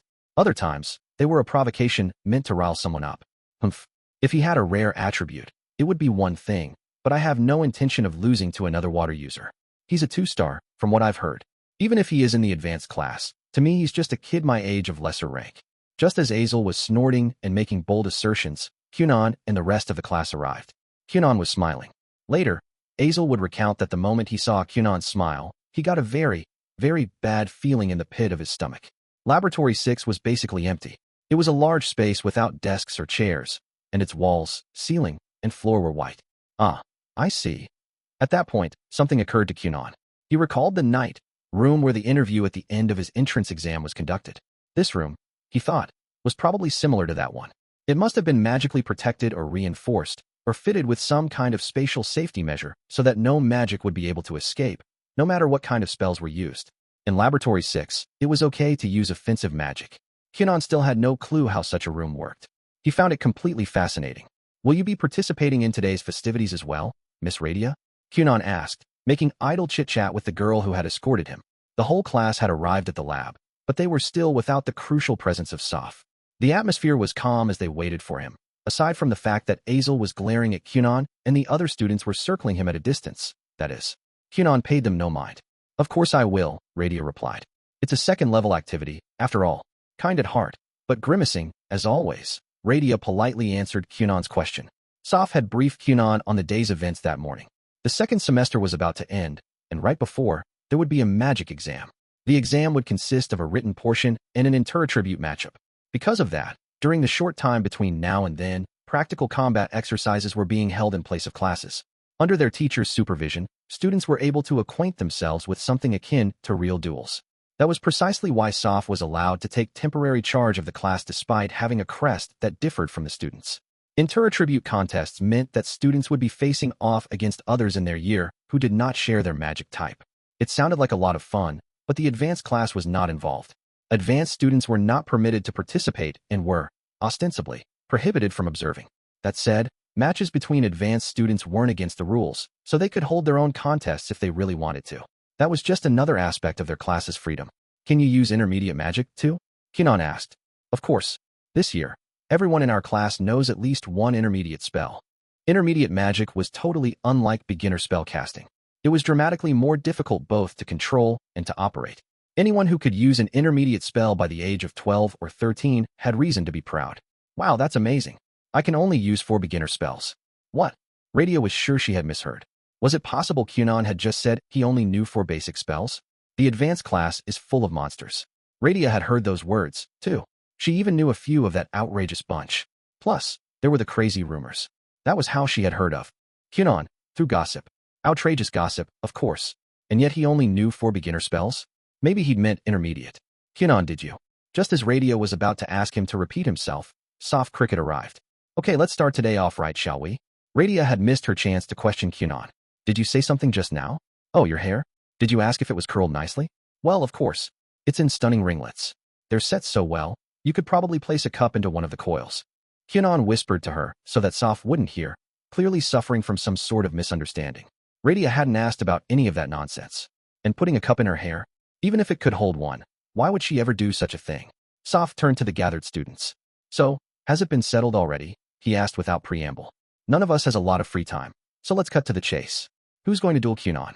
I bet you guys already started picking fights with him. One of you challenged him, right? That seemed to be the implication behind his words. I am. Azel, who had done just that, stepped forward. He seemed glad they wouldn't be wasting any time. I see. Then Azel it is. Soph smiled calmly. Without pausing, he continued. By the way, you should all note that Kunon only knows 4 beginner-level spells. As expected, everyone looked dumbfounded. Only 4, he repeated. And all beginner magic. He only knew 2 when he enrolled. He got into the advanced class with just that. I want you all to think carefully about what that means. Timing and mood were key. If either of those things had been different, or perhaps if Soph hadn't included the baffling statement that Kunon got into the advanced class with just that, this declaration might have been met with scornful laughter. Kunon had learned a piddling number of spells and couldn't use any intermediate magic. But no one so much as chuckled, because despite all that, Kunon had earned a spot in the advanced class. On one side stood Azel, tense and scowling. And opposite him was Kunon, smiling as if he was having the time of his life. The advanced class is full of monsters. That statement flitted through the minds of every person watching Azel and Kunon face off, including Azel himself. Okay, begin, Soph said, signaling the start of the duel. Eager to make the first move, Azel lifted his right hand, aiming it at Kunon. This was an intermediate magic stance. Unlike beginner spells, intermediate magic was difficult to control and manipulate.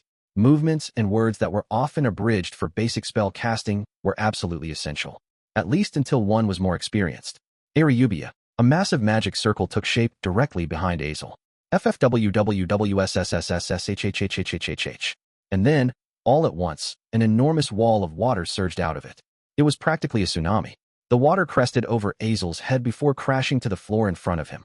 Swelling and roiling, the massive wave rushed toward the one standing in its path, Kunon. The stark contrast between all that water and its tiny target made for a terrifying sight.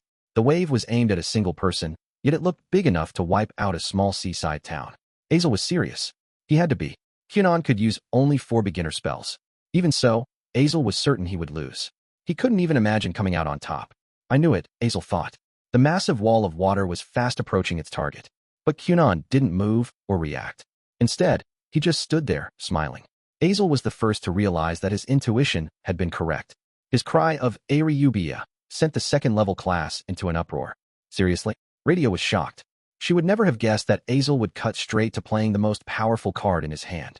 But the real problem was something else. If that wave hit someone head-on, they would die. They might be crushed by the water pressure or drowned. But either way, they wouldn't survive. The kind of defensive magic circles employed in duels were not allowed in the upcoming school contest. Consequently, they weren't used, even during practice. Naturally, the inter-attribute duels wouldn't be death matches. They were meant to teach students to appreciate the lethality of magic and learn how to regulate it. Since that was the point of the lesson, they would not be using defensive magic circles, even when training. What that meant was, at present, both Kunon's and Azel's lives could be at stake, depending on the spells they used. And the one Azel had just cast was extremely deadly. It was far too risky. Professor, you have to stop this. Radia and the other students started to call out in the hope of averting disaster. Watch carefully, Soph said, raising his voice. He was smiling pleasantly. No, there was something a bit odd about his grin. His gaze stayed locked on the 2 dueling boys. This is a rare chance to see something of great value. If you call yourselves magic users, you ought to burn this into your minds. In that moment, Soph spoke not as a teacher, but as a sorcerer. Plop. Plop, plop, plop. Aori rained down around Kunon's feet. Everyone was speechless. Even Azel, who had cast the first spell, felt his jaw drop in astonishment. No one knew what had happened, except for the pure and simple facts. The tsunami rushed at Kunon. But because Soph chose not to come to his aid, no one else moved to protect him or intervene. And yet, ultimately, the tsunami did not reach its target. It came close. Then, right before it hit, it turned into countless individual spheres of water that tumbled to the floor, bouncing lightly as they landed. The water, that entire, looming wall of it, became a pile of Aori covering the floor from end to end. That's no good, Kunon said, pouting a little. You have to keep hold of your magic, even after you release it. Otherwise, your opponent will seize control. The unspoken message in his words was this. I could have launched a counterstrike, I merely chose not to. The advanced class is full of monsters. And one of them was here, right before their eyes. Aphorizo. More than 30 water lances appeared, then flew straight toward Kunon with shocking speed. Kunon took a single step forward, evading every single one. It was the strangest thing, as if the lances themselves were avoiding him.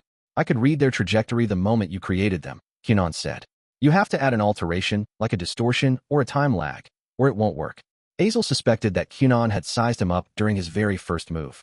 As soon as he saw Azel's Eubia, he understood the difference in their ability. Abuzin, a large Aori appeared in the air above Azel's head, then started hovering toward Kunon, as if gravity was pulling it there. Abuzin created a compressed Aori, a water bomb. When the sphere made contact with something, the compressed water was released with explosive force. If a water sorcerer was skilled with the spell, they could produce a blast as powerful as those used by fire sorcerers. And yet Kunon simply caught the sphere out of the air. You could compress this a bit more, he said. Look. With his arms wrapped around the Abuzin, Kunon squeezed. He smushed and pressed with both hands, making the sphere smaller. When he was done, it was about the size of his palm. The water had become unnaturally dense, and there was an abnormal stillness to the Aori, which had turned a deep blue. It looked like Kunon was holding the deepest, most untouchable depths of the ocean right there in his hands. At this size, you could probably send it flying a little faster, too. At that, Kunon made the little ball of ocean he was holding disappear. He'd evaporated it. Water as dense as the crushing abyss, just poof, gone. What next? Kunon had recognized the gulf between himself and his opponent from the very first move and had long since lost any interest in attacking.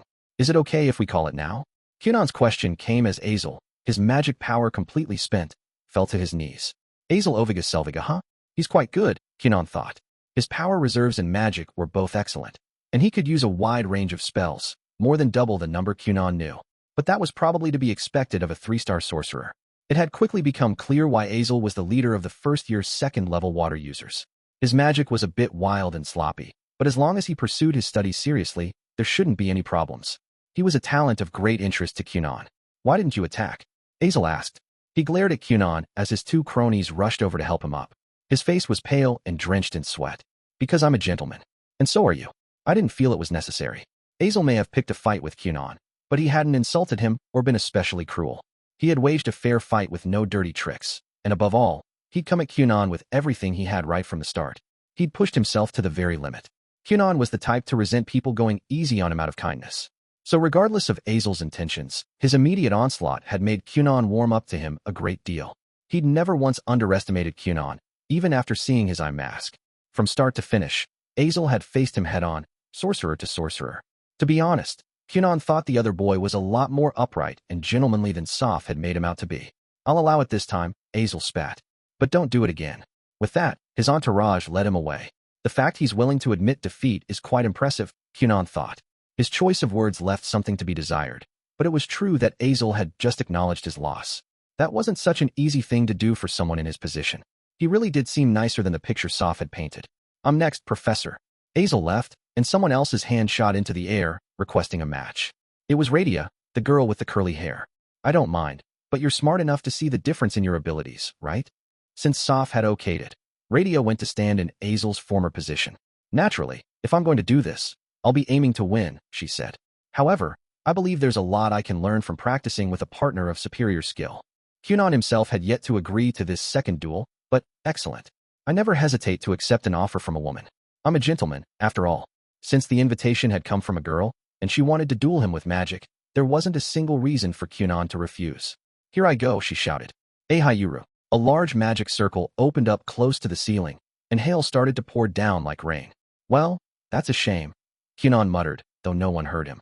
Radia, however, caught a glimpse of Kunon's face just before it was obscured by the hailstorm. He was still smiling, but he looked a little disappointed. It had all begun the day before, when Kunon went to Sator's office after finishing his final class with the first-level students. There, he ran into Soph, who had arrived before him and had a favor to ask.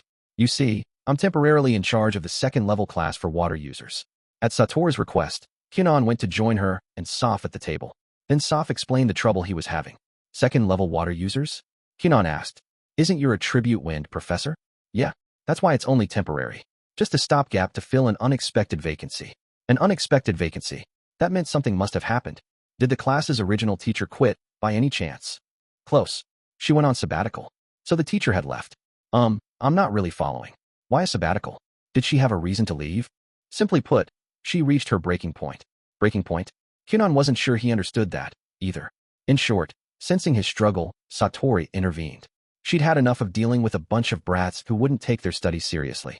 She was diverting precious time from her own research to teach the class, yet her students paid no attention. Finally, they pushed her too far. With that much context, Kunon began to understand. Just a day ago, Lim Lace's lack of enthusiasm had taken the wind out of his sails. The class's original teacher had probably felt the same. They're enrolled in magic school, and they still won't take their studies seriously? How is that possible? Second level has always been difficult. Even for you, Professor Satori? Oh yes. The time I have left is short, and I can't afford to waste it. If some twerp in my class didn't listen, well, I'd drown them half to death. Kunon wasn't sure if someone would survive being drowned half to death. Despite the addition of half, it seemed like it might still be too late to save them. Ripple really is quite the woman. Awfully kind of her to up and leave before she was tempted to take more violent measures. Kunon surmised that this Ripple person was the absent teacher in question. Though Satori had called her a kind teacher who'd chosen to leave rather than resort to more violent measures, her tone was so sarcastic, even Kunon picked up on it. That's right, Soph added, nodding. Magic is power, and that power can be wielded like a weapon. It's important for these kids to realize how dangerous it is to neglect their studies. Listening to his teacher's views on the matter, Kunon remembered the time his father had said something similar while scolding him at the royal castle. It was a memory Kunon would have preferred to forget. And that, Kunon, is where you come in. In summary, it seemed Soph wanted the class to take their studies more seriously. You say that, but I have no idea what should be done, so I don't think I can help you. Kunon understood the issue, but he didn't have the slightest clue how to go about solving it. Don't worry, just be yourself. Everything else will fall into place. Are you sure? I can only do beginner magic, remember? I'm not confident in anything else. That's fine. As a matter of fact, that's what I want. If that was the case, perhaps Kunon could help. So what exactly is the situation? Second level has a lot of royals, nobles, and their associates. As a result, their circumstances back home and differences in social status carry a lot of weight, and you end up with a bunch of students who are more wrapped up in politics than magic. It's like they've formed a little microcosm of high society, and since this school draws magic students from all over the world, things get complicated. We've had royals, high-ranking aristocrats, even people from enemy nations attending together. Despite all that, things remained calm for the most part, but it's gotten a little hairy in recent years. So that was it. In other words, the students can't focus on magic because of their obligations as nobility? Yeah, I suppose. More or less. How unfortunate. They had managed to enter an institution with excellent teachers, like-minded peers, and so many books and documents that no one could ever read them all. If they didn't dedicate their time to learning now, when would they get another chance? That went double for royals and nobles. It might be okay for a commoner, but someone from a family of status would be hard-pressed to stay at the school forever. Their time here was limited, and yet they weren't able to focus. Understood. I'll do what I can. And that was how Kunon ended up joining the second-level class. Right? Seems we're about finished here. For more students threw their hats into the ring after Azel and Radia. They each stood opposite Kunon. Some may have held hostility in their hearts, while others were merely curious or eager to compete. Once Kunon had dueled exactly half of the second-level class, Soph spoke. Apparently, it was time to wrap things up. The remaining students had been watching keenly, but none of them seemed inclined to challenge Kunon next. Azel and Radia, who had both fought until their magic ran out, also paid close attention, even after their losses. Thanks, Kunon. Your easy-to-follow instructions in the arena were very helpful. Kunon figured that meant he was being relieved of his duties. In all honesty, he had rather enjoyed himself. With just a little nudge, the second-level students caught on immediately and began correcting course. Their foundations had to be well-developed if they were able to adjust so quickly. Kunon was left with the impression that training would benefit them greatly. If they only had the right motivation, the class could transform in a big way. If he was able to take them under his wing for even 10 days, Kunon felt that Azel and Radia, in particular, would see dramatic growth. This thought helped Kunon understand somewhat. What if they never developed their abilities, despite their obvious potential? No wonder their teacher had grown frustrated. Seeing these kids with such talent refusing to try must have exasperated her to no end, until she felt compelled to take a break. Kunon finally felt he could empathize with the runaway teacher. Is there something you'd like to tell everyone, Kunon? Soph asked, prompting Kunon to summarize his feelings about the lesson. It seemed he had completed his task. Let's see. I guess what I want to say is, just because you can use magic doesn't mean you're proficient. You can only claim to have mastered a spell once you're able to control it completely. In that sense, can any of you really say you've mastered beginner and intermediate level magic? How do you intend to use magic you can't control? That's way too dangerous, don't you agree? If you make a mistake, you might even hurt someone close to you. I think that's something you should keep in mind when it comes to the upcoming competition. Oh, have I said too much? Some realizations had to be arrived at on one's own. Hearing it from someone else, even when the message was understood, often failed to leave a lasting impression. Well, said Soph. Whatever. It's fine. Soph did think Kunon had said a little too much, but it shouldn't be a problem. After all, if no one said anything to these students, with their lack of focus, they probably wouldn't have figured it out on their own. By the way, Kunon, Soph continued, taking a step forward. What do you say about receiving your reward here and now? Reward? Did he mean the private lesson? What? Really? Yeah, I have the time. Kunon's enthusiasm skyrocketed. Until only a moment ago, he had been reflecting gloomily about promising sorcerers letting their talents go to waste. But Soph's proposition blew those thoughts from his mind. This went beyond Kunon's expectations. Theory and discussion were fun, but actually training with magic was even better. Plus, his opponent was a superior sorcerer, one he couldn't beat even if he went all out. The more skilled the sorcerer, the less likely they were to demonstrate their best magic. That was because they tended to keep a lot of their spells secret. It wasn't easy to get a magic user to show off a unique spell only they knew. This private lesson would be a highly valuable opportunity, the kind even power and riches couldn't buy. We'll stop if you collapse or forfeit. I'll adjust as necessary, but I won't go easy on you. It's up to you whether you're able to earn a lesson worth your while out of me. That was good. In fact, it was perfect. How much he would learn from Soph was up to Kunon. Yes, please. That meant the longer Kunon held out, the more Soph would unleash his abilities. Oh, and add some color, okay? Soph said, almost as an afterthought. This match will also serve as teaching material. Understood, Kunon replied, nodding. If they used different colored magic, its movement would be easier to follow. In this big white room, even water was difficult to see, to say nothing of wind. Although adding color to Soph's wind wouldn't make an ounce of difference to Kunon, since he couldn't see it anyway. What in the world was going on? The second-level students didn't quite understand how they'd gotten here. What they didn't know was that Kunon, the advanced student who had defeated their class's top fighters as though they were babies, and Soph Cricket, who was a teacher and thus guaranteed to be powerful, were about to duel. Oh, one moment. Miss Radia, could you hold on to my cane for me? As Soph got into position, Kunon called out to Radia, causing a brief delay. He did so in order to focus solely on magic. In a room with no obstacles, his cane was unnecessary. Canes and staves containing rare metals or magical components could double as magical aids. But Kunon's cane was just a cane, so he decided to relinquish it for the time being. Huh. Oh, sure. When Radia heard two powerhouses were about to have a showdown, astonishment and rabid interest had caused her to temporarily lose her head. Thanks to her upbringing as a lady, however, she hit it well. While you're at it, Radia, Soph said as she retrieved Kunon's cane. Could you give the start signal for me? At that point, both Soph and Kunon were focused squarely on each other. Okay, and begin. The instant the match started, wind arrows flew out from Soph's body. This was the beginner-level wind spell Fujira. Its function was simply to create wind, but in the hands of a skilled sorcerer, that wind could become a rush of air that moved at the speed of sound. Sometimes it cut like a knife, other times it felt like being pummeled with stones, leaving trails of red in their wake. 5 dyed projectiles hurtled toward Kunon and ran him through. Oh, Kunon had taken a direct hit. What's more, he'd been impaled. Just as onlookers began to gasp, however, Kunon's swaying figure abruptly vanished. Then, not a second later, blue water burst out from under Soph's feet. A pack of water lances with sharpened points stabbed at him from every direction, as if the floor was rigged with spiked booby traps. Oop! The attacking water hit an invisible wall and dispersed. Soph had protected himself with wind. Now that I think of it, we haven't done this since the entrance exam. Circumstances were different then, though.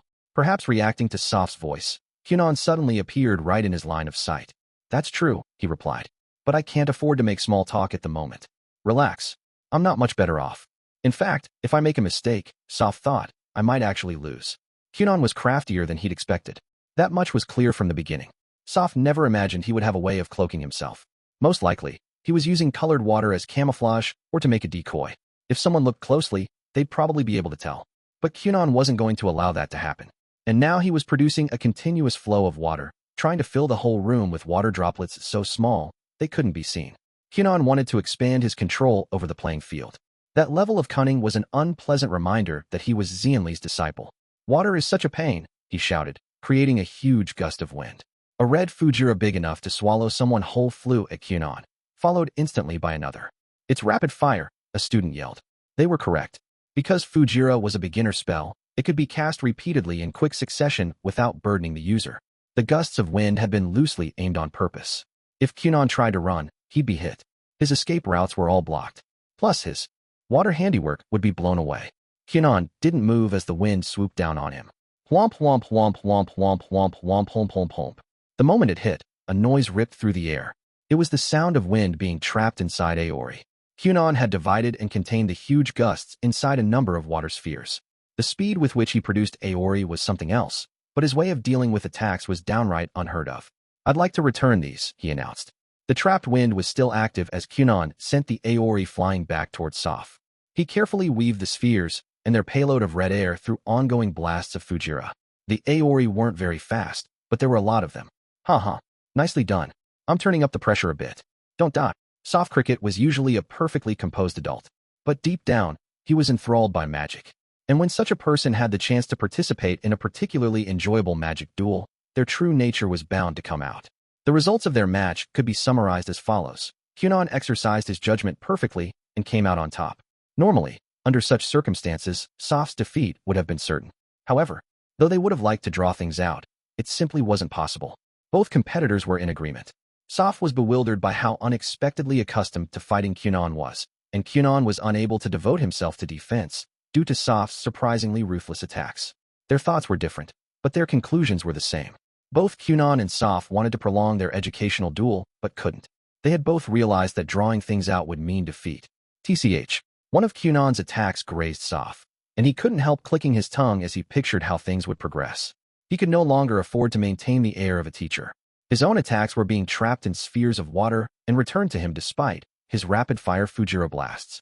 The Aori were slow, and judging by their size, each one's power was negligible. But there were so many, and they wouldn't stop.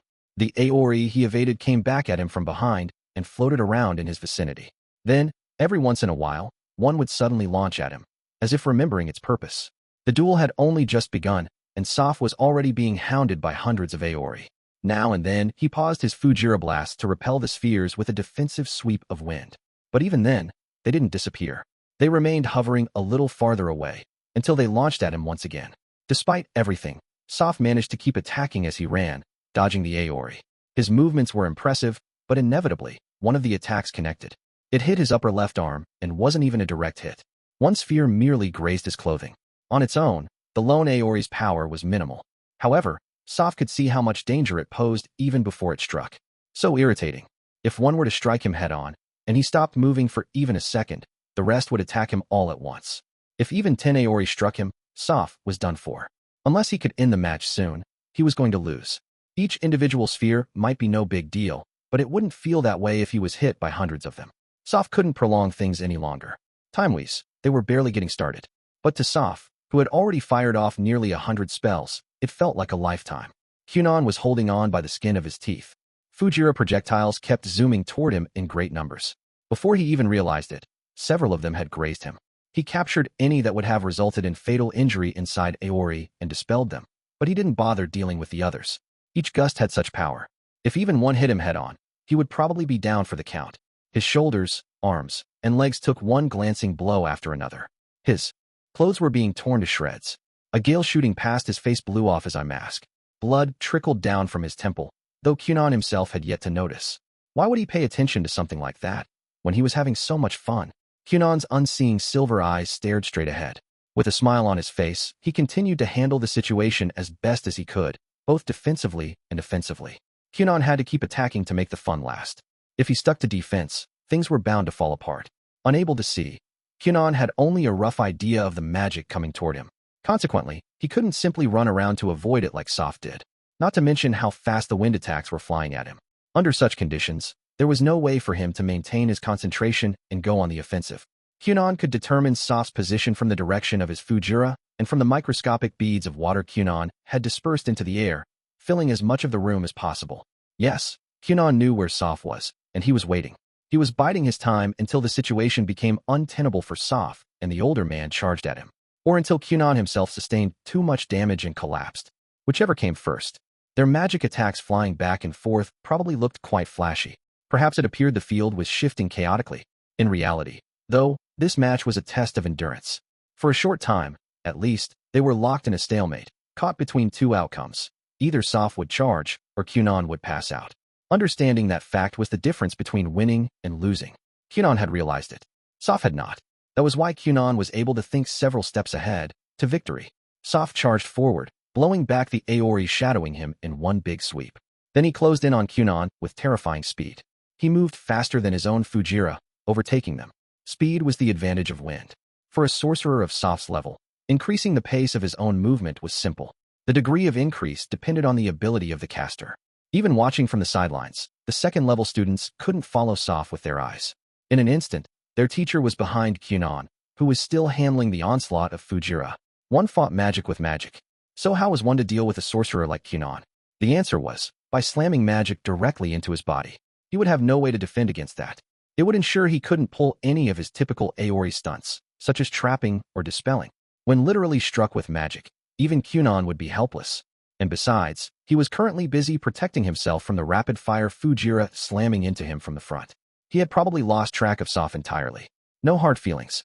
Soph no longer saw Kunon as a student, but as an opponent to be defeated. Showing no mercy, he clad his right fist in wind and aimed a punch at Kunon from behind. "I've been expecting you." Kunon dodged, catching hold of Soph's right arm. Dread ran down Soph's spine. Kunon had anticipated Soph's actions, but Soph had failed to do the same. He knew instantly that he had lost. And the chills weren't all from this realization. His right arm had started to freeze. When he tried to run away, he realized his legs were already frozen. He'd been totally outmaneuvered. From the very beginning, Kunon had spread water around his own feet that could be turned to ice at any time. And now they were coming. The Aori that had been following Soph were flying straight at him. Hundreds of water spheres holding Soph's own wind captive were aimed right at him, and there was no escape. Asterisk, asterisk, asterisk. How should I? Muttered Soph. I don't even know what to say. Kunon was lying in tatters.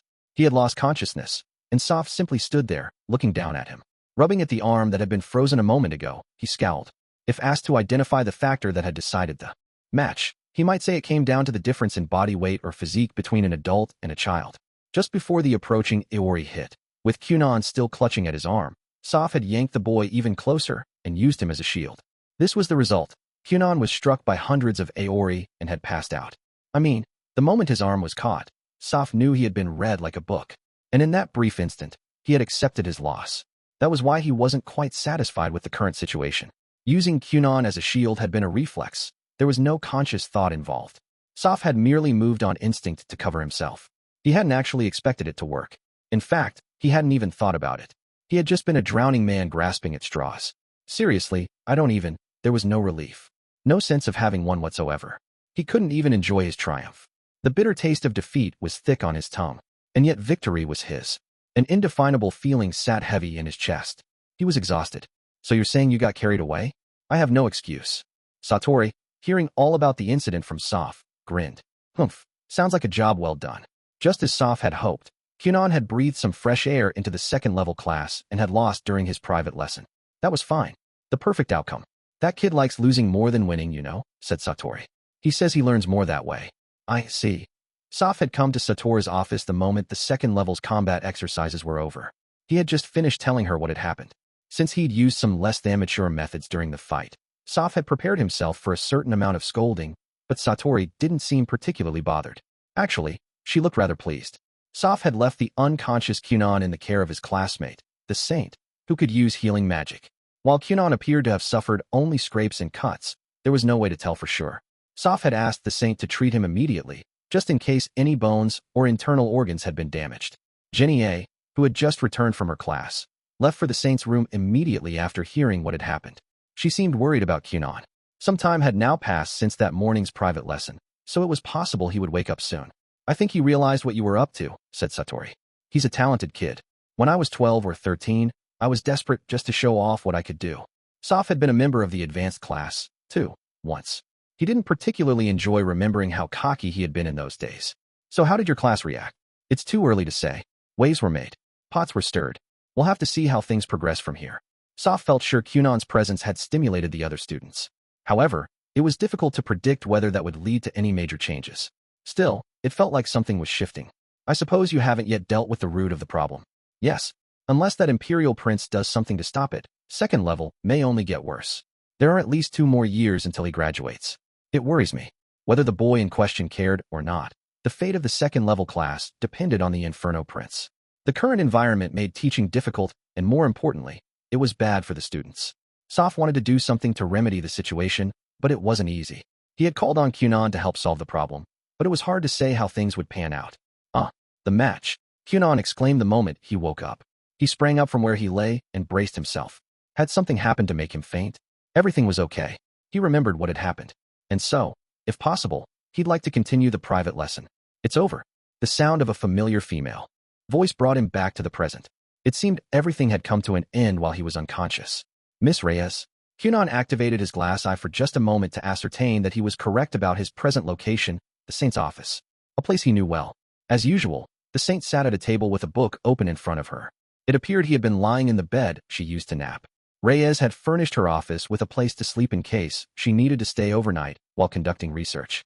She had petitioned for the bed on the reasoning that, since she was keeping plant growth records, nighttime observation would be necessary as well. Before you ask, let me update you. You dueled Professor Soph during your private lesson, and you lost. You were brought here unconscious because of your injuries. How do you feel now? I healed the wounds I could see, but does anything seem abnormal? Incredible. She had answered all the questions Kunon could have thought to ask before he even posed them. Professor Soph must have brought me here counting on your healing magic, he said. Yes. That made sense. Thank you. I feel fine. Nothing hurts, either. The saint was the simplest light magic user to get a hold of, since she was almost always holed up in her office. Plus, she was acquainted with both Kunon and Soph. Soph had probably brought him here, because she was the easiest one to ask. By the way, Professor Genier was here too. Huh? Miss Genier. That was not a name he expected to hear. Why? To visit you, I'm sure. She heard that you fainted from your injuries, and came because she was worried. Ah, I see. While Kunon didn't exactly welcome injuries caused by magic, he wasn't bent on avoiding them, either. Pain and injuries resulting from magic were yet another thing he could study and inspect, after all. But he still felt guilty whenever he ended up causing someone needless worry. So where is she? She went to acquire clothing for you. Clothing, huh? Patting his palms against himself, Kunon realized something. He wasn't fully dressed. He had no shirt. He did have on pants, though they were a bit ragged at the ends. Falteringly, Kunon raised both of his hands to cover his chest. I'm sorry for looking so provocative. He'd been flaunting his nakedness to a girl, to a saint, no less. As a gentleman, it was still too early for him to be sexy. Kunon was ashamed of his state of undress and tried to hide as much of himself as he could. Don't trouble yourself. I'm quite used to seeing children naked. To be clear, that's because I've been volunteering at orphanages since I was very young, all right? Apparently, Reyes had often helped with bathing and dressing the little ones. More importantly, Kunon, I'd like to know the particulars of how you ended up like this. Soph, carrying Kunon in his arms, hadn't offered much of an explanation. It didn't appear that he was trying to keep it a secret, however. He said he'd come straight from conducting practical exercises, so he had probably just been short on time. And in that case, she doubted he'd mind if she asked Kunon. The particulars, huh? Kunon recalled the private lesson. He wanted to verify what had happened with Satori, Genier, or Soph himself as soon as possible, but there was no reason to fret. Either way, he couldn't leave this room until he was fully dressed. He was a gentleman, after all. Professor Soph gave me a private lesson in the form of a duel. I lost, so I heard. But I'd really like to know how, if you don't mind. Before I tell you the details, you need to understand the conditions of the match. Conditions? Thinking back, Kunon reflected once again that the magic school's teachers were incredible. He felt he'd gotten a taste of just how great the gap was between their abilities and his own. Or at the very least, he had realized they were leagues apart, though he wasn't sure how far exactly. The circumstances and location put Soph at a great disadvantage. Do you know the basics of wind magic? No, I'm not familiar. In general, wind sorcerers prioritize speed. Propelling things through the air and rapid flight are their two focal points, it seems. I believe that when they get to Professor Soph's level, long-range fighting is their forte. They attack from a distance their opponent's magic cannot reach, in which someone like Soph could probably close in an instant. Keep those conditions in mind while I tell you about today's match. We were indoors, in Laboratory 6. The floor, walls, and ceiling were all specially designed not to be damaged. I don't think Professor Soph was able to use even half of his true power. And yet he had defeated Kunon. No matter what was said or done, that outcome wouldn't change. Wind becomes dramatically stronger with something enveloped in it, you see. A simple gust of wind is a lot more intense when it contains sand or gravel. I see. That's why a room that can't be damaged would be a disadvantage to him. On top of that, I think he limited himself to using only beginner magic. Their match had been no more than a private lesson, a learning opportunity. Kunon imagined that was why Soph had given himself such a handicap. Kunon was certain the teacher possessed abilities he would have no way to counter. But if he couldn't use them, he wouldn't be able to deliver a decisive blow. Kunon had predicted this, and that was why his strategy had worked. He knew Soph would attack directly once he judged that a prolonged fight was not to his benefit. Fearing he would inevitably be caught by the ever-increasing Aori, Soph would come at Kunon in a way the latter couldn't use Aori to defend against. On this assumption, Kunon had waited for Soph to make his move. So those were the circumstances. What do you think? You want to know more, right? You want to hear about all the amazing things Professor Soph did, don't you? I had so much fun. Kunon always smiled when he talked about magic. He spoke about Soph's actions with great enthusiasm, grinning as though he was recounting his own deeds. In that case, why don't you stop hiding yourself and come over here, suggested Reyes. I'll make you some herbal tea. There was a short distance between where Reyes sat and the bed. Though she was interested in how Kunon had been defeated, she didn't particularly care about the match itself. But if Kunon wanted to talk about it, she would listen. I must look alarmingly seductive right now. Is it really okay for me to come over there? Please don't worry about it. Kunon moved to sit across from Reyes, his hands still covering his chest. Once class was over, the first-year water users and second level assembled in their classroom. So that's the rough conclusion, I guess. Azel, the student's leader, looked around at everyone else. No one said anything. That probably meant he could finally put down his pen. As his classmates shared their recollections and opinions, Azel had made a note of each one, using up several sheets of paper. Their theories and interpretations varied so much that the first few pages had nearly devolved into scribbles. Azel had never written such a disorganized series of notes in his life. Some of the class's students typically went home as soon as lessons were over. But that day, no one even considered it. That was how strong an impression the teacher-student match had left on them. The whole class was dying to discuss it, and the only people they could do that with were the ones who had actually been there, one another. The duel had been fascinating.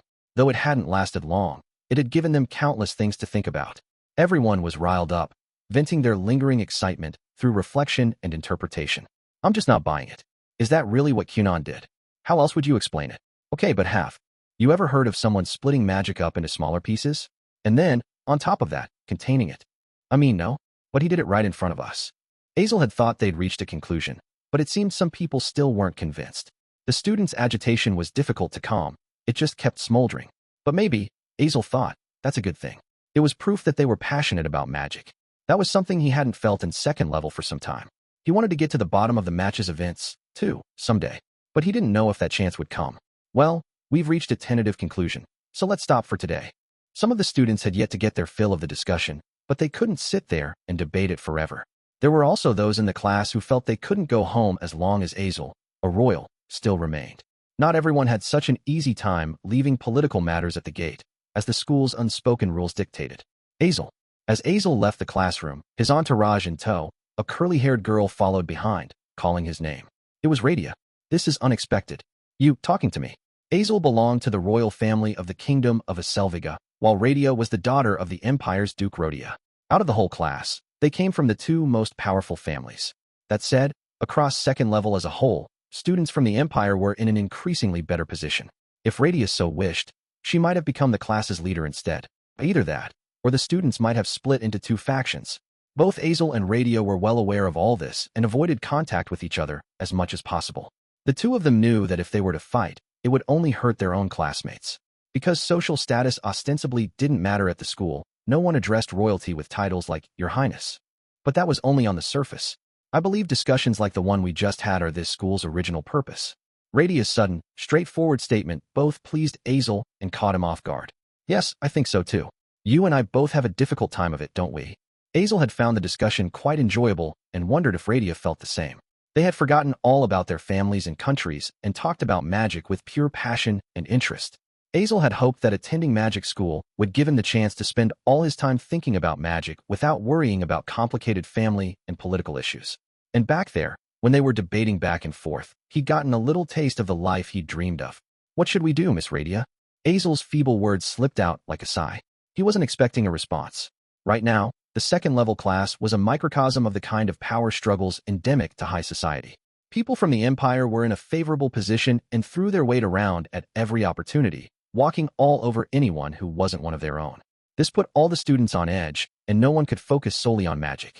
Partly because of his lineage, Azel had ended up being looked to as a leader. Basically, that meant shielding his classmates from the brunt of the unpleasantness by taking it on himself. Azel accepted that role because he knew he was the only one who could. And now, well, he was feeling the pressure in all sorts of ways. Because his first priority was to protect the students in his own class, his day-to-day was nothing like the ideal he'd wished for. Though Radia was the daughter of an imperial duke herself, she seemed committed to treating him with complete indifference. For that, at least, he was grateful. The fact that she was standing here talking to him probably meant the situation had been on her mind, too. Had Azel's quiet entreaty a few moments ago truly been unintentional? Or had something inside him been hoping for a reply? Whatever the truth, his words had set the ball in motion. If you want to change the state of affairs, she began, wouldn't striking the strongest target be standard protocol? The strongest target. At the moment, that was, do you have the connections? We've exchanged greetings a few times, so yes, we are acquainted. That should be enough. Choosing that route might only create more problems. Perhaps they would be too powerless to achieve anything. But the current situation was completely unsustainable. And unless they took action, nothing would change. If we really do this, it might end up turning into a small revolution. But if they wanted to study magic in earnest without distractions, then a rebellion was just what they needed. Oh, Kunon, are you feeling better now?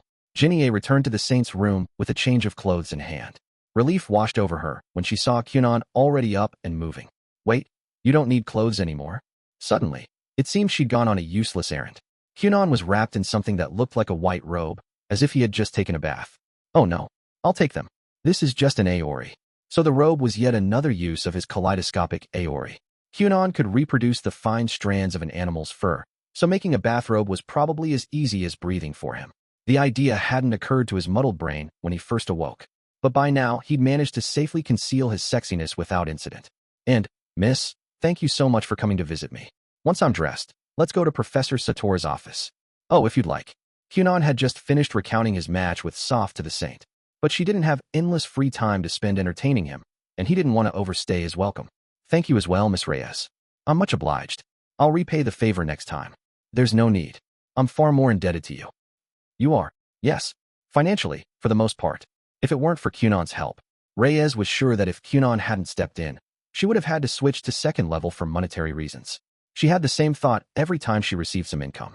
Right now, she was able to learn and conduct her research freely, and she had Kunon to thank for all of it. Plus, vegetable growing was really fun. She loved it. Occasionally, she even felt the stirring of something that might be emotion. But for now, that was irrelevant. I'll drop by again soon, Kunon said. Okay. Reyes watched Kunon leave the room, now dressed, and went back to her reading. It seemed they had been lying in wait for him. Kunon, I heard. You lost. The following morning, as Kunon entered the school grounds, he ran into Hank Beat, his classmate. Everyone's saying you dueled Professor Soph. Rhea Huffs, another of their classmates, was with him. Long time no see. You too, Kunon replied.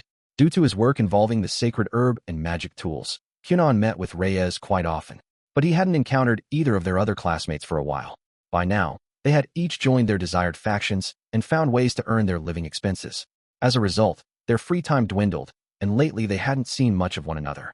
After hearing of Kunon's match with Soph, Hank and Rhea had apparently waited around for him all morning.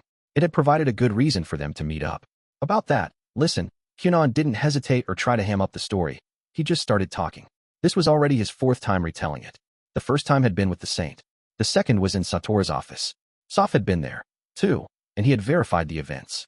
Then Kunon had recounted the story a third time to Rinko, his maid. The clothes Genie brought back for him had come from the house Kunon was renting, and so Rinko had heard something of what had happened. The second Kunon got home, she pounced. I heard your clothes got stripped off during a fight. Rinko was full of excitement and glee, and Kunon was forced to explain himself. When, in the end, Rinko declared that a man undressing another man feels quite naughty. I'm intrigued. Kunon felt bewildered in a way he hadn't for a long time.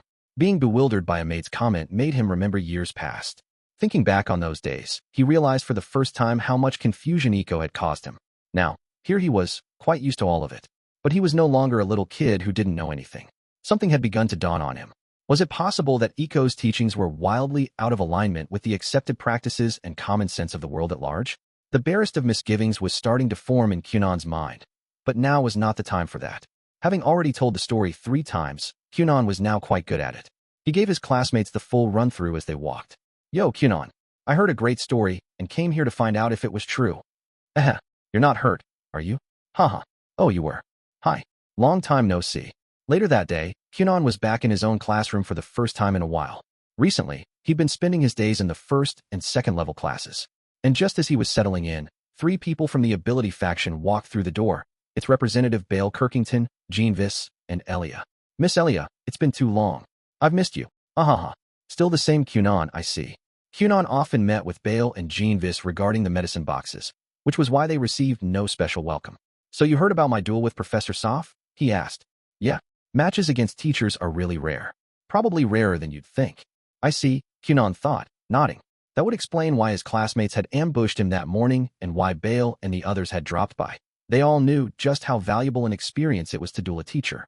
Kunon had assumed it was an uncommon occurrence, but maybe the opportunity had been even more precious than he realized. That wasn't the last of Kunon's visitors, either.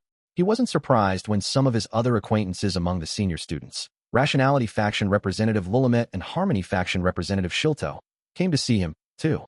Naturally, they also wanted to hear about his duel with Soph, but they had come to check on him, too, since they hadn't met up in a while. After chatting and making vague promises to do some research together in the future, they eventually left, though Shilto spent some time tidying up Kunon's room first. There, despite the small stream of visitors coming to chat with him, Kunon managed to finish writing up a report from the notes and memos he'd accumulated over the past few days. He wrote about his new spells, the things he'd learned from Satori, his battle with Soph, and various other matters. He'd been writing a lot at home, too, but at last he was finished. For the time being, he'd done what needed doing. Well then, what next? Satori had told him to stop by any time, and that she'd put him to work. It appeared that what he needed to do and what he wanted to do could overlap. If he went to Satori's office, he could learn from the teacher he admired. Plus, Genie was there. It was the perfect environment. And that was exactly why Kunon thought he might lose track of time there if he wasn't careful. But maybe that wouldn't be so bad. No, stop. As that thought began to creep in, Kunon shook his head, dismissing the option. It was easiest to work with people who shared the same attribute. In Kunon's case, that was water. But working with people whose attributes differed from his own was also very educational. In fact, Kunon's second teacher, Xianli, was an earth sorcerer. His tutelage had greatly improved Kunon's techniques and approach, which had still been very basic at the time. New discoveries could be made precisely because different attributes had different capabilities. Kunon was at a magic school attended by sorcerers of all attributes, including rare ones. If possible, he wanted to work with an attribute he didn't have much experience with. In that case, it came down to fire, I guess. Xianli had an earth crest, and they'd spent 2 years in frequent contact, so Kunon felt he'd seen enough for now. He had just gotten some experience with wind from Professor Soph. Though he was interested in a rematch, he wanted to take some time to brainstorm countermeasures against wind magic. One of the rare attributes, perhaps? But they were all busy and probably didn't have any room in their schedules for him. Kunon had worked with light magic when he and Reyes cultivated Churchilla, and they were still actively testing the south. What's more, the saint had to continue observing and recording her plant's growth, so she couldn't leave her room for long periods. If Kunon asked her to help him with an experiment, she'd probably turn him down. As for dark and foul magic, Kunon only knew of one sorcerer with either crest, and they seemed perpetually busy, too. Fire, huh? Okay, fire it is. In the end, Kunon concluded that he'd like to collaborate properly with a fire user for the first time. He would start by going to see Hank. If Hank was busy, Kunon would simply ask him to introduce another fire user. Maybe they could even do some kind of joint experiment. Kunon hadn't decided what he wanted to do yet, but he knew he wanted it to involve fire magic. Water and fire. What could those two seemingly opposed attributes do together? There were so many things he wanted to test out. Hank is in the Harmony faction, I think. If Kunon remembered correctly, the Harmony faction's base was a short, trapezoidal tower. He had only a vague idea of its location, but he could always ask a girl passing by for help. His course of action decided, Kunon left his lab. Oh, only a few steps outside the room, Kunon stopped. If he hadn't paused then and there, he would certainly have ended up at the Harmony faction base. But right at that moment, he realized something. I'm hungry. Kunon didn't have a great sense of the passage of time.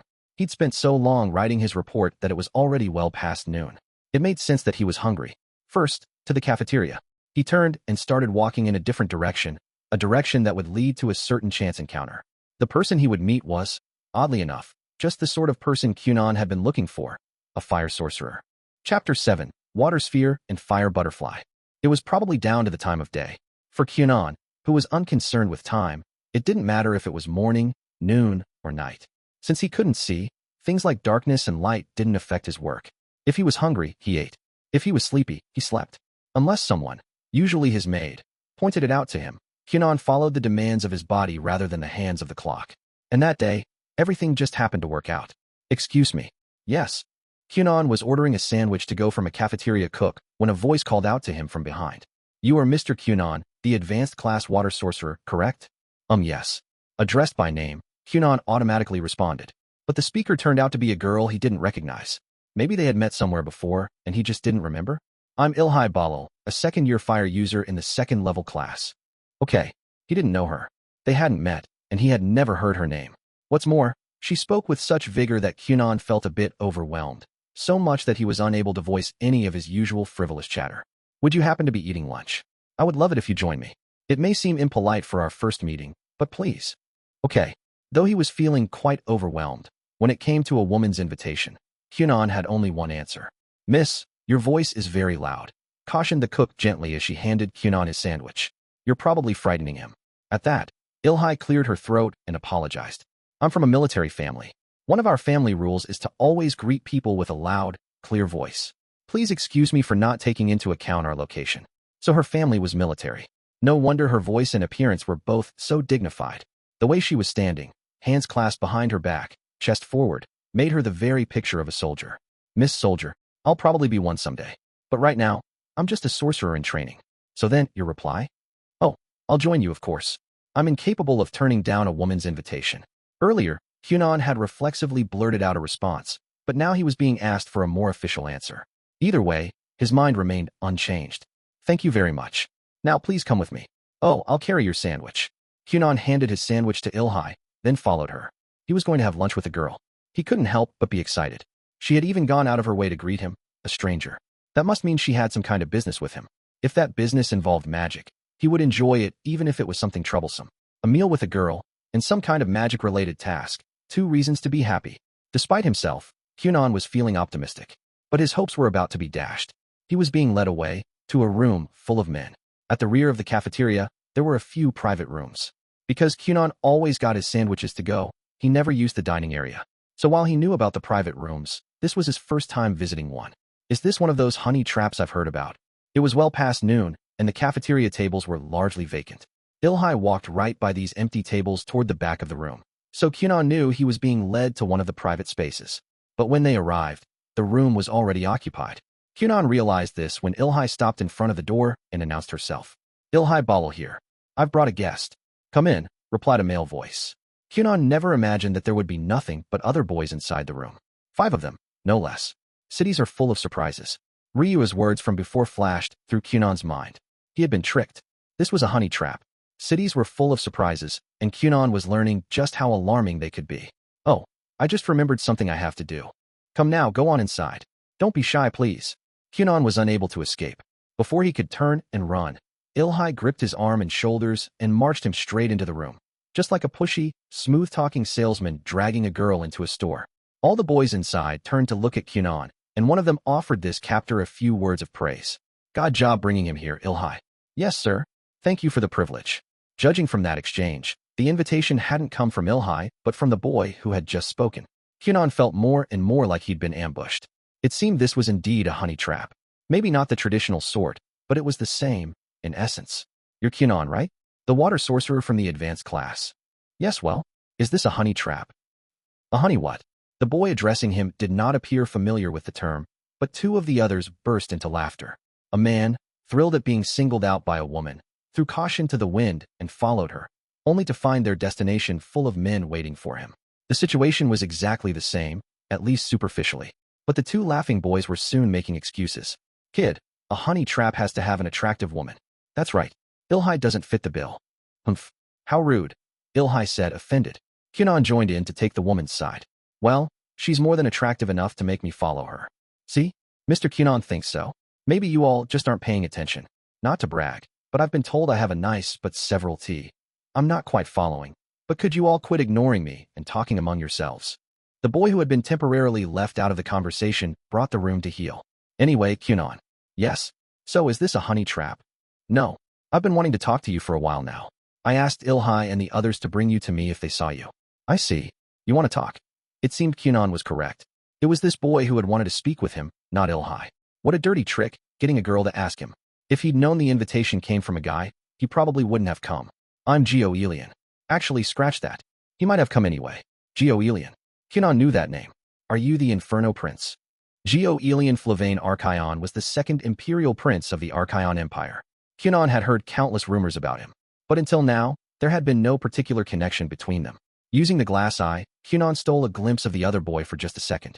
He was on the slender side, with a clear complexion, black hair, and blue eyes. He looked perhaps 1 or 2 years older than Kunon. His stern mouth paired nicely with his extremely handsome features, and there was an air of royal dignity about him, an unmistakable impression that he was a member of the ruling class. But what Kunon really wanted to see was the thing behind him. Frankly, he didn't care what the Inferno Prince looked like. It was incredible. So far, the somethings he had seen around fire sorcerers were typically red creatures made of sparks or flames. The Inferno Prince Gio-Elian was possessed by a huge, fiery wolf. Its dazzling body was made of blinding heat, and its flames were so intense, it felt like they would swallow him up if he stared for too long. The blaze was so beautiful, Kunon wanted to keep gazing into its depths. Though it shouldn't have been physically present, Kunon could feel its heat just from his fleeting glimpse, even though there shouldn't have been any heat to feel. Was its presence simply that strong? Kunon sensed the boy was of a higher rank than other fire users he had encountered. Probably a 3-star. Possibly even 4. You know my name? I see. So it's been getting around. That wasn't my intention. Getting around was quite an understatement. Kunon had heard of Gio-Elian without even trying, though it didn't. Seemed the boy himself meant for his reputation to precede him. When had Kunon first heard of the Inferno Prince? He felt sure he'd been aware of the name before he'd even arrived at magic school. And since then, he'd heard rumor after rumor. Kunon never thought to actively learn more about Gurion, though. He didn't pay much attention to what he heard, either. Since the Inferno Prince wasn't a girl, Kunon wasn't especially keen to meet him. All he really knew was that Gurion was an amazing fire sorcerer attending the same school, and that the 3 advanced class faction representatives were keeping an eye on him. Any excellent sorcerer was a target of Kunon's interest. But regrettably, the Inferno Prince was still a prince, and not a woman. As a result, Kunon had spared him no thought beyond. It would be nice to run into him somewhere someday. Please sit, Kunon. Feel free to eat your lunch. For a moment, Kunon waffled over what to do, but ultimately he sat. He was curious why the rumored Inferno Prince had called for him. But more importantly, regardless of how things had played out, he had a reason to stay as long as the girl who invited him was present. Ilhai had asked, and Kunon had agreed. Even though the invitation ended up feeling more like a honey trap, if Ilhai was there, his reply was still valid. There was no reason for him to leave. Then please excuse the brief intrusion, he replied. Of course. Garth, make our guests some tea. The private dining room also contained a simple kitchen where students could make both tea and less complicated meals. At Gurielion's instruction, the large young man sitting to his right stood up. Oh, since you've so kindly offered, I'll have milk tea without the milk, please. Got it. Milk tea without. So black tea then. He looked unsure for a moment before getting to work on the tea. After joining the group at the table, Kunon unwrapped his sandwich without hesitation. The freshly made bacon was still warm, the cheese melty and soft. The sandwich had only just been made and looked delicious. So was there something you wanted from me? He asked. To satisfy my curiosity. Curiosity, huh? The things they say about you intrigue me, he continued. I really wanted to talk to you. That's all. So he's just curious. I see, Kunon thought, nodding. So this has nothing to do with yesterday's incident? You mean the story about you dueling a teacher? I'm intrigued by that as well, but my interest goes back a bit further.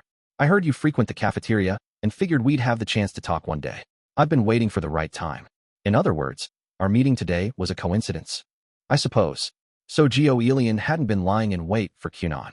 He had merely been hoping for a chance to meet. And today, it turned out, was his lucky day.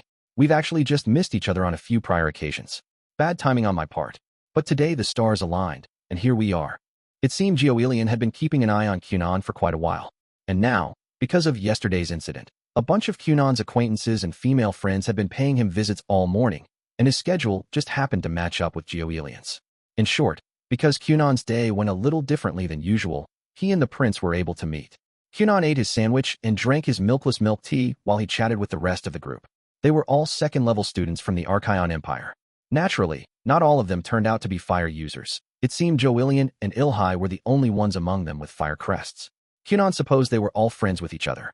He had learned from Soph not long ago about the source of second level's unruliness. Apparently, this group was the cause. But speaking with them now, they didn't give him so bad an impression. First it was Azel, the first year in second level, and now the Inferno Prince. Just what was the truth? While Kunon was mulling this over in one corner of his mind, the conversation turned to Gurielion's nickname, the Inferno Prince. The prince's composed features showed a vague discomfort. Kunon, he said, I don't know what kind of rumors you've heard about me, but I have never once used my family name at this school. I've never indicated or shown off my royal heritage. I wanted to spend my time here as a student and nothing more, and that's still the case.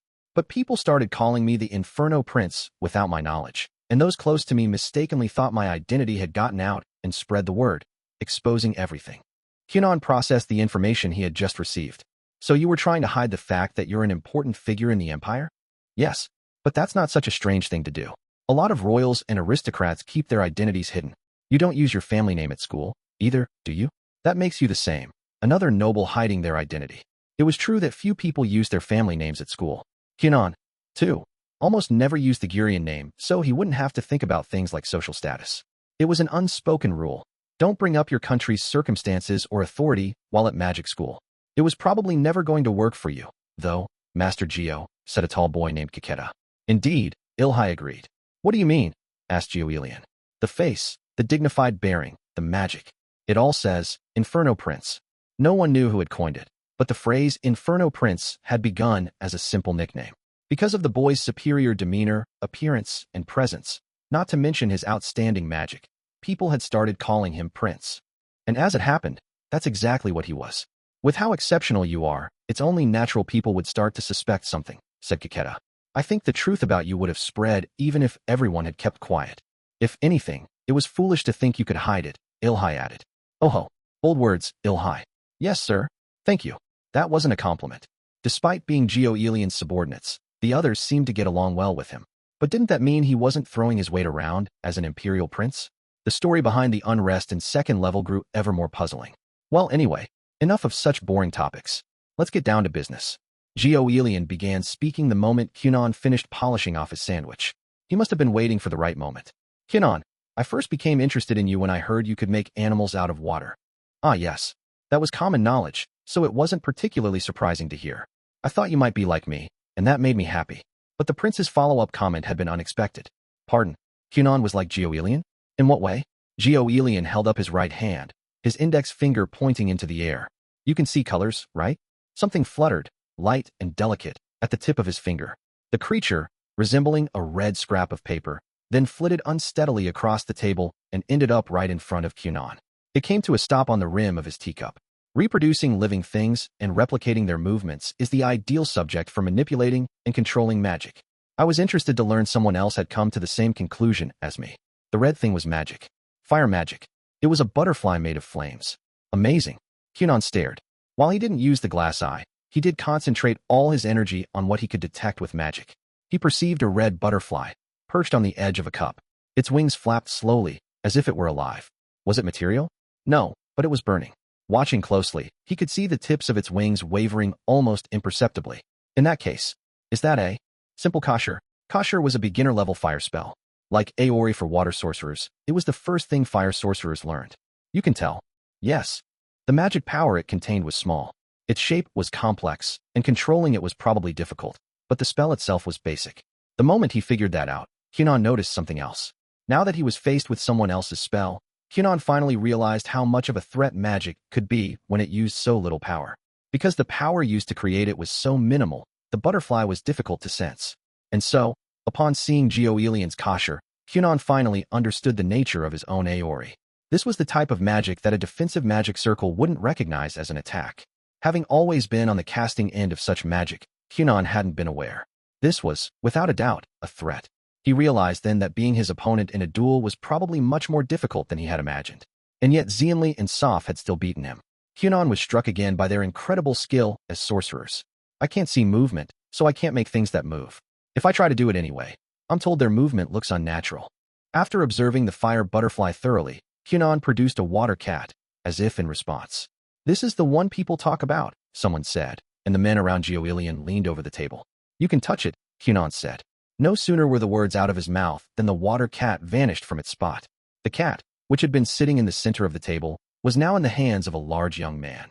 The one called Garth who had served Kunon his milk tea without milk. His full name was Garthries, but those close to him called him Garth. He was petting the cat and nodding, as if in understanding. It's a cat. Definitely a cat. That's not fair, Garth. Hey, shouldn't Master Geo be the first one to touch it, look at it, and pet it? Shut up. As his guard, I'm just checking to make sure it isn't dangerous. I can tell just from holding it a little that it's cute and harmless. But I think I need a bit more time. So cute. Garth was Geo-Elian's guard, apparently, and Kunon suspected he was currently being just a little bit selfish. Geo-Elian was staring at him intensely, but Garth didn't look like he wanted to give the cat up anytime soon. Evidently, he really liked cute things. Well, I can produce quite a few, so. Kunon had found Garth very masculine in both voice and physique, and was quite confused by his unanticipated reaction to the cat.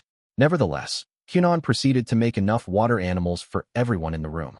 I had heard it was possible to recreate something down to the feel of it, and I see it really can be done, Geo-Elian said, stroking a giant hairless rat. This animal was the most popular feature of Kunon's business. Though the word hairless was in its name, it actually had very short fur, so short that its skin looked wrinkled. Just for fun, Kunon had made a long-haired version, too. He could make adjustments to the rat quite freely, since it was an artificial creature. As it happened, the rat had garnered a semi-rabid fan base that was split between those who liked the hairless version and those who preferred the long-haired one. Kunon didn't really have a preference, himself, and because he didn't care either way, he had decided not to get involved in the matter. Naturally, you can't touch my magic. No matter how tangible they seemed, Geo-Elian's creations were made of fire. Unlike water and earth, fire was only the phenomenon of combustion and didn't include physical matter. Consequently, his fire animals didn't have a texture to change. What other things can you make, Geo-Elian? I've practiced making most of the animals and magic creatures you see in picture books. Mine might be easier than the ones you produce with Aori, since there's no need to make them feel a certain way. I see, no need. Was that really true? For a moment, Kunon contemplated types of fire accompanied by physical matter, such as lava and flammable liquids. If one used something like that, perhaps it would be possible to make a fire one could touch. Despite thinking that far, Kunon remained silent. He didn't know if fire sorcerers could produce things like lava. But more importantly, he worried that if such an experiment failed, it could result in anything from minor burns to utter disaster. If it was possible, Gioelian would probably think of it himself one day. Until then, it was better not to say anything ignorant. Such a concept was too dangerous even to test. My main focus is on creating a shell or outward-facing membrane as a framework, so it differs from your fire even in terms of the approach to its construction. Fire needed to be molded into a shape, while water needed to be formed into the framework of a shape. Kunon wasn't sure which was harder. Since the magic was of two different attributes, it was difficult to compare them directly. It's an interesting subject, said the prince. What are your plans after this? If you have time, I'd like to talk a little more. I agree. Kunon also found the topic fascinating. Fortunately, he had basically no plans that day. Just when he'd been thinking that he'd like to work with a fire user, he'd met Gioelian. Because of that, he'd already achieved his goal for the day, the Inferno Prince. Talking to him was bound to be interesting. After all, just as his nickname suggested, he had a deep, authoritative understanding of magic. Please stop. I don't really like animals. Cuteness doesn't matter to me. I judge them only based on whether or not I can eat them. You have a lot of nerve, telling a stupid lie like that in your position. Stand up already if you don't like it. We're nowhere near done. It was unclear how things had progressed to the current situation. At some point, Ilhai had lain down on the floor, and the boys had begun piling water animals on top of her in some weird sort of game. Ilhai was now completely buried. Dogs, cats, giant hairless rats, scaled-down horses, some with wings, and ponies surrounded her. Or rather, they covered her. She was their foundation. You want to switch? Hey, can we switch? Garth seemed extremely jealous, but despite Ilhai's complaints, she didn't appear to have any interest in letting him take her place. Have you gotten it? Yes. So this is a dragon. Don't touch it. You'll get burned. Gioelian and Kunon remained engrossed in their conversation, as though unaware of the surrounding commotion. Kunon produced more water animals when pestered, but he did so mostly without paying attention. Talking to Gioelian was far more interesting. There was now a small dragon standing on the table.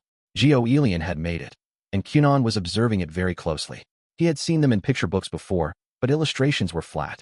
Having only two-dimensional pictures as a reference hadn't allowed him to truly comprehend their form. But with this fire dragon, though it was intangible, it had depth. It could be meticulously studied from every possible angle. How intriguing. Looking at the dragon, Kunon recreated its shape with the Aori in his hands. And as he worked, Gioelian watched his process, totally engrossed. Everyone else had moved away from the table to keep from disturbing them. No one could keep up with them and their lively conversation on such complex topics. The pair didn't even notice when everyone else got up. There were several other boys and a girl in the room with them, but by that point, Kunon and Gioelian had no attention to spare for anyone else. Apparently, quite a lot of time had passed. I'm sorry, I overstayed my welcome, said Kunon as the group was exiting the private dining space. He had arrived at the room in the afternoon, and now it was evening. The winter sky was already growing dark. He had gotten totally lost in conversation with Gioelian, and night had fallen without him noticing. Because of Kunon's indifference to the passage of time, this wasn't a rare occurrence, but this time it had affected someone else, too. When it came to magic, a person's gender didn't matter. Kunon had no desire to bring such matters into it. Well, okay, he supposed he would prefer to talk to a woman. But leaving that aside, Kunon still felt indebted to the other boy for giving up so much of his time on their first meeting. Kunon had enjoyed himself so much, he'd forgotten everything else. But what if Gioelian didn't feel the same? No need to apologize. I had fun, too, said the prince, and he meant it. Kunon was his guest, of course, and his host had to be polite. But even if that weren't the case, Gioelian would have said the same exact thing, thought Kunon. The prince's words in that moment held an undeniable ring of truth. It's going to be rough when we get home, Master Gio. I know. I'm prepared. Kunon didn't understand the short exchange between Ilhai and Gioelian. Is there something you have to do? He asked. Don't worry about it. Just some boring business that's been delayed. He'd simply whiled away all of his imperial study time to continue a fun conversation. Gioelian was the second imperial prince of the empire, and it was expected that he would either assume some key position in his own country or be sent abroad to marry in another. Whichever path he took, he would do so as a member of the imperial royal family. Accordingly, it was his duty to complete assignments set by the empire, even if he was enrolled in magic school. There were a lot of wealthy kids and those connected to royal and noble families in second level who needed the extra time to study for their respective futures. Some would inherit titles, and some were destined to serve as sorcerers in royal palaces or courts. Others might have different circumstances, such as those who planned to inherit the estate they married into. Under normal circumstances, Gurion was at the age when he would have attended a school for nobles. Yet he had chosen this school instead. And in that case, where was he going to acquire all the knowledge and etiquette that royals and aristocrats were supposed to have? The answer, of course, was in his spare time outside of school. That made the advanced class an unrealistic option. He would have had to study magic, memorize whatever they taught at the school for nobles, and earn his own money on top of everything else. A schedule that packed would have been unmanageable. Gurion's afternoons were usually spent studying at home. That day, he just happened to stay behind at school a bit later in preparation for the Intura tribute competition to take place at the end of second semester. Once class ended, they practiced. After that, they ate a slightly late lunch and were merely relaxing a little before heading home. When Ilhai arrived with Kunon, the boy Gurion had been longing to meet. And now here they were. Once home, he would do the studying he'd originally meant to take care of in the afternoon. He would probably have to keep studying after dinner, too.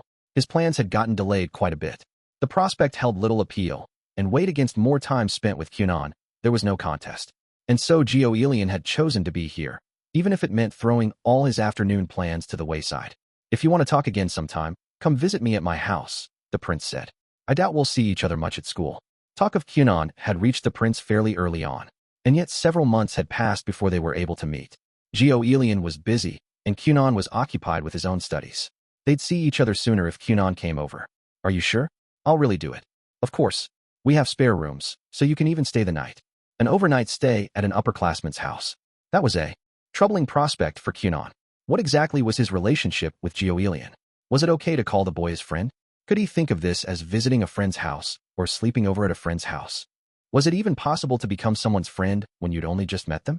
Kunon's fretting was interrupted by Ilhai exclaiming, Garth and I live with him, too. Huh? You live together. Ilhai and Garth also serve as my guards. It seemed they were his friends and his bodyguards.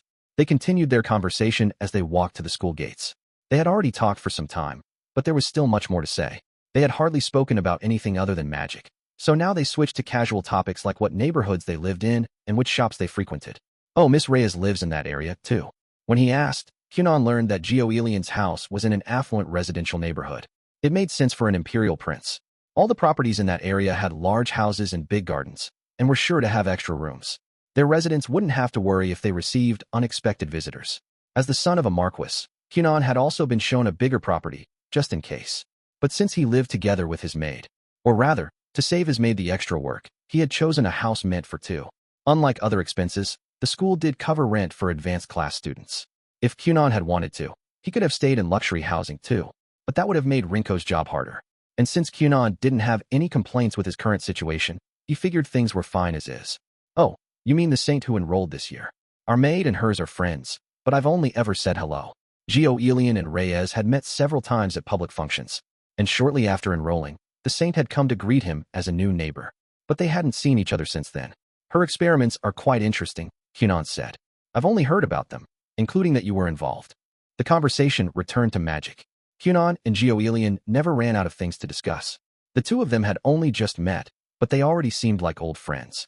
Earlier that day, while Kunon and Gurion were talking in the private dining room, an incident was taking place in Laboratory 3.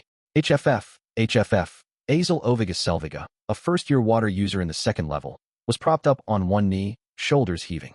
His head spun. He had used too much magic. He was bleeding a little, but not enough to cause dizziness. Azel, Radia Fle Rodia was in a similar state. She held out a hand to help him, but Azel brushed it aside. Then, driving his almost spent body into motion, he stood, using only his own strength, and declared, "We win." The ones he and Radia had just defeated lay sprawled on the floor or down on their knees. 5 first-year students from the second-level Earth class. Listen, as agreed, you now follow us. From now on, forget about the Empire and all that. You will obey our command. No one raised their voices in agreement, but neither was there any opposition. They had lost, despite an indisputable advantage. They were defeated 5-2. None of them could say a thing. Not the ones who had fought, nor their classmates who had merely watched, nor any of the other first years. Complaining now would only mean disgrace. In fact, the reason no one had spoken up in agreement yet was because they were stewing in remorse. Frankly, they were embarrassed by their loss. As I explained beforehand, at last, Azel and his allies finally had control over every single first-year classroom in the second level. They could finally take on the second-year students. Next, we'll challenge the second years to a duel. You'll stand with us and observe the fight. At long last, it was time. They were going to challenge the second-year Inferno Prince. The small flame of rebellion they had lit was unmistakably spreading. Strike down the Inferno Prince, the Imperial student's symbol. That was their aim, and they had finally come this far.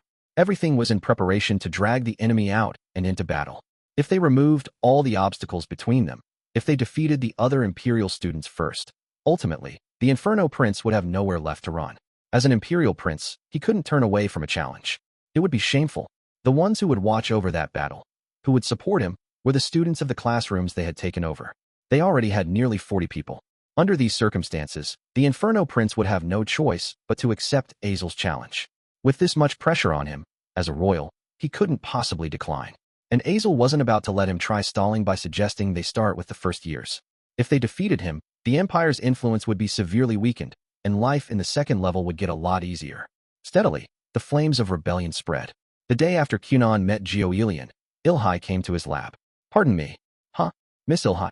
Kunon, in the middle of reading a book, was caught a little off guard by her loud entrance. They had only met the day before, and she'd already come to see him. It seemed a bit soon for a reunion. Oh my, what a privilege to encounter such a dignified young woman 2 days in a row. Kunon had no problem with it, of course. "You're too kind. Actually, there's something we forgot to mention yesterday. Also, I think you should do a little cleaning in here." "Something they forgot to mention? What is it?" Kunon ignored the comment about tidying up. He was more curious about the other matter. "Master Gio is planning on having a short lunch at the school, starting now. I know he mentioned that you are welcome to come to the house, but I don't believe lunch was discussed." "Is that so?" Kunon recalled the previous day's events. "Talking with Gioelian had been so much fun. Just between you and me," Ilhai continued, lowering her voice. "It seems like Master Gio really enjoyed spending time with you yesterday, Mr. Kunon. He's always busy, so, if you don't mind, would you spend some more time with him if you're free? You could go see him now, during lunch." "Oh, I'll go." The other boy had even gone so far as to invite Kunon to come stay the night at his house, whether he truly meant it or not. His time with the prince had been so pleasant that Kunon wanted to believe the sentiment was genuine. He had been wanting to spend more time with him. He had even decided that he really would visit his house someday. That was how much fun he'd had the previous afternoon. If now was convenient for Gioelian, Kunon wasn't going to object. What reason did he have to refuse another delightful conversation about magic? A gentleman never says no to an invitation from a lady, after all. And on top of everything else, the offer had come from a girl. Kunon wouldn't embarrass himself as a gentleman by turning it down.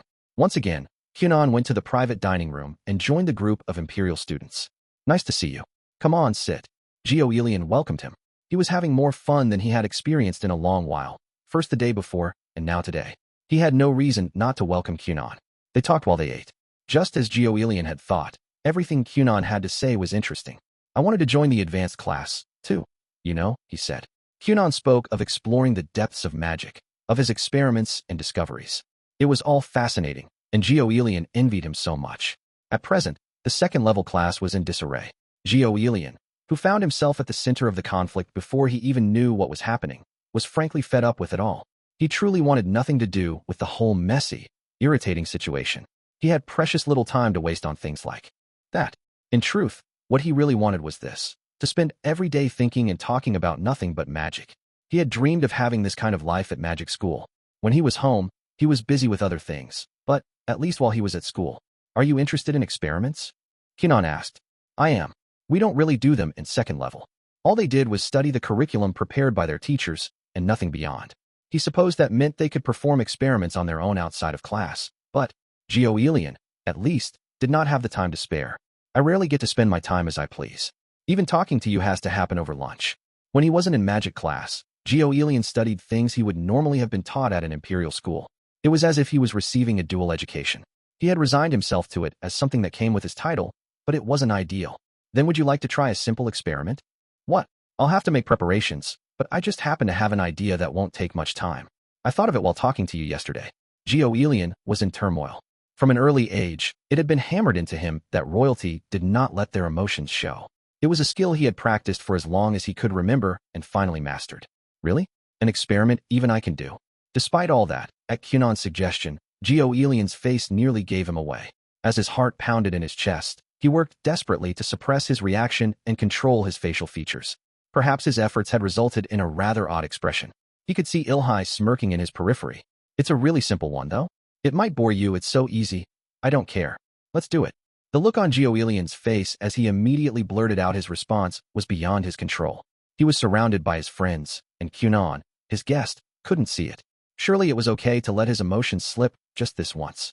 Or maybe just for the day. What's this? It's processed bone from a monster. Do you like stuff like that, Gioelian? I do. Actually, I'm not sure. But I think it's interesting. What is it used for? That depends. Bones containing magical elements have many uses. Since it's in that section, I would guess it's used for some sort of divination. Divination? Like fortune-telling. Exactly. I can do it, too, more or less. I studied hydromancy and water scrying for a brief period. I'll tell your fortune for you sometime. PFF. Well then, I'll be sure to take you up on that. Kunon and the others had arrived at a general magic goods store. They were just making a quick detour on their way home. Standing side by side, Kunon and Gioelian looked as thick as thieves. Watching over the pair from behind, a short distance away, Ilhai and Garthries were grinning. Though his expression didn't change much, the perpetually sullen and uninterested Gioelian seemed to be having a wonderful time. It was a rare and heartwarming sight. Actually, this might have been the first time they ever saw him let down his guard to such an extent. They really are two peas in a pod, aren't they? Said Ilhai. Yeah, Garthries agreed. The two boys had only known each other for a day, and yet they seemed so close, it was almost impossible to believe. Well, all that matters is that Master Gio is enjoying himself, Garthries said. Agreed. By the way, doesn't it look like they're on a date? Hearing those words made Garthries think it, too. She's right. It really does feel like they're on a date. He hadn't realized it before, because there was a reasonable amount of distance between them. Space enough for two other people or so. But there was a sort of closeness between Kunon and Gioelian, something that had nothing to do with physical space. It was hard to put into words. I'm glad Mr. Kunon is also a boy, he said. That meant there wouldn't be any disputes over marital status. If Gioelian, as an imperial prince, desired such a relationship with someone, there was a good chance things would get complicated. Yes, it's good they're the same gender.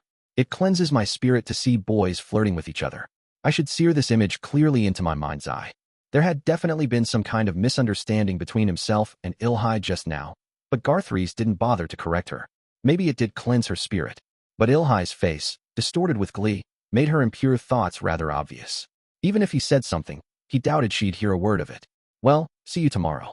Their brief shopping excursion over, Gioelian's group parted ways with Kunon in front of the store. The following day, Kunon visited the private dining room once again. It had already become their go-to meeting place. Hello, he said. I'm looking forward to our experiment today.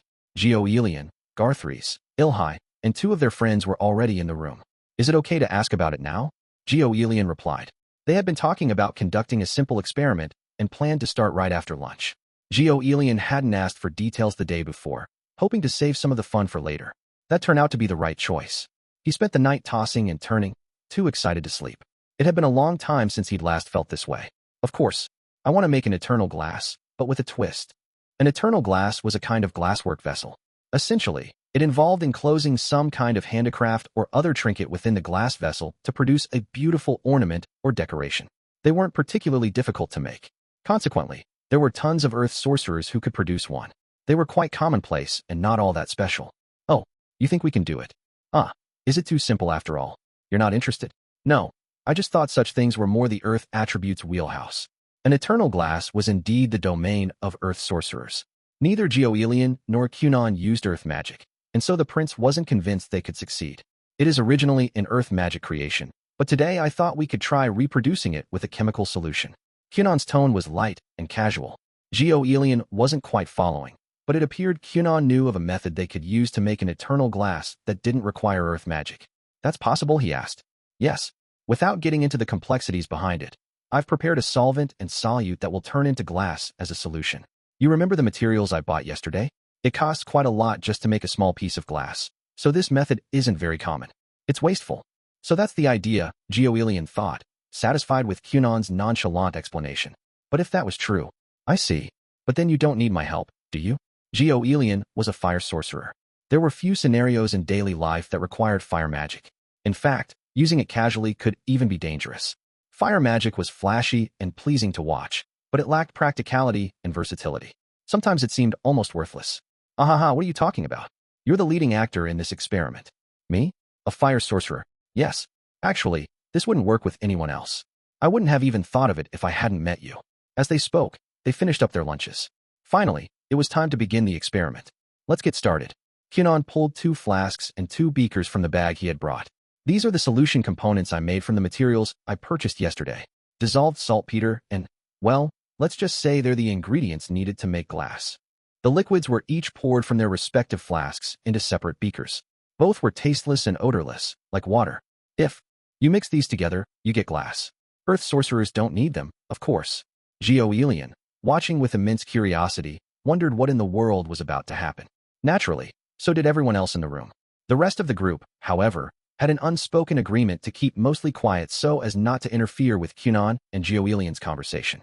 Please make a fire butterfly out of this Aori, Kunon said, as a small sphere of water appeared a short distance from his face. It drifted gently through the air to stop in front of Gioelian. You want me to make one out of this? Oh, it's flammable, so it'll burn. Don't worry. All right. The Aori caught fire, just as Kunon had said it would. Then its shape shifted, and it became a butterfly. This is, you understand, right? This butterfly is a product of both of our magics. Ilhai whispered excitedly. Their first collaborative effort, but everyone ignored her. Yeah, I get it. The burning water had been molded into a fire butterfly. In other words, it was fire that had substance. Keep it just like that, please. Now we anchor it with one of the glass components. Kunon used an Aori to make the liquid in one of the beakers float up out of its container. Then it swallowed the fire butterfly up. It's anchored now, so you can relax. Thank you. As expected of an experiment described as simple, the work involved was very easy. However, it trapped the fire. An eternal glass was a glasswork ornament with an object contained inside. Pretty things like flowers and jewel beetles were common choices for containment. But Kunon had chosen to trap fire, an immaterial phenomenon, inside glass. What a fascinating idea. Now we put it back into the beaker temporarily, mix in the second glass component, and secure it until the glass has totally crystallized. And I think that's enough. There we go, all done. Thunk. Kunon removed the crystallized structure from the beaker. Left on the table was a beautiful butterfly made of fire, enclosed in a glass cylinder. The fire's constantly flickering form and color gradation had been captured intact, preserved exactly as they had been the instant the butterfly was engulfed. Wow, so it can be done, Kunon exclaimed. I wasn't sure if it was possible when I came up with the idea. He had trapped burning water in glass, while it was still actively burning. It was hard to believe he'd really done it. Yeah, I'm surprised too. They'd just conducted an experiment. They'd taken a proposal, something they weren't sure they could do, something they might fail at, something that seemed impossible, and they'd attempted to make it happen, or to confirm that they were right. The advanced class sounds really fun, Gioelian thought. This eternal glass, can I have it? He asked. Of course. Ilhai whispered excitedly. The fruits of their union. But everyone ignored her. Chapter 8. Anxiously awaiting. Master Gio, I have something interesting to share. Kaketa announced, bursting into the private dining room. At least knock, said Gioelian. We have company. Oops, my mistake. I didn't know you were here, Kunon. Pardon the intrusion, Kunon replied. Yes, Kunon was also present. It had already been 4 days since he'd met Gioelian. And every one of those days, Kunon had spent his lunchtime here. All of them were busy, so they only saw each other during lunch. There were still so many things they hadn't talked about yet, and more joint experiments Kunon wanted them to try, but there was nothing they could do about the lack of time. The group was made up of 4 boys, counting Gioelian, and 1 girl, all from the Empire. Garth and Ilhai were the prince's guards, while Kaketa, Yuvan, and Costello were friends. Sometimes they would join them for lunch, and other times they'd be absent. That day, Costello was absent, and Kaketa was only just arriving. As always, the percentage of men in the room was high. You mentioned something interesting? Gioelian prompted. Oh, should I leave? Asked Kunon, but Kaketa waved off his concern. No, you're fine, he said, sitting down at the table. The first years started an uprising. They're storming the second-year classrooms right now. What? An uprising? Yep. And you're their target, Master Gio. What in the world? None of this made any sense. That sounds fun. Depending on their motive, I might want to turn against Master Gio too. Ilhai, who was expected to protect Gioelian, had just said she wanted to be his adversary, but no one acknowledged her statement. It seemed she was just the type who said things like that. Remember how there was talk of people from the Empire walking around acting like they own the place and using your authority as a shield? They're rebelling against that. Oh, that. Just as understanding dawned on Gioelian, a small, escaped from Kunon. I've also been concerned about that issue, he said, knowing it was not the time to stay silent. He had mentioned his stint with the second-level class not too long ago. However, he hadn't gone into the reason behind it. All Kunon had said was that he participated in the class after the teacher lured him in with the promise of a private lesson. He had kept the details to himself. But now, the more I've gotten to know you, he continued, the more I've realized there has to be some kind of misunderstanding. And that meant his justification for keeping the truth to himself had disappeared. Kunon had spent time with this group every day for the last 4 days, and during that time, not one of them had acted even slightly domineering or arrogant. Gioelian least of all. Second level was in an uproar because of the Inferno Prince, and his presence had strengthened the Empire's influence. As far as Kunon had heard, Gioelian was the main culprit. You've never made any statement or taken any action as the Imperial Prince of the Empire, so how could you be exerting any influence? The Inferno Prince that Kunon knew was just another sorcerer in training, at least as obsessed with magic, if not more so, than Kunon was himself. Everything else, quite frankly, was secondary to him. That was just the kind of person he was. The thought had run through Kunon's mind countless times. He's just like me. They were so similar that Kunon almost thought of him as a second self. I see. So that's how you see me, Kunon. Gioelian breathed a small sigh. Personally, I think people often get the wrong impression of me. I don't mean to act arrogant, but sometimes I come across that way, despite it not being my intention. I have nothing to do with this incident. Some people from the Empire are just using my name to throw their weight around. In other words, that was the real reason behind the unrest in the second-level class. Yuvin, who was usually quiet, spoke up. In a soft voice. To be a bit more precise, they're using Master Joe's skill as a sorcerer to bolster his influence. I think his reputation as a magic user is why things have turned out this way. In short, they were relying on his powerful presence. You haven't tried to stop them? Kunon asked. Why would I, when it has nothing to do with me? I don't have any reason to get involved. Garth, who was sitting with a water cat in his lap, was exasperated by Gioelian's flat refusal. That indifferent attitude is what leads to these misunderstandings, you know, he shot back. You should make yourself clear. We've known you for a long time, so we understand what you mean. But if you don't convey things better, you'll put Kunon off. I suppose you're right. It seemed Gioelian's approach had already met with a few failures. When I'm at magic school, I'm just a student. I abide by the rule to leave my position at the gates. If other people here are using my authority, does that mean I'm at fault? I just want to study magic.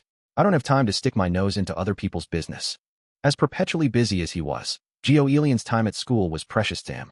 He didn't want to get involved with anything troublesome, and he didn't want to do anything that didn't pique his interest. That was why he never used his family name. He was just another student here. He wasn't Gioelian the Imperial Prince right now, so what was he supposed to do? Suppose these so-called Imperial forces end up hurting someone or committing a crime in the course of their bullying, he continued. That would be a reason for me to intervene.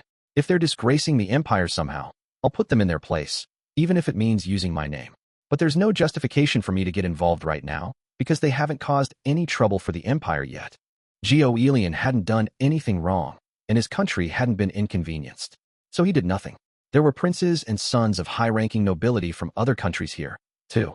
If he made a wrong move, he could very well start an international dispute. That was why he kept his focus purely on his own country. Anyway, both sides are in the wrong, aren't they? There is no such thing as royal or noble authority here. Kunon, what do you think? What do we have here? Kunon could feel the expectation in Gioelian's words that they must share the same opinion on this matter. You're right. There's no such thing as royal or noble authority in this school. There's only magic. He gave his answer firmly, and it was exactly what Gioelian was hoping for. Exactly. Only magic. Which means there's only one correct course of action. If they have some kind of issue, they can settle it with magic. No matter who they are, or what the problem is. These imperial forces, or whatever, are acting like that because they're obsessed with politics and social status and influence. All things that don't exist here. There's no reason for something as overblown as a rebellion.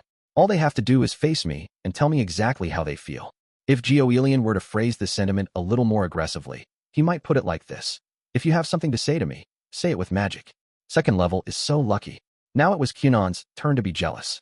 They have tons of reasons to oppose you. They can duel you any number of times, even start an uprising against you. I bet you'd accept every challenge. This is the first time since I came to school that I felt dissatisfied with being in the advanced class. Gioelian laughed. Maybe it's coincidence, or maybe it was inevitable, but I've been wanting to duel you for a long time too. If only they were both in second level. Kunon would already have challenged Gioelian. The Imperial Forces' activities would have served as a nice pretext. They could have had countless duels by now. Will you accept my challenge? Even though I have no reason for it. Of course I will. But now isn't the right time. Second level's final exam was fast approaching. And there was the rebellion, too. Someone was sure to come looking for a fight with Gioelian soon. If I was in second level, said Kunon, We wouldn't have to negotiate like this, would we? I could just say, I don't like you, fight me, and that would do it. And I would say the same to you. Gurion stood. Lunch was almost over.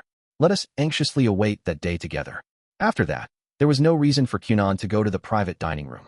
Instead, he decided to attend to his own affairs while he waited for time to pass. For now, he was satisfied with having created an eternal glass. He had fulfilled his original goal of doing something with a fire sorcerer. They had created a single object from two supposedly contradicting attributes, water and fire. Not bad for an experiment conducted with limited time. In addition, Kunon was content with having met Gurion. They even had a promise to duel. Just as Gurion had said, the wait wouldn't be easy. But Kunon patiently endured, sure they both felt the same. The rebellion was, apparently, unsuccessful. The first-year water class had challenged the Inferno Prince and lost. But the flames of revolt weren't extinguished. Rather, the first-year students were demanding rematch after rematch. Kunon's one-time acquaintances, Azel and Radia, along with the students allied to their cause, were rising up. From what he'd heard, their days had become quite wild. They picked fights with anyone from the Empire, and Gurion was at the top of their list. I'm jealous of that, too, Kunon thought. He genuinely envied them not only for getting to duel Gurion, but also for getting to challenge other students. Most people in the advanced class were absorbed in their own magic and research, and duels were relatively uncommon. Kunon thought the advanced class was much better suited to collaborative efforts. Because everyone worked alone more often than not, the occasional chance to join forces was welcomed. Second-level students probably got into disputes more readily, because they were all being made to follow the same path. It was a group of people of similar age, whose backgrounds and beliefs were all different, crammed into the same place, and pursuing the same goals. Though it was hard to say why, that kind of environment seemed like a breeding ground for headstrong individuals. Oh, Kunon, it's you. Kunon hadn't heard that voice in a while. It's been too long, Miss Cassis. Is the highlight of your ensemble today the maiden's heart in your chest? I have no clue what you're talking about. Kunon had just been summoned to a teacher's office on a business matter. He was heading home after finishing his work, and as he was about to exit the school building, he ran into Cassis from the Rationality faction. She seemed to have a negative impression of Kunon, as her standoffish demeanor made clear, and she spoke in a low voice, like she was pouting. Those things made no difference to Kunon, however. She was a girl, so he treated her like one, and that was that. I don't think we've seen each other since our joint research project, he said. Don't. Her voice sank even lower. Don't remind me of all that money that slipped between my fingers. A while ago, a team of water sorcerers, Kunon among them, had gone hunting for sunken ships. Various things had led them to veer off from their original research topic, and they'd ended up exploring a shipwreck. They successfully recovered jewelry and other valuables from the site, and everything seemed to be going well, but ultimately, circumstances led to the spoils being claimed by their original owner, the country the ship had belonged to. As a result, the team's expected earnings took a big hit. For Kunon, who hadn't been anticipating making any money from the project when it began, the positives outweighed the negatives. He had ended up earning both credits and money. And above all, he had gotten to see Lilamet's dark magic in action. Not that he could actually see it, of course. That ruined all my plans, muttered Cassis. I was hoping to go on an extravagant spending spree with a nice boy. Cassis still seemed bitter over the incident, though quite some time had passed. A nice boy? Asked Kunon. What'd I do? I don't like guys who say things like that so casually. Oh, really? I mean, you'd say that to anyone, right? I would indeed, Kunon thought. You say it as easily as you say hello, don't you? That's very true, he thought again. He had a feeling Cassis would get angry if he said what he was thinking, however, so he kept it to himself. I'm looking for a nice boy who will say things like that only to me. In that case, I hope you find one. There was nothing in particular they had to discuss, since they had only encountered each other by chance. After that simple exchange, Kunon and Cassis parted ways. Oh, Kunon, wait. But only very briefly, before Cassis started chasing after him. I heard you recently made friends with the Inferno Prince. Is that true? The Inferno Prince. Apparently, Cassis had heard people talking about him and Gurion. Introduce me, please. Oh, I can't do that. Why did you answer so fast? Are you picking on me? Kunon's heart gave a little flutter, perhaps because a girl had accused him of picking on her. It was a nice phrase, filled with the power of femininity. No, it's just that Gurion and the people around him aren't like that. How do I put it? They're rather sedate, I suppose. Or perhaps serious is the word. I don't think I could just casually introduce someone to him, or introduce him to someone else. You understand, right? So why don't you try greeting him yourself, Miss Cassis? It's irritating, but I do kind of understand. Cassis agreed that the prince didn't seem like the kind of boy one could casually introduce girls to. His guards were always with him, and she had never once seen the prince do anything boys his age were wont to do, like having a nice time with friends. In short, he seemed like a wet blanket. Whether that attitude was affectation or his natural state, Cassis didn't know, but the prince could hardly be called approachable. And in any case, Cassis was still really shy around strangers. Humph. Well, whatever. I'll just admire him from afar. It seemed as though Cassis had come to some internal conclusion and decided to carry on as before. Anyway, do you know when the final exam is? She said. It's really soon, right? Exam? Does the advanced class have one too? No, we don't have exams or classes. I meant for second level. Aren't they holding a competition at the end of the semester? Come to think of it, Kunon had heard something like that. When he was taking first-level classes, Genie had seemed preoccupied and kept saying something about preparing questions for the final exam. Soph had talked about it, too, as had students in the second-level water class, and even Gioelian. Kunon had thought the exam had nothing to do with him, since he was in the advanced class, but, is there a reason I should know when the exam is? Huh? You're not going to watch. What? That's allowed. No one had told him that before. When people discussed the exam in front of him, he got the sense that the advanced class was completely uninvolved. Oh, that's right. You're a first year. You must not know. You didn't hear it from me, but people who want it can watch it in secret. Of course, you have to make sure the students taking the exam don't find out. That's why the official stance is that we aren't allowed, probably. I'm pretty sure anyway. Huh. Her tone had gotten a bit vague at the end, but the point was clear. What mattered was that he could watch the exam. So I can observe too? I think so. You haven't seen the Inferno Prince fight yet, have you? When you do, you'll know right away how he got his name. When she put it like that, there was no way Kunon could miss it. At least, that was what he wanted to say. If that's the case, I'm afraid I'll have to decline. But Kunon decided to hold back instead. It was a heartbreaking choice. If he was being honest, he would have said, obviously, I want to go. If someone told him the competition was going to start immediately, he would want to go even if it meant canceling the rest of his plans for the day. But now was not the right time. Huh? Well, okay. I mean, it's not like I care. Cassis, who had expected Kunon to jump at the offer, was a little disappointed. After that, she headed off, for real this time. It's really not the right time, Kunon muttered. He wanted to go. He wanted to watch the exam. He wanted to turn on his heel and dash after Cassis and say, I'm coming with you. But right now, he just couldn't. Right now, he was supposed to wait with bated breath until his duel with Gioelian. Kunon wasn't in the mood for experiments or research. He was just single-mindedly counting down the days. What would happen if he saw Gioelian's magic in his current state of mind before they got to fight? What if he figured out its secrets? He was sure to regret it. It wasn't that Kunon didn't care whether he won or lost, but more than anything, he wanted to fight a fair match. And that meant not only being polite and respectful, but refraining from gathering any information that might give him an advantage. Kunon wanted no part in that. He wanted the two of them to start on equal footing, as much as that was possible. Several days passed. The first and second level students' exams concluded without incident, and the second semester came to an end. The day Kunon would finally see Gioelian once again was right around the corner. Epilogue, the letter. To my beloved fiancé, how are you faring during these days of bitter cold that make one yearn for spring? Personally, I long for you even more than that lovely season. Has anything new or interesting happened lately? I'm busy earning credits so that I can advance next year. I'm so wrapped up in experiments and research that each day passes in the blink of an eye. Soon it will be 5 months since I began my life here at the Direshik School of Magic. Practically half a year. I'm totally accustomed to school life now, and I'm overjoyed to have discovered so many sorcerers more incredible than me. The number of female friends I've made has increased as well. Just recently, we went to the sea, stayed overnight, and conducted some magic experiments in the ocean. I would like nothing more than to take you to the sea someday. The more I get to know different women, the more your charm stands out in my mind. Though I am still a long way from graduating, my feelings for you only continue to deepen. Oh right, I ran into my old mentor, Jenny Course, here at school. I don't remember if you ever met her, but I'm sure I've mentioned her name several times before. I was so glad to see her again, though it was a little embarrassing seeing someone who knew me as I used to be. How are you, Your Highness? I'm sure training for knighthood must be difficult. Eventually, I want to develop and send you a magic tool that can be of use to you. That is currently my secret goal. I want you to think of me and cherish it. But that's still a long ways off, so please don't be mad if I can't manage it. It gets quite cold at night. Please take care of yourself. With eternal love, your Kunon Gurion. P.S. I also got to meet a female teacher I have long admired. She's so incredible, I got a little carried away.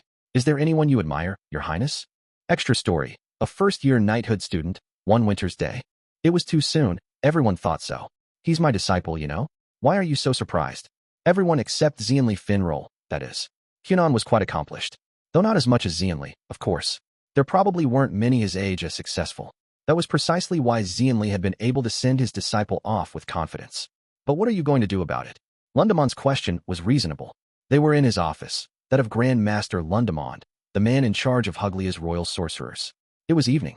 Winter made the days short. Already the light filtering in through the window was growing dim, and they could see the sun setting in the sky. The only people in the room were Lundamond and Xianli, who sat facing each other across a table. There's no way the royal family is going to keep quiet about this, is there? Around the end of spring, Xianli had seen off his disciple, Kunon Gurion. The trouble had arisen when Xianli brought one of his letters to the royal castle. The boy was already causing problems for them, much to Lundamond's delight. Though he put on a stern face, the Grand Master was all smiles inside. He had a soft spot for troublemaking kids, so he wasn't bothered in the least. You know you're grinning, right? If you're going to pretend you're not enjoying this, at least try to hide it. Oh, my apologies. Evidently, he'd failed to hide his smile. But we do need to figure out what to do. Do you have any ideas? That's why I came to you. To me, eh? No longer interested in keeping up appearances, Lundamond smirked as he reread the letter Xianli had handed him. He had been right, after all. This was great fun. So he teamed up with a saint, one of his classmates. Interesting choice. And already their work is bearing fruit. It's premature, in my opinion, but I suppose not out of the realm of imagination for a disciple with your personal stamp of approval. Suppose so. Kunon teaming up with a saint had surprised Xianli as well. After all, during his own school days, Xianli had lived a lonely, solitary existence. He almost always worked alone and had done just fine that way. From his point of view, Kunon's ability to collaborate with others was his strength. If he could get along with a master of Xianli's potent personality, he could probably get along with anyone. Xianli was proud of his disciple's success, but he was also a little frustrated. To work in collaboration with another person even while butting heads was a blessing Xianli had not known until he took on a disciple. He vaguely wondered what it would have been like if he'd had such a friend back in school. He would have accomplished so much more, no doubt, achieved even better results. But it was pointless even imagining it. There hadn't been anyone capable of keeping up with a genius like himself. I'm guessing you'll have to tell the higher-ups about this, he said. I have no choice. Successfully cultivating the Shirshilla herb and creating a medicine from it, not to mention the development of the proposed medicine box, were major achievements likely to become known around the world. The rights to such a discovery would be of enormous value. So much so that even if they didn't notify the government, those in charge would find out in no time. Concealing such information was pointless. In fact, it would probably only bring more trouble. This is going to cause quite the fuss. It will be hard on Princess Marika as well. Princess Marika. An invitation to a tea party has arrived from Duchess Marissa. What? Marika was caught entirely off guard. She had already completed both her knighthood training and her private lessons for the day. The invitation delivered by her personal maid, Laura, had assailed her as she was catching her breath after nearly falling asleep in the bath. From Sister Maressa, she asked. Maressa Aglia, formerly the third princess, was Marika's 22-year-old elder sister. She had married the Duke of Aglia several years ago, and Marika barely knew her. We've never said more than hello to each other. They weren't close in age and didn't have many chances to interact. Plus, neither of them had a lot of free time, and they had never gone out of their way to meet. Their relationship consisted of exchanging pleasantries whenever they happened to see each other in passing. Marika's impression of her wasn't bad. It wasn't much of anything. The only memory Marika had of Maressa was of her sister returning her greetings with a polite smile. That was all. For someone above Marika in the line of succession, that reaction alone made Maressa seem like a reasonable person. The Huglian royal family, due to the succession issue, was rife with tension. It was hard on the family, to say nothing of how it affected others. It wasn't uncommon for siblings to react to each other with scathing hostility. Will you go? I have to. Though she had left the castle, it wasn't as though Maressa had left all her ties. It wouldn't be smart to give an improper response and make more enemies in the palace. Marika didn't yet know if Maressa was aiming for the position of queen. And as long as she didn't know, she had to tread carefully. Yes, she continued. I don't think I can refuse. Reading over the invitation letter, Marika sighed. The appointed time aligned neatly with the end of knighthood courses for the day. If it had overlapped with school hours, she could have used that as a reason to decline, since it was her duty as a royal to attend the senior school. But it appeared that wasn't an option, either. That meant Maressa had sent the invitation after acquainting herself with Marika's schedule and daily life. In other words, her sister was making it clear she had no intention of letting Marika escape. See you later, Princess Marika. Goodbye. The school day ended, and everyone went off toward their respective destinations. Marika, still labeled the delinquent princess, tended to be given a wide berth by the other students. But she had managed to make a friend. She'd formed something of a fellowship with her opponent from the summer exam, Kiers Fresham. They were both busy with training, though, so they chatted only occasionally. Marika watched Kiers leave before heading for the exit herself. She was attending Maresa's tea party that day. Unfortunately, the weather was nice, even pleasant for a winter's day. That meant the tea party would not be cancelled, as she'd hoped. She stepped outside and climbed into her carriage, then headed for the Aglio estate. Marika spent the short ride gazing vacantly out the window. The family's primary residence was located in the Aglia Duchy, of course, but their villa in the royal capital was quite splendid as well. She rode the carriage onto the property and got out in front of the estate. "Welcome, Your Highness. Thank you for inviting me here today." Guided by the butler who had received her, Marika made her way to the rear of a spacious, well-kept garden. As she approached, she heard the exchange of affected, elegant female voices. At first, they sounded like the chirping of little birds. But noble women needed to be approached with caution. Despite their beauty, ferocious hawks and vultures lurked within. When Marika appeared in her school uniform, the dolled-up little birds stopped chirping. "It's been a long time, Sister Marisa. How nice of you to come, Marika." They greeted each other pleasantly. No one would believe they had hardly ever spoken before. "Allow me to introduce you. This is my younger sister, Marika." For other people sat at the table in addition to Marisa. 3 of them, judging by their ages, were Marisa's friends. The 4th was a girl. She was the same age as, or perhaps a little younger than, Marika. "Marika, this is Shireen Hijua, and Ahonen, and Marlene Weinar. And this is Marlene's younger sister, Ely. A pleasure to meet you." Marika struggled to commit each name to memory as Marisa rattled them off. Shireen was married to the eldest son of the Marquis Hijua. Honan, she thought, was a noble family from the kingdom of Aselviga. And Weinar was a baron who was currently enjoying some success in trade. She felt relief wash over her as she just barely managed to recognize them all. It was unacceptable for someone in Marika's position to not know the names of other royalty and aristocrats. "All of them are friends of mine from my school days. Oh, except Ely." That was no surprise, Marika thought, as Ely was the only one in a different age bracket. "I beg your pardon for appearing in my school clothes," she said as she sat in the chair offered to her. Marisa had given her permission to attend in her uniform, but that didn't mean it wasn't ill-mannered. Still, Marika was grateful she didn't have to go home from school, change, and get ready before going back out again. A school uniform, how nostalgic, isn't it?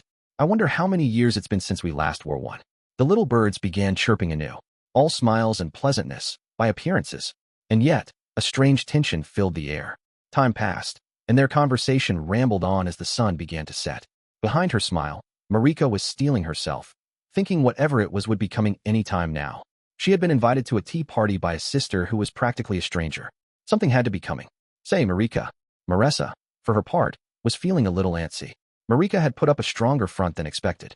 Despite not yet making her formal debut into society, she knew the ways of nobility. She was dignified and spoke without stammering. She showed neither weakness nor flaw. She might have been quite a threat if she was closer to the throne. "What about your fiancé, eh?"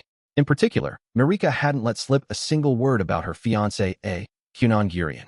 Time was running out, so Marisa had decided to adopt a more direct approach. "What about him?" "I'm not sure what you mean. He left for magic school at the end of spring this year, didn't he? You haven't seen him at all since then, and I expect you won't for several years. Are you not unhappy? Or at all apprehensive? How about you, sister? How would you feel if you didn't get to see your husband for several years? We're talking about you at the moment, but we're sisters. I'm sure I feel the same way you would." As expected, the little miss was skilled at evasion. Just like this, she had been sidestepping the point, managing to do nothing but pass the time. Despite Marisa's more direct question, Marika had dodged it once again. "I'll speak plainly, since this is going nowhere. Do you have any intention of breaking your engagement with Master Kunon?" "I do not. If you would consider it, I could make arrangements for a partner who is Master Kunon's equal or better. There is no need. I'm hesitant to say too much, but didn't Master Kunon cause some sort of incident in the palace a while back? He's already got a stain on his record, hasn't he? You will definitely have a hard time married to someone like that. I don't mind. You enrolled in the Knighthood course to marry Master Kunon, correct? Covered in sweat and dirt every day, working yourself to the bone. It's entirely unlike the life of a princess. And you don't really fit in at the castle, do you? I also heard you've earned a nasty reputation at school. Most importantly, when you're lonely or hurting, Master Kunon isn't there. Perhaps he wouldn't notice even if he was. A new fiancé, would never be allowed such behavior. He would be by your side always, looking only at." Marisa stopped talking. Marika had asked the servant in attendance to refill her tea. She was acting like she hadn't heard a single word. It was as if she was using a breach of etiquette to say, "You are speaking nonsense. It would appear I'm wasting my time." Marisa smiled wryly. This is as far as I can get, she thought. She realized now she had no chance of changing Marika's mind. "Have you finished talking?" It was Marika's turn to ask a question. I'm past the point of being strong-armed or deluded by flattery, sister. I intend to marry Kunon Gurion, no matter what. Her mind was made up. She would marry her fiancé, and accept any hardships that came with him. Marika was determined. And so all of Maresa's questions were a waste of time. I want to make a deal with you, Marika. Pardon. Stealing Kunon Gurion away would be difficult. In that case, Maresa simply had to take a different approach. It's too soon. The moment she returned to her room, Marika put her head in her hands. Did something happen at the tea party? Her maid, Laura, addressed Marika with concern after taking care of her bags. Immediately, the princess's head snapped back up. It's too soon, she exclaimed. Excuse me? It had come at the very end of the tea party. Maresa said she wanted to make a deal, and then briefly explained the current situation. Kunon did it. Huh? What did he do? For a moment, Laura worried he had conceived a child or something, but that seemed unlikely. He did it. Did what? Became accomplished. He's getting noticed. Marika hung her head again with a little wail. I see, Laura thought, nodding. He hadn't sired any children, but he seemed to have made a name for himself. It had been about half a year since he'd entered magic school. In that short time, Kunon had already earned enough success that word had come all the way back to Huglia. What did he accomplish, specifically? Laura asked.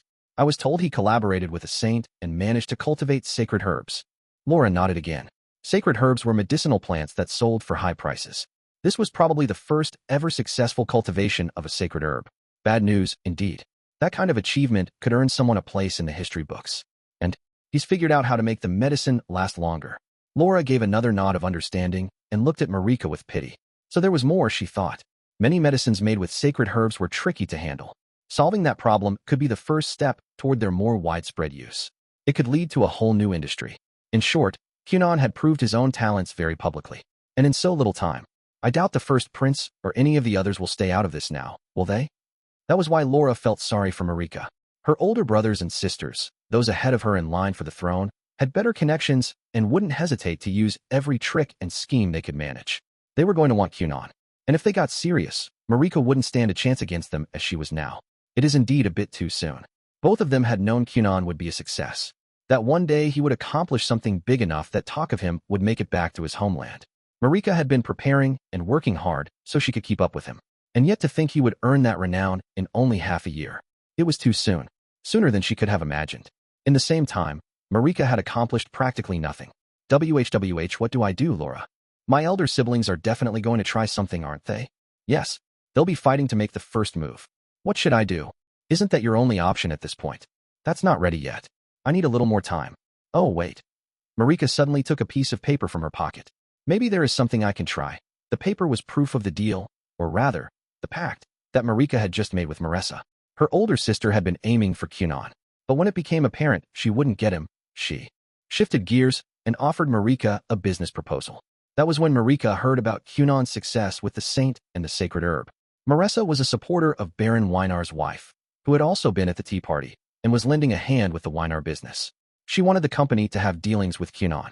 But Marika didn't know the particulars of Kunon's current state of affairs, so she couldn't make any definite commitments. In the end, their agreement was no more than a promise to prioritize negotiations. Marika just needed to aid in that as much as she could. Such were the terms of their pact. The agreement would not go into effect until after Marika married Kunon, which meant that as long as she had this paper, Marika had proof of Maresa Aglia's backing. Though she was already married, Maresa was the third princess. Plus, she had married a duke. Not even the royal family could easily challenge someone of her status. In short, Marika had bought a little extra time for herself. It's a little. No, actually it's a lot too early, but let's begin preparations. Understood. Both Marika and Laura had been expecting Kunon to make a name for himself someday. And so they had been thinking, what would they do if one of Marika's older siblings tried in earnest to take Kunon away from her? Soon, I'll leave the capital, Marika declared. Putting some physical distance between herself and her siblings was the only solution Marika had been able to come up with, but it also seemed like it might work. After all, those higher in the order of succession had to be ever vigilant to protect their privilege and positions. In other words, they couldn't leave the playing field. They had to stay in the castle. Hopefully, all her older brothers and sisters would be left in a standoff, unable to advance. And meanwhile, Marika would marry Kunon. She didn't expect things would go that smoothly, but still, what she needed now was time. She had no choice but to scrabble for a foothold, and that meant she had to make her move. Marika was preparing to do just that, but let's rewind the clock a little, back to that day in Lundemon's office, and to the conversation he was having with Xianli. This is going to cause quite the fuss. It will be hard on Princess Marika as well. Lundamond had also heard from Xianli about matters regarding Kunon's fiancée Yi. It was rare for Xianli to take such an interest, but perhaps it was just proof of how much he cherished his disciple. His attitude had changed somewhat after taking on a student. Xianli was concerned with Marika's circumstances, too. He knew she was aiming to become a knight in order to be a good match for Kunon.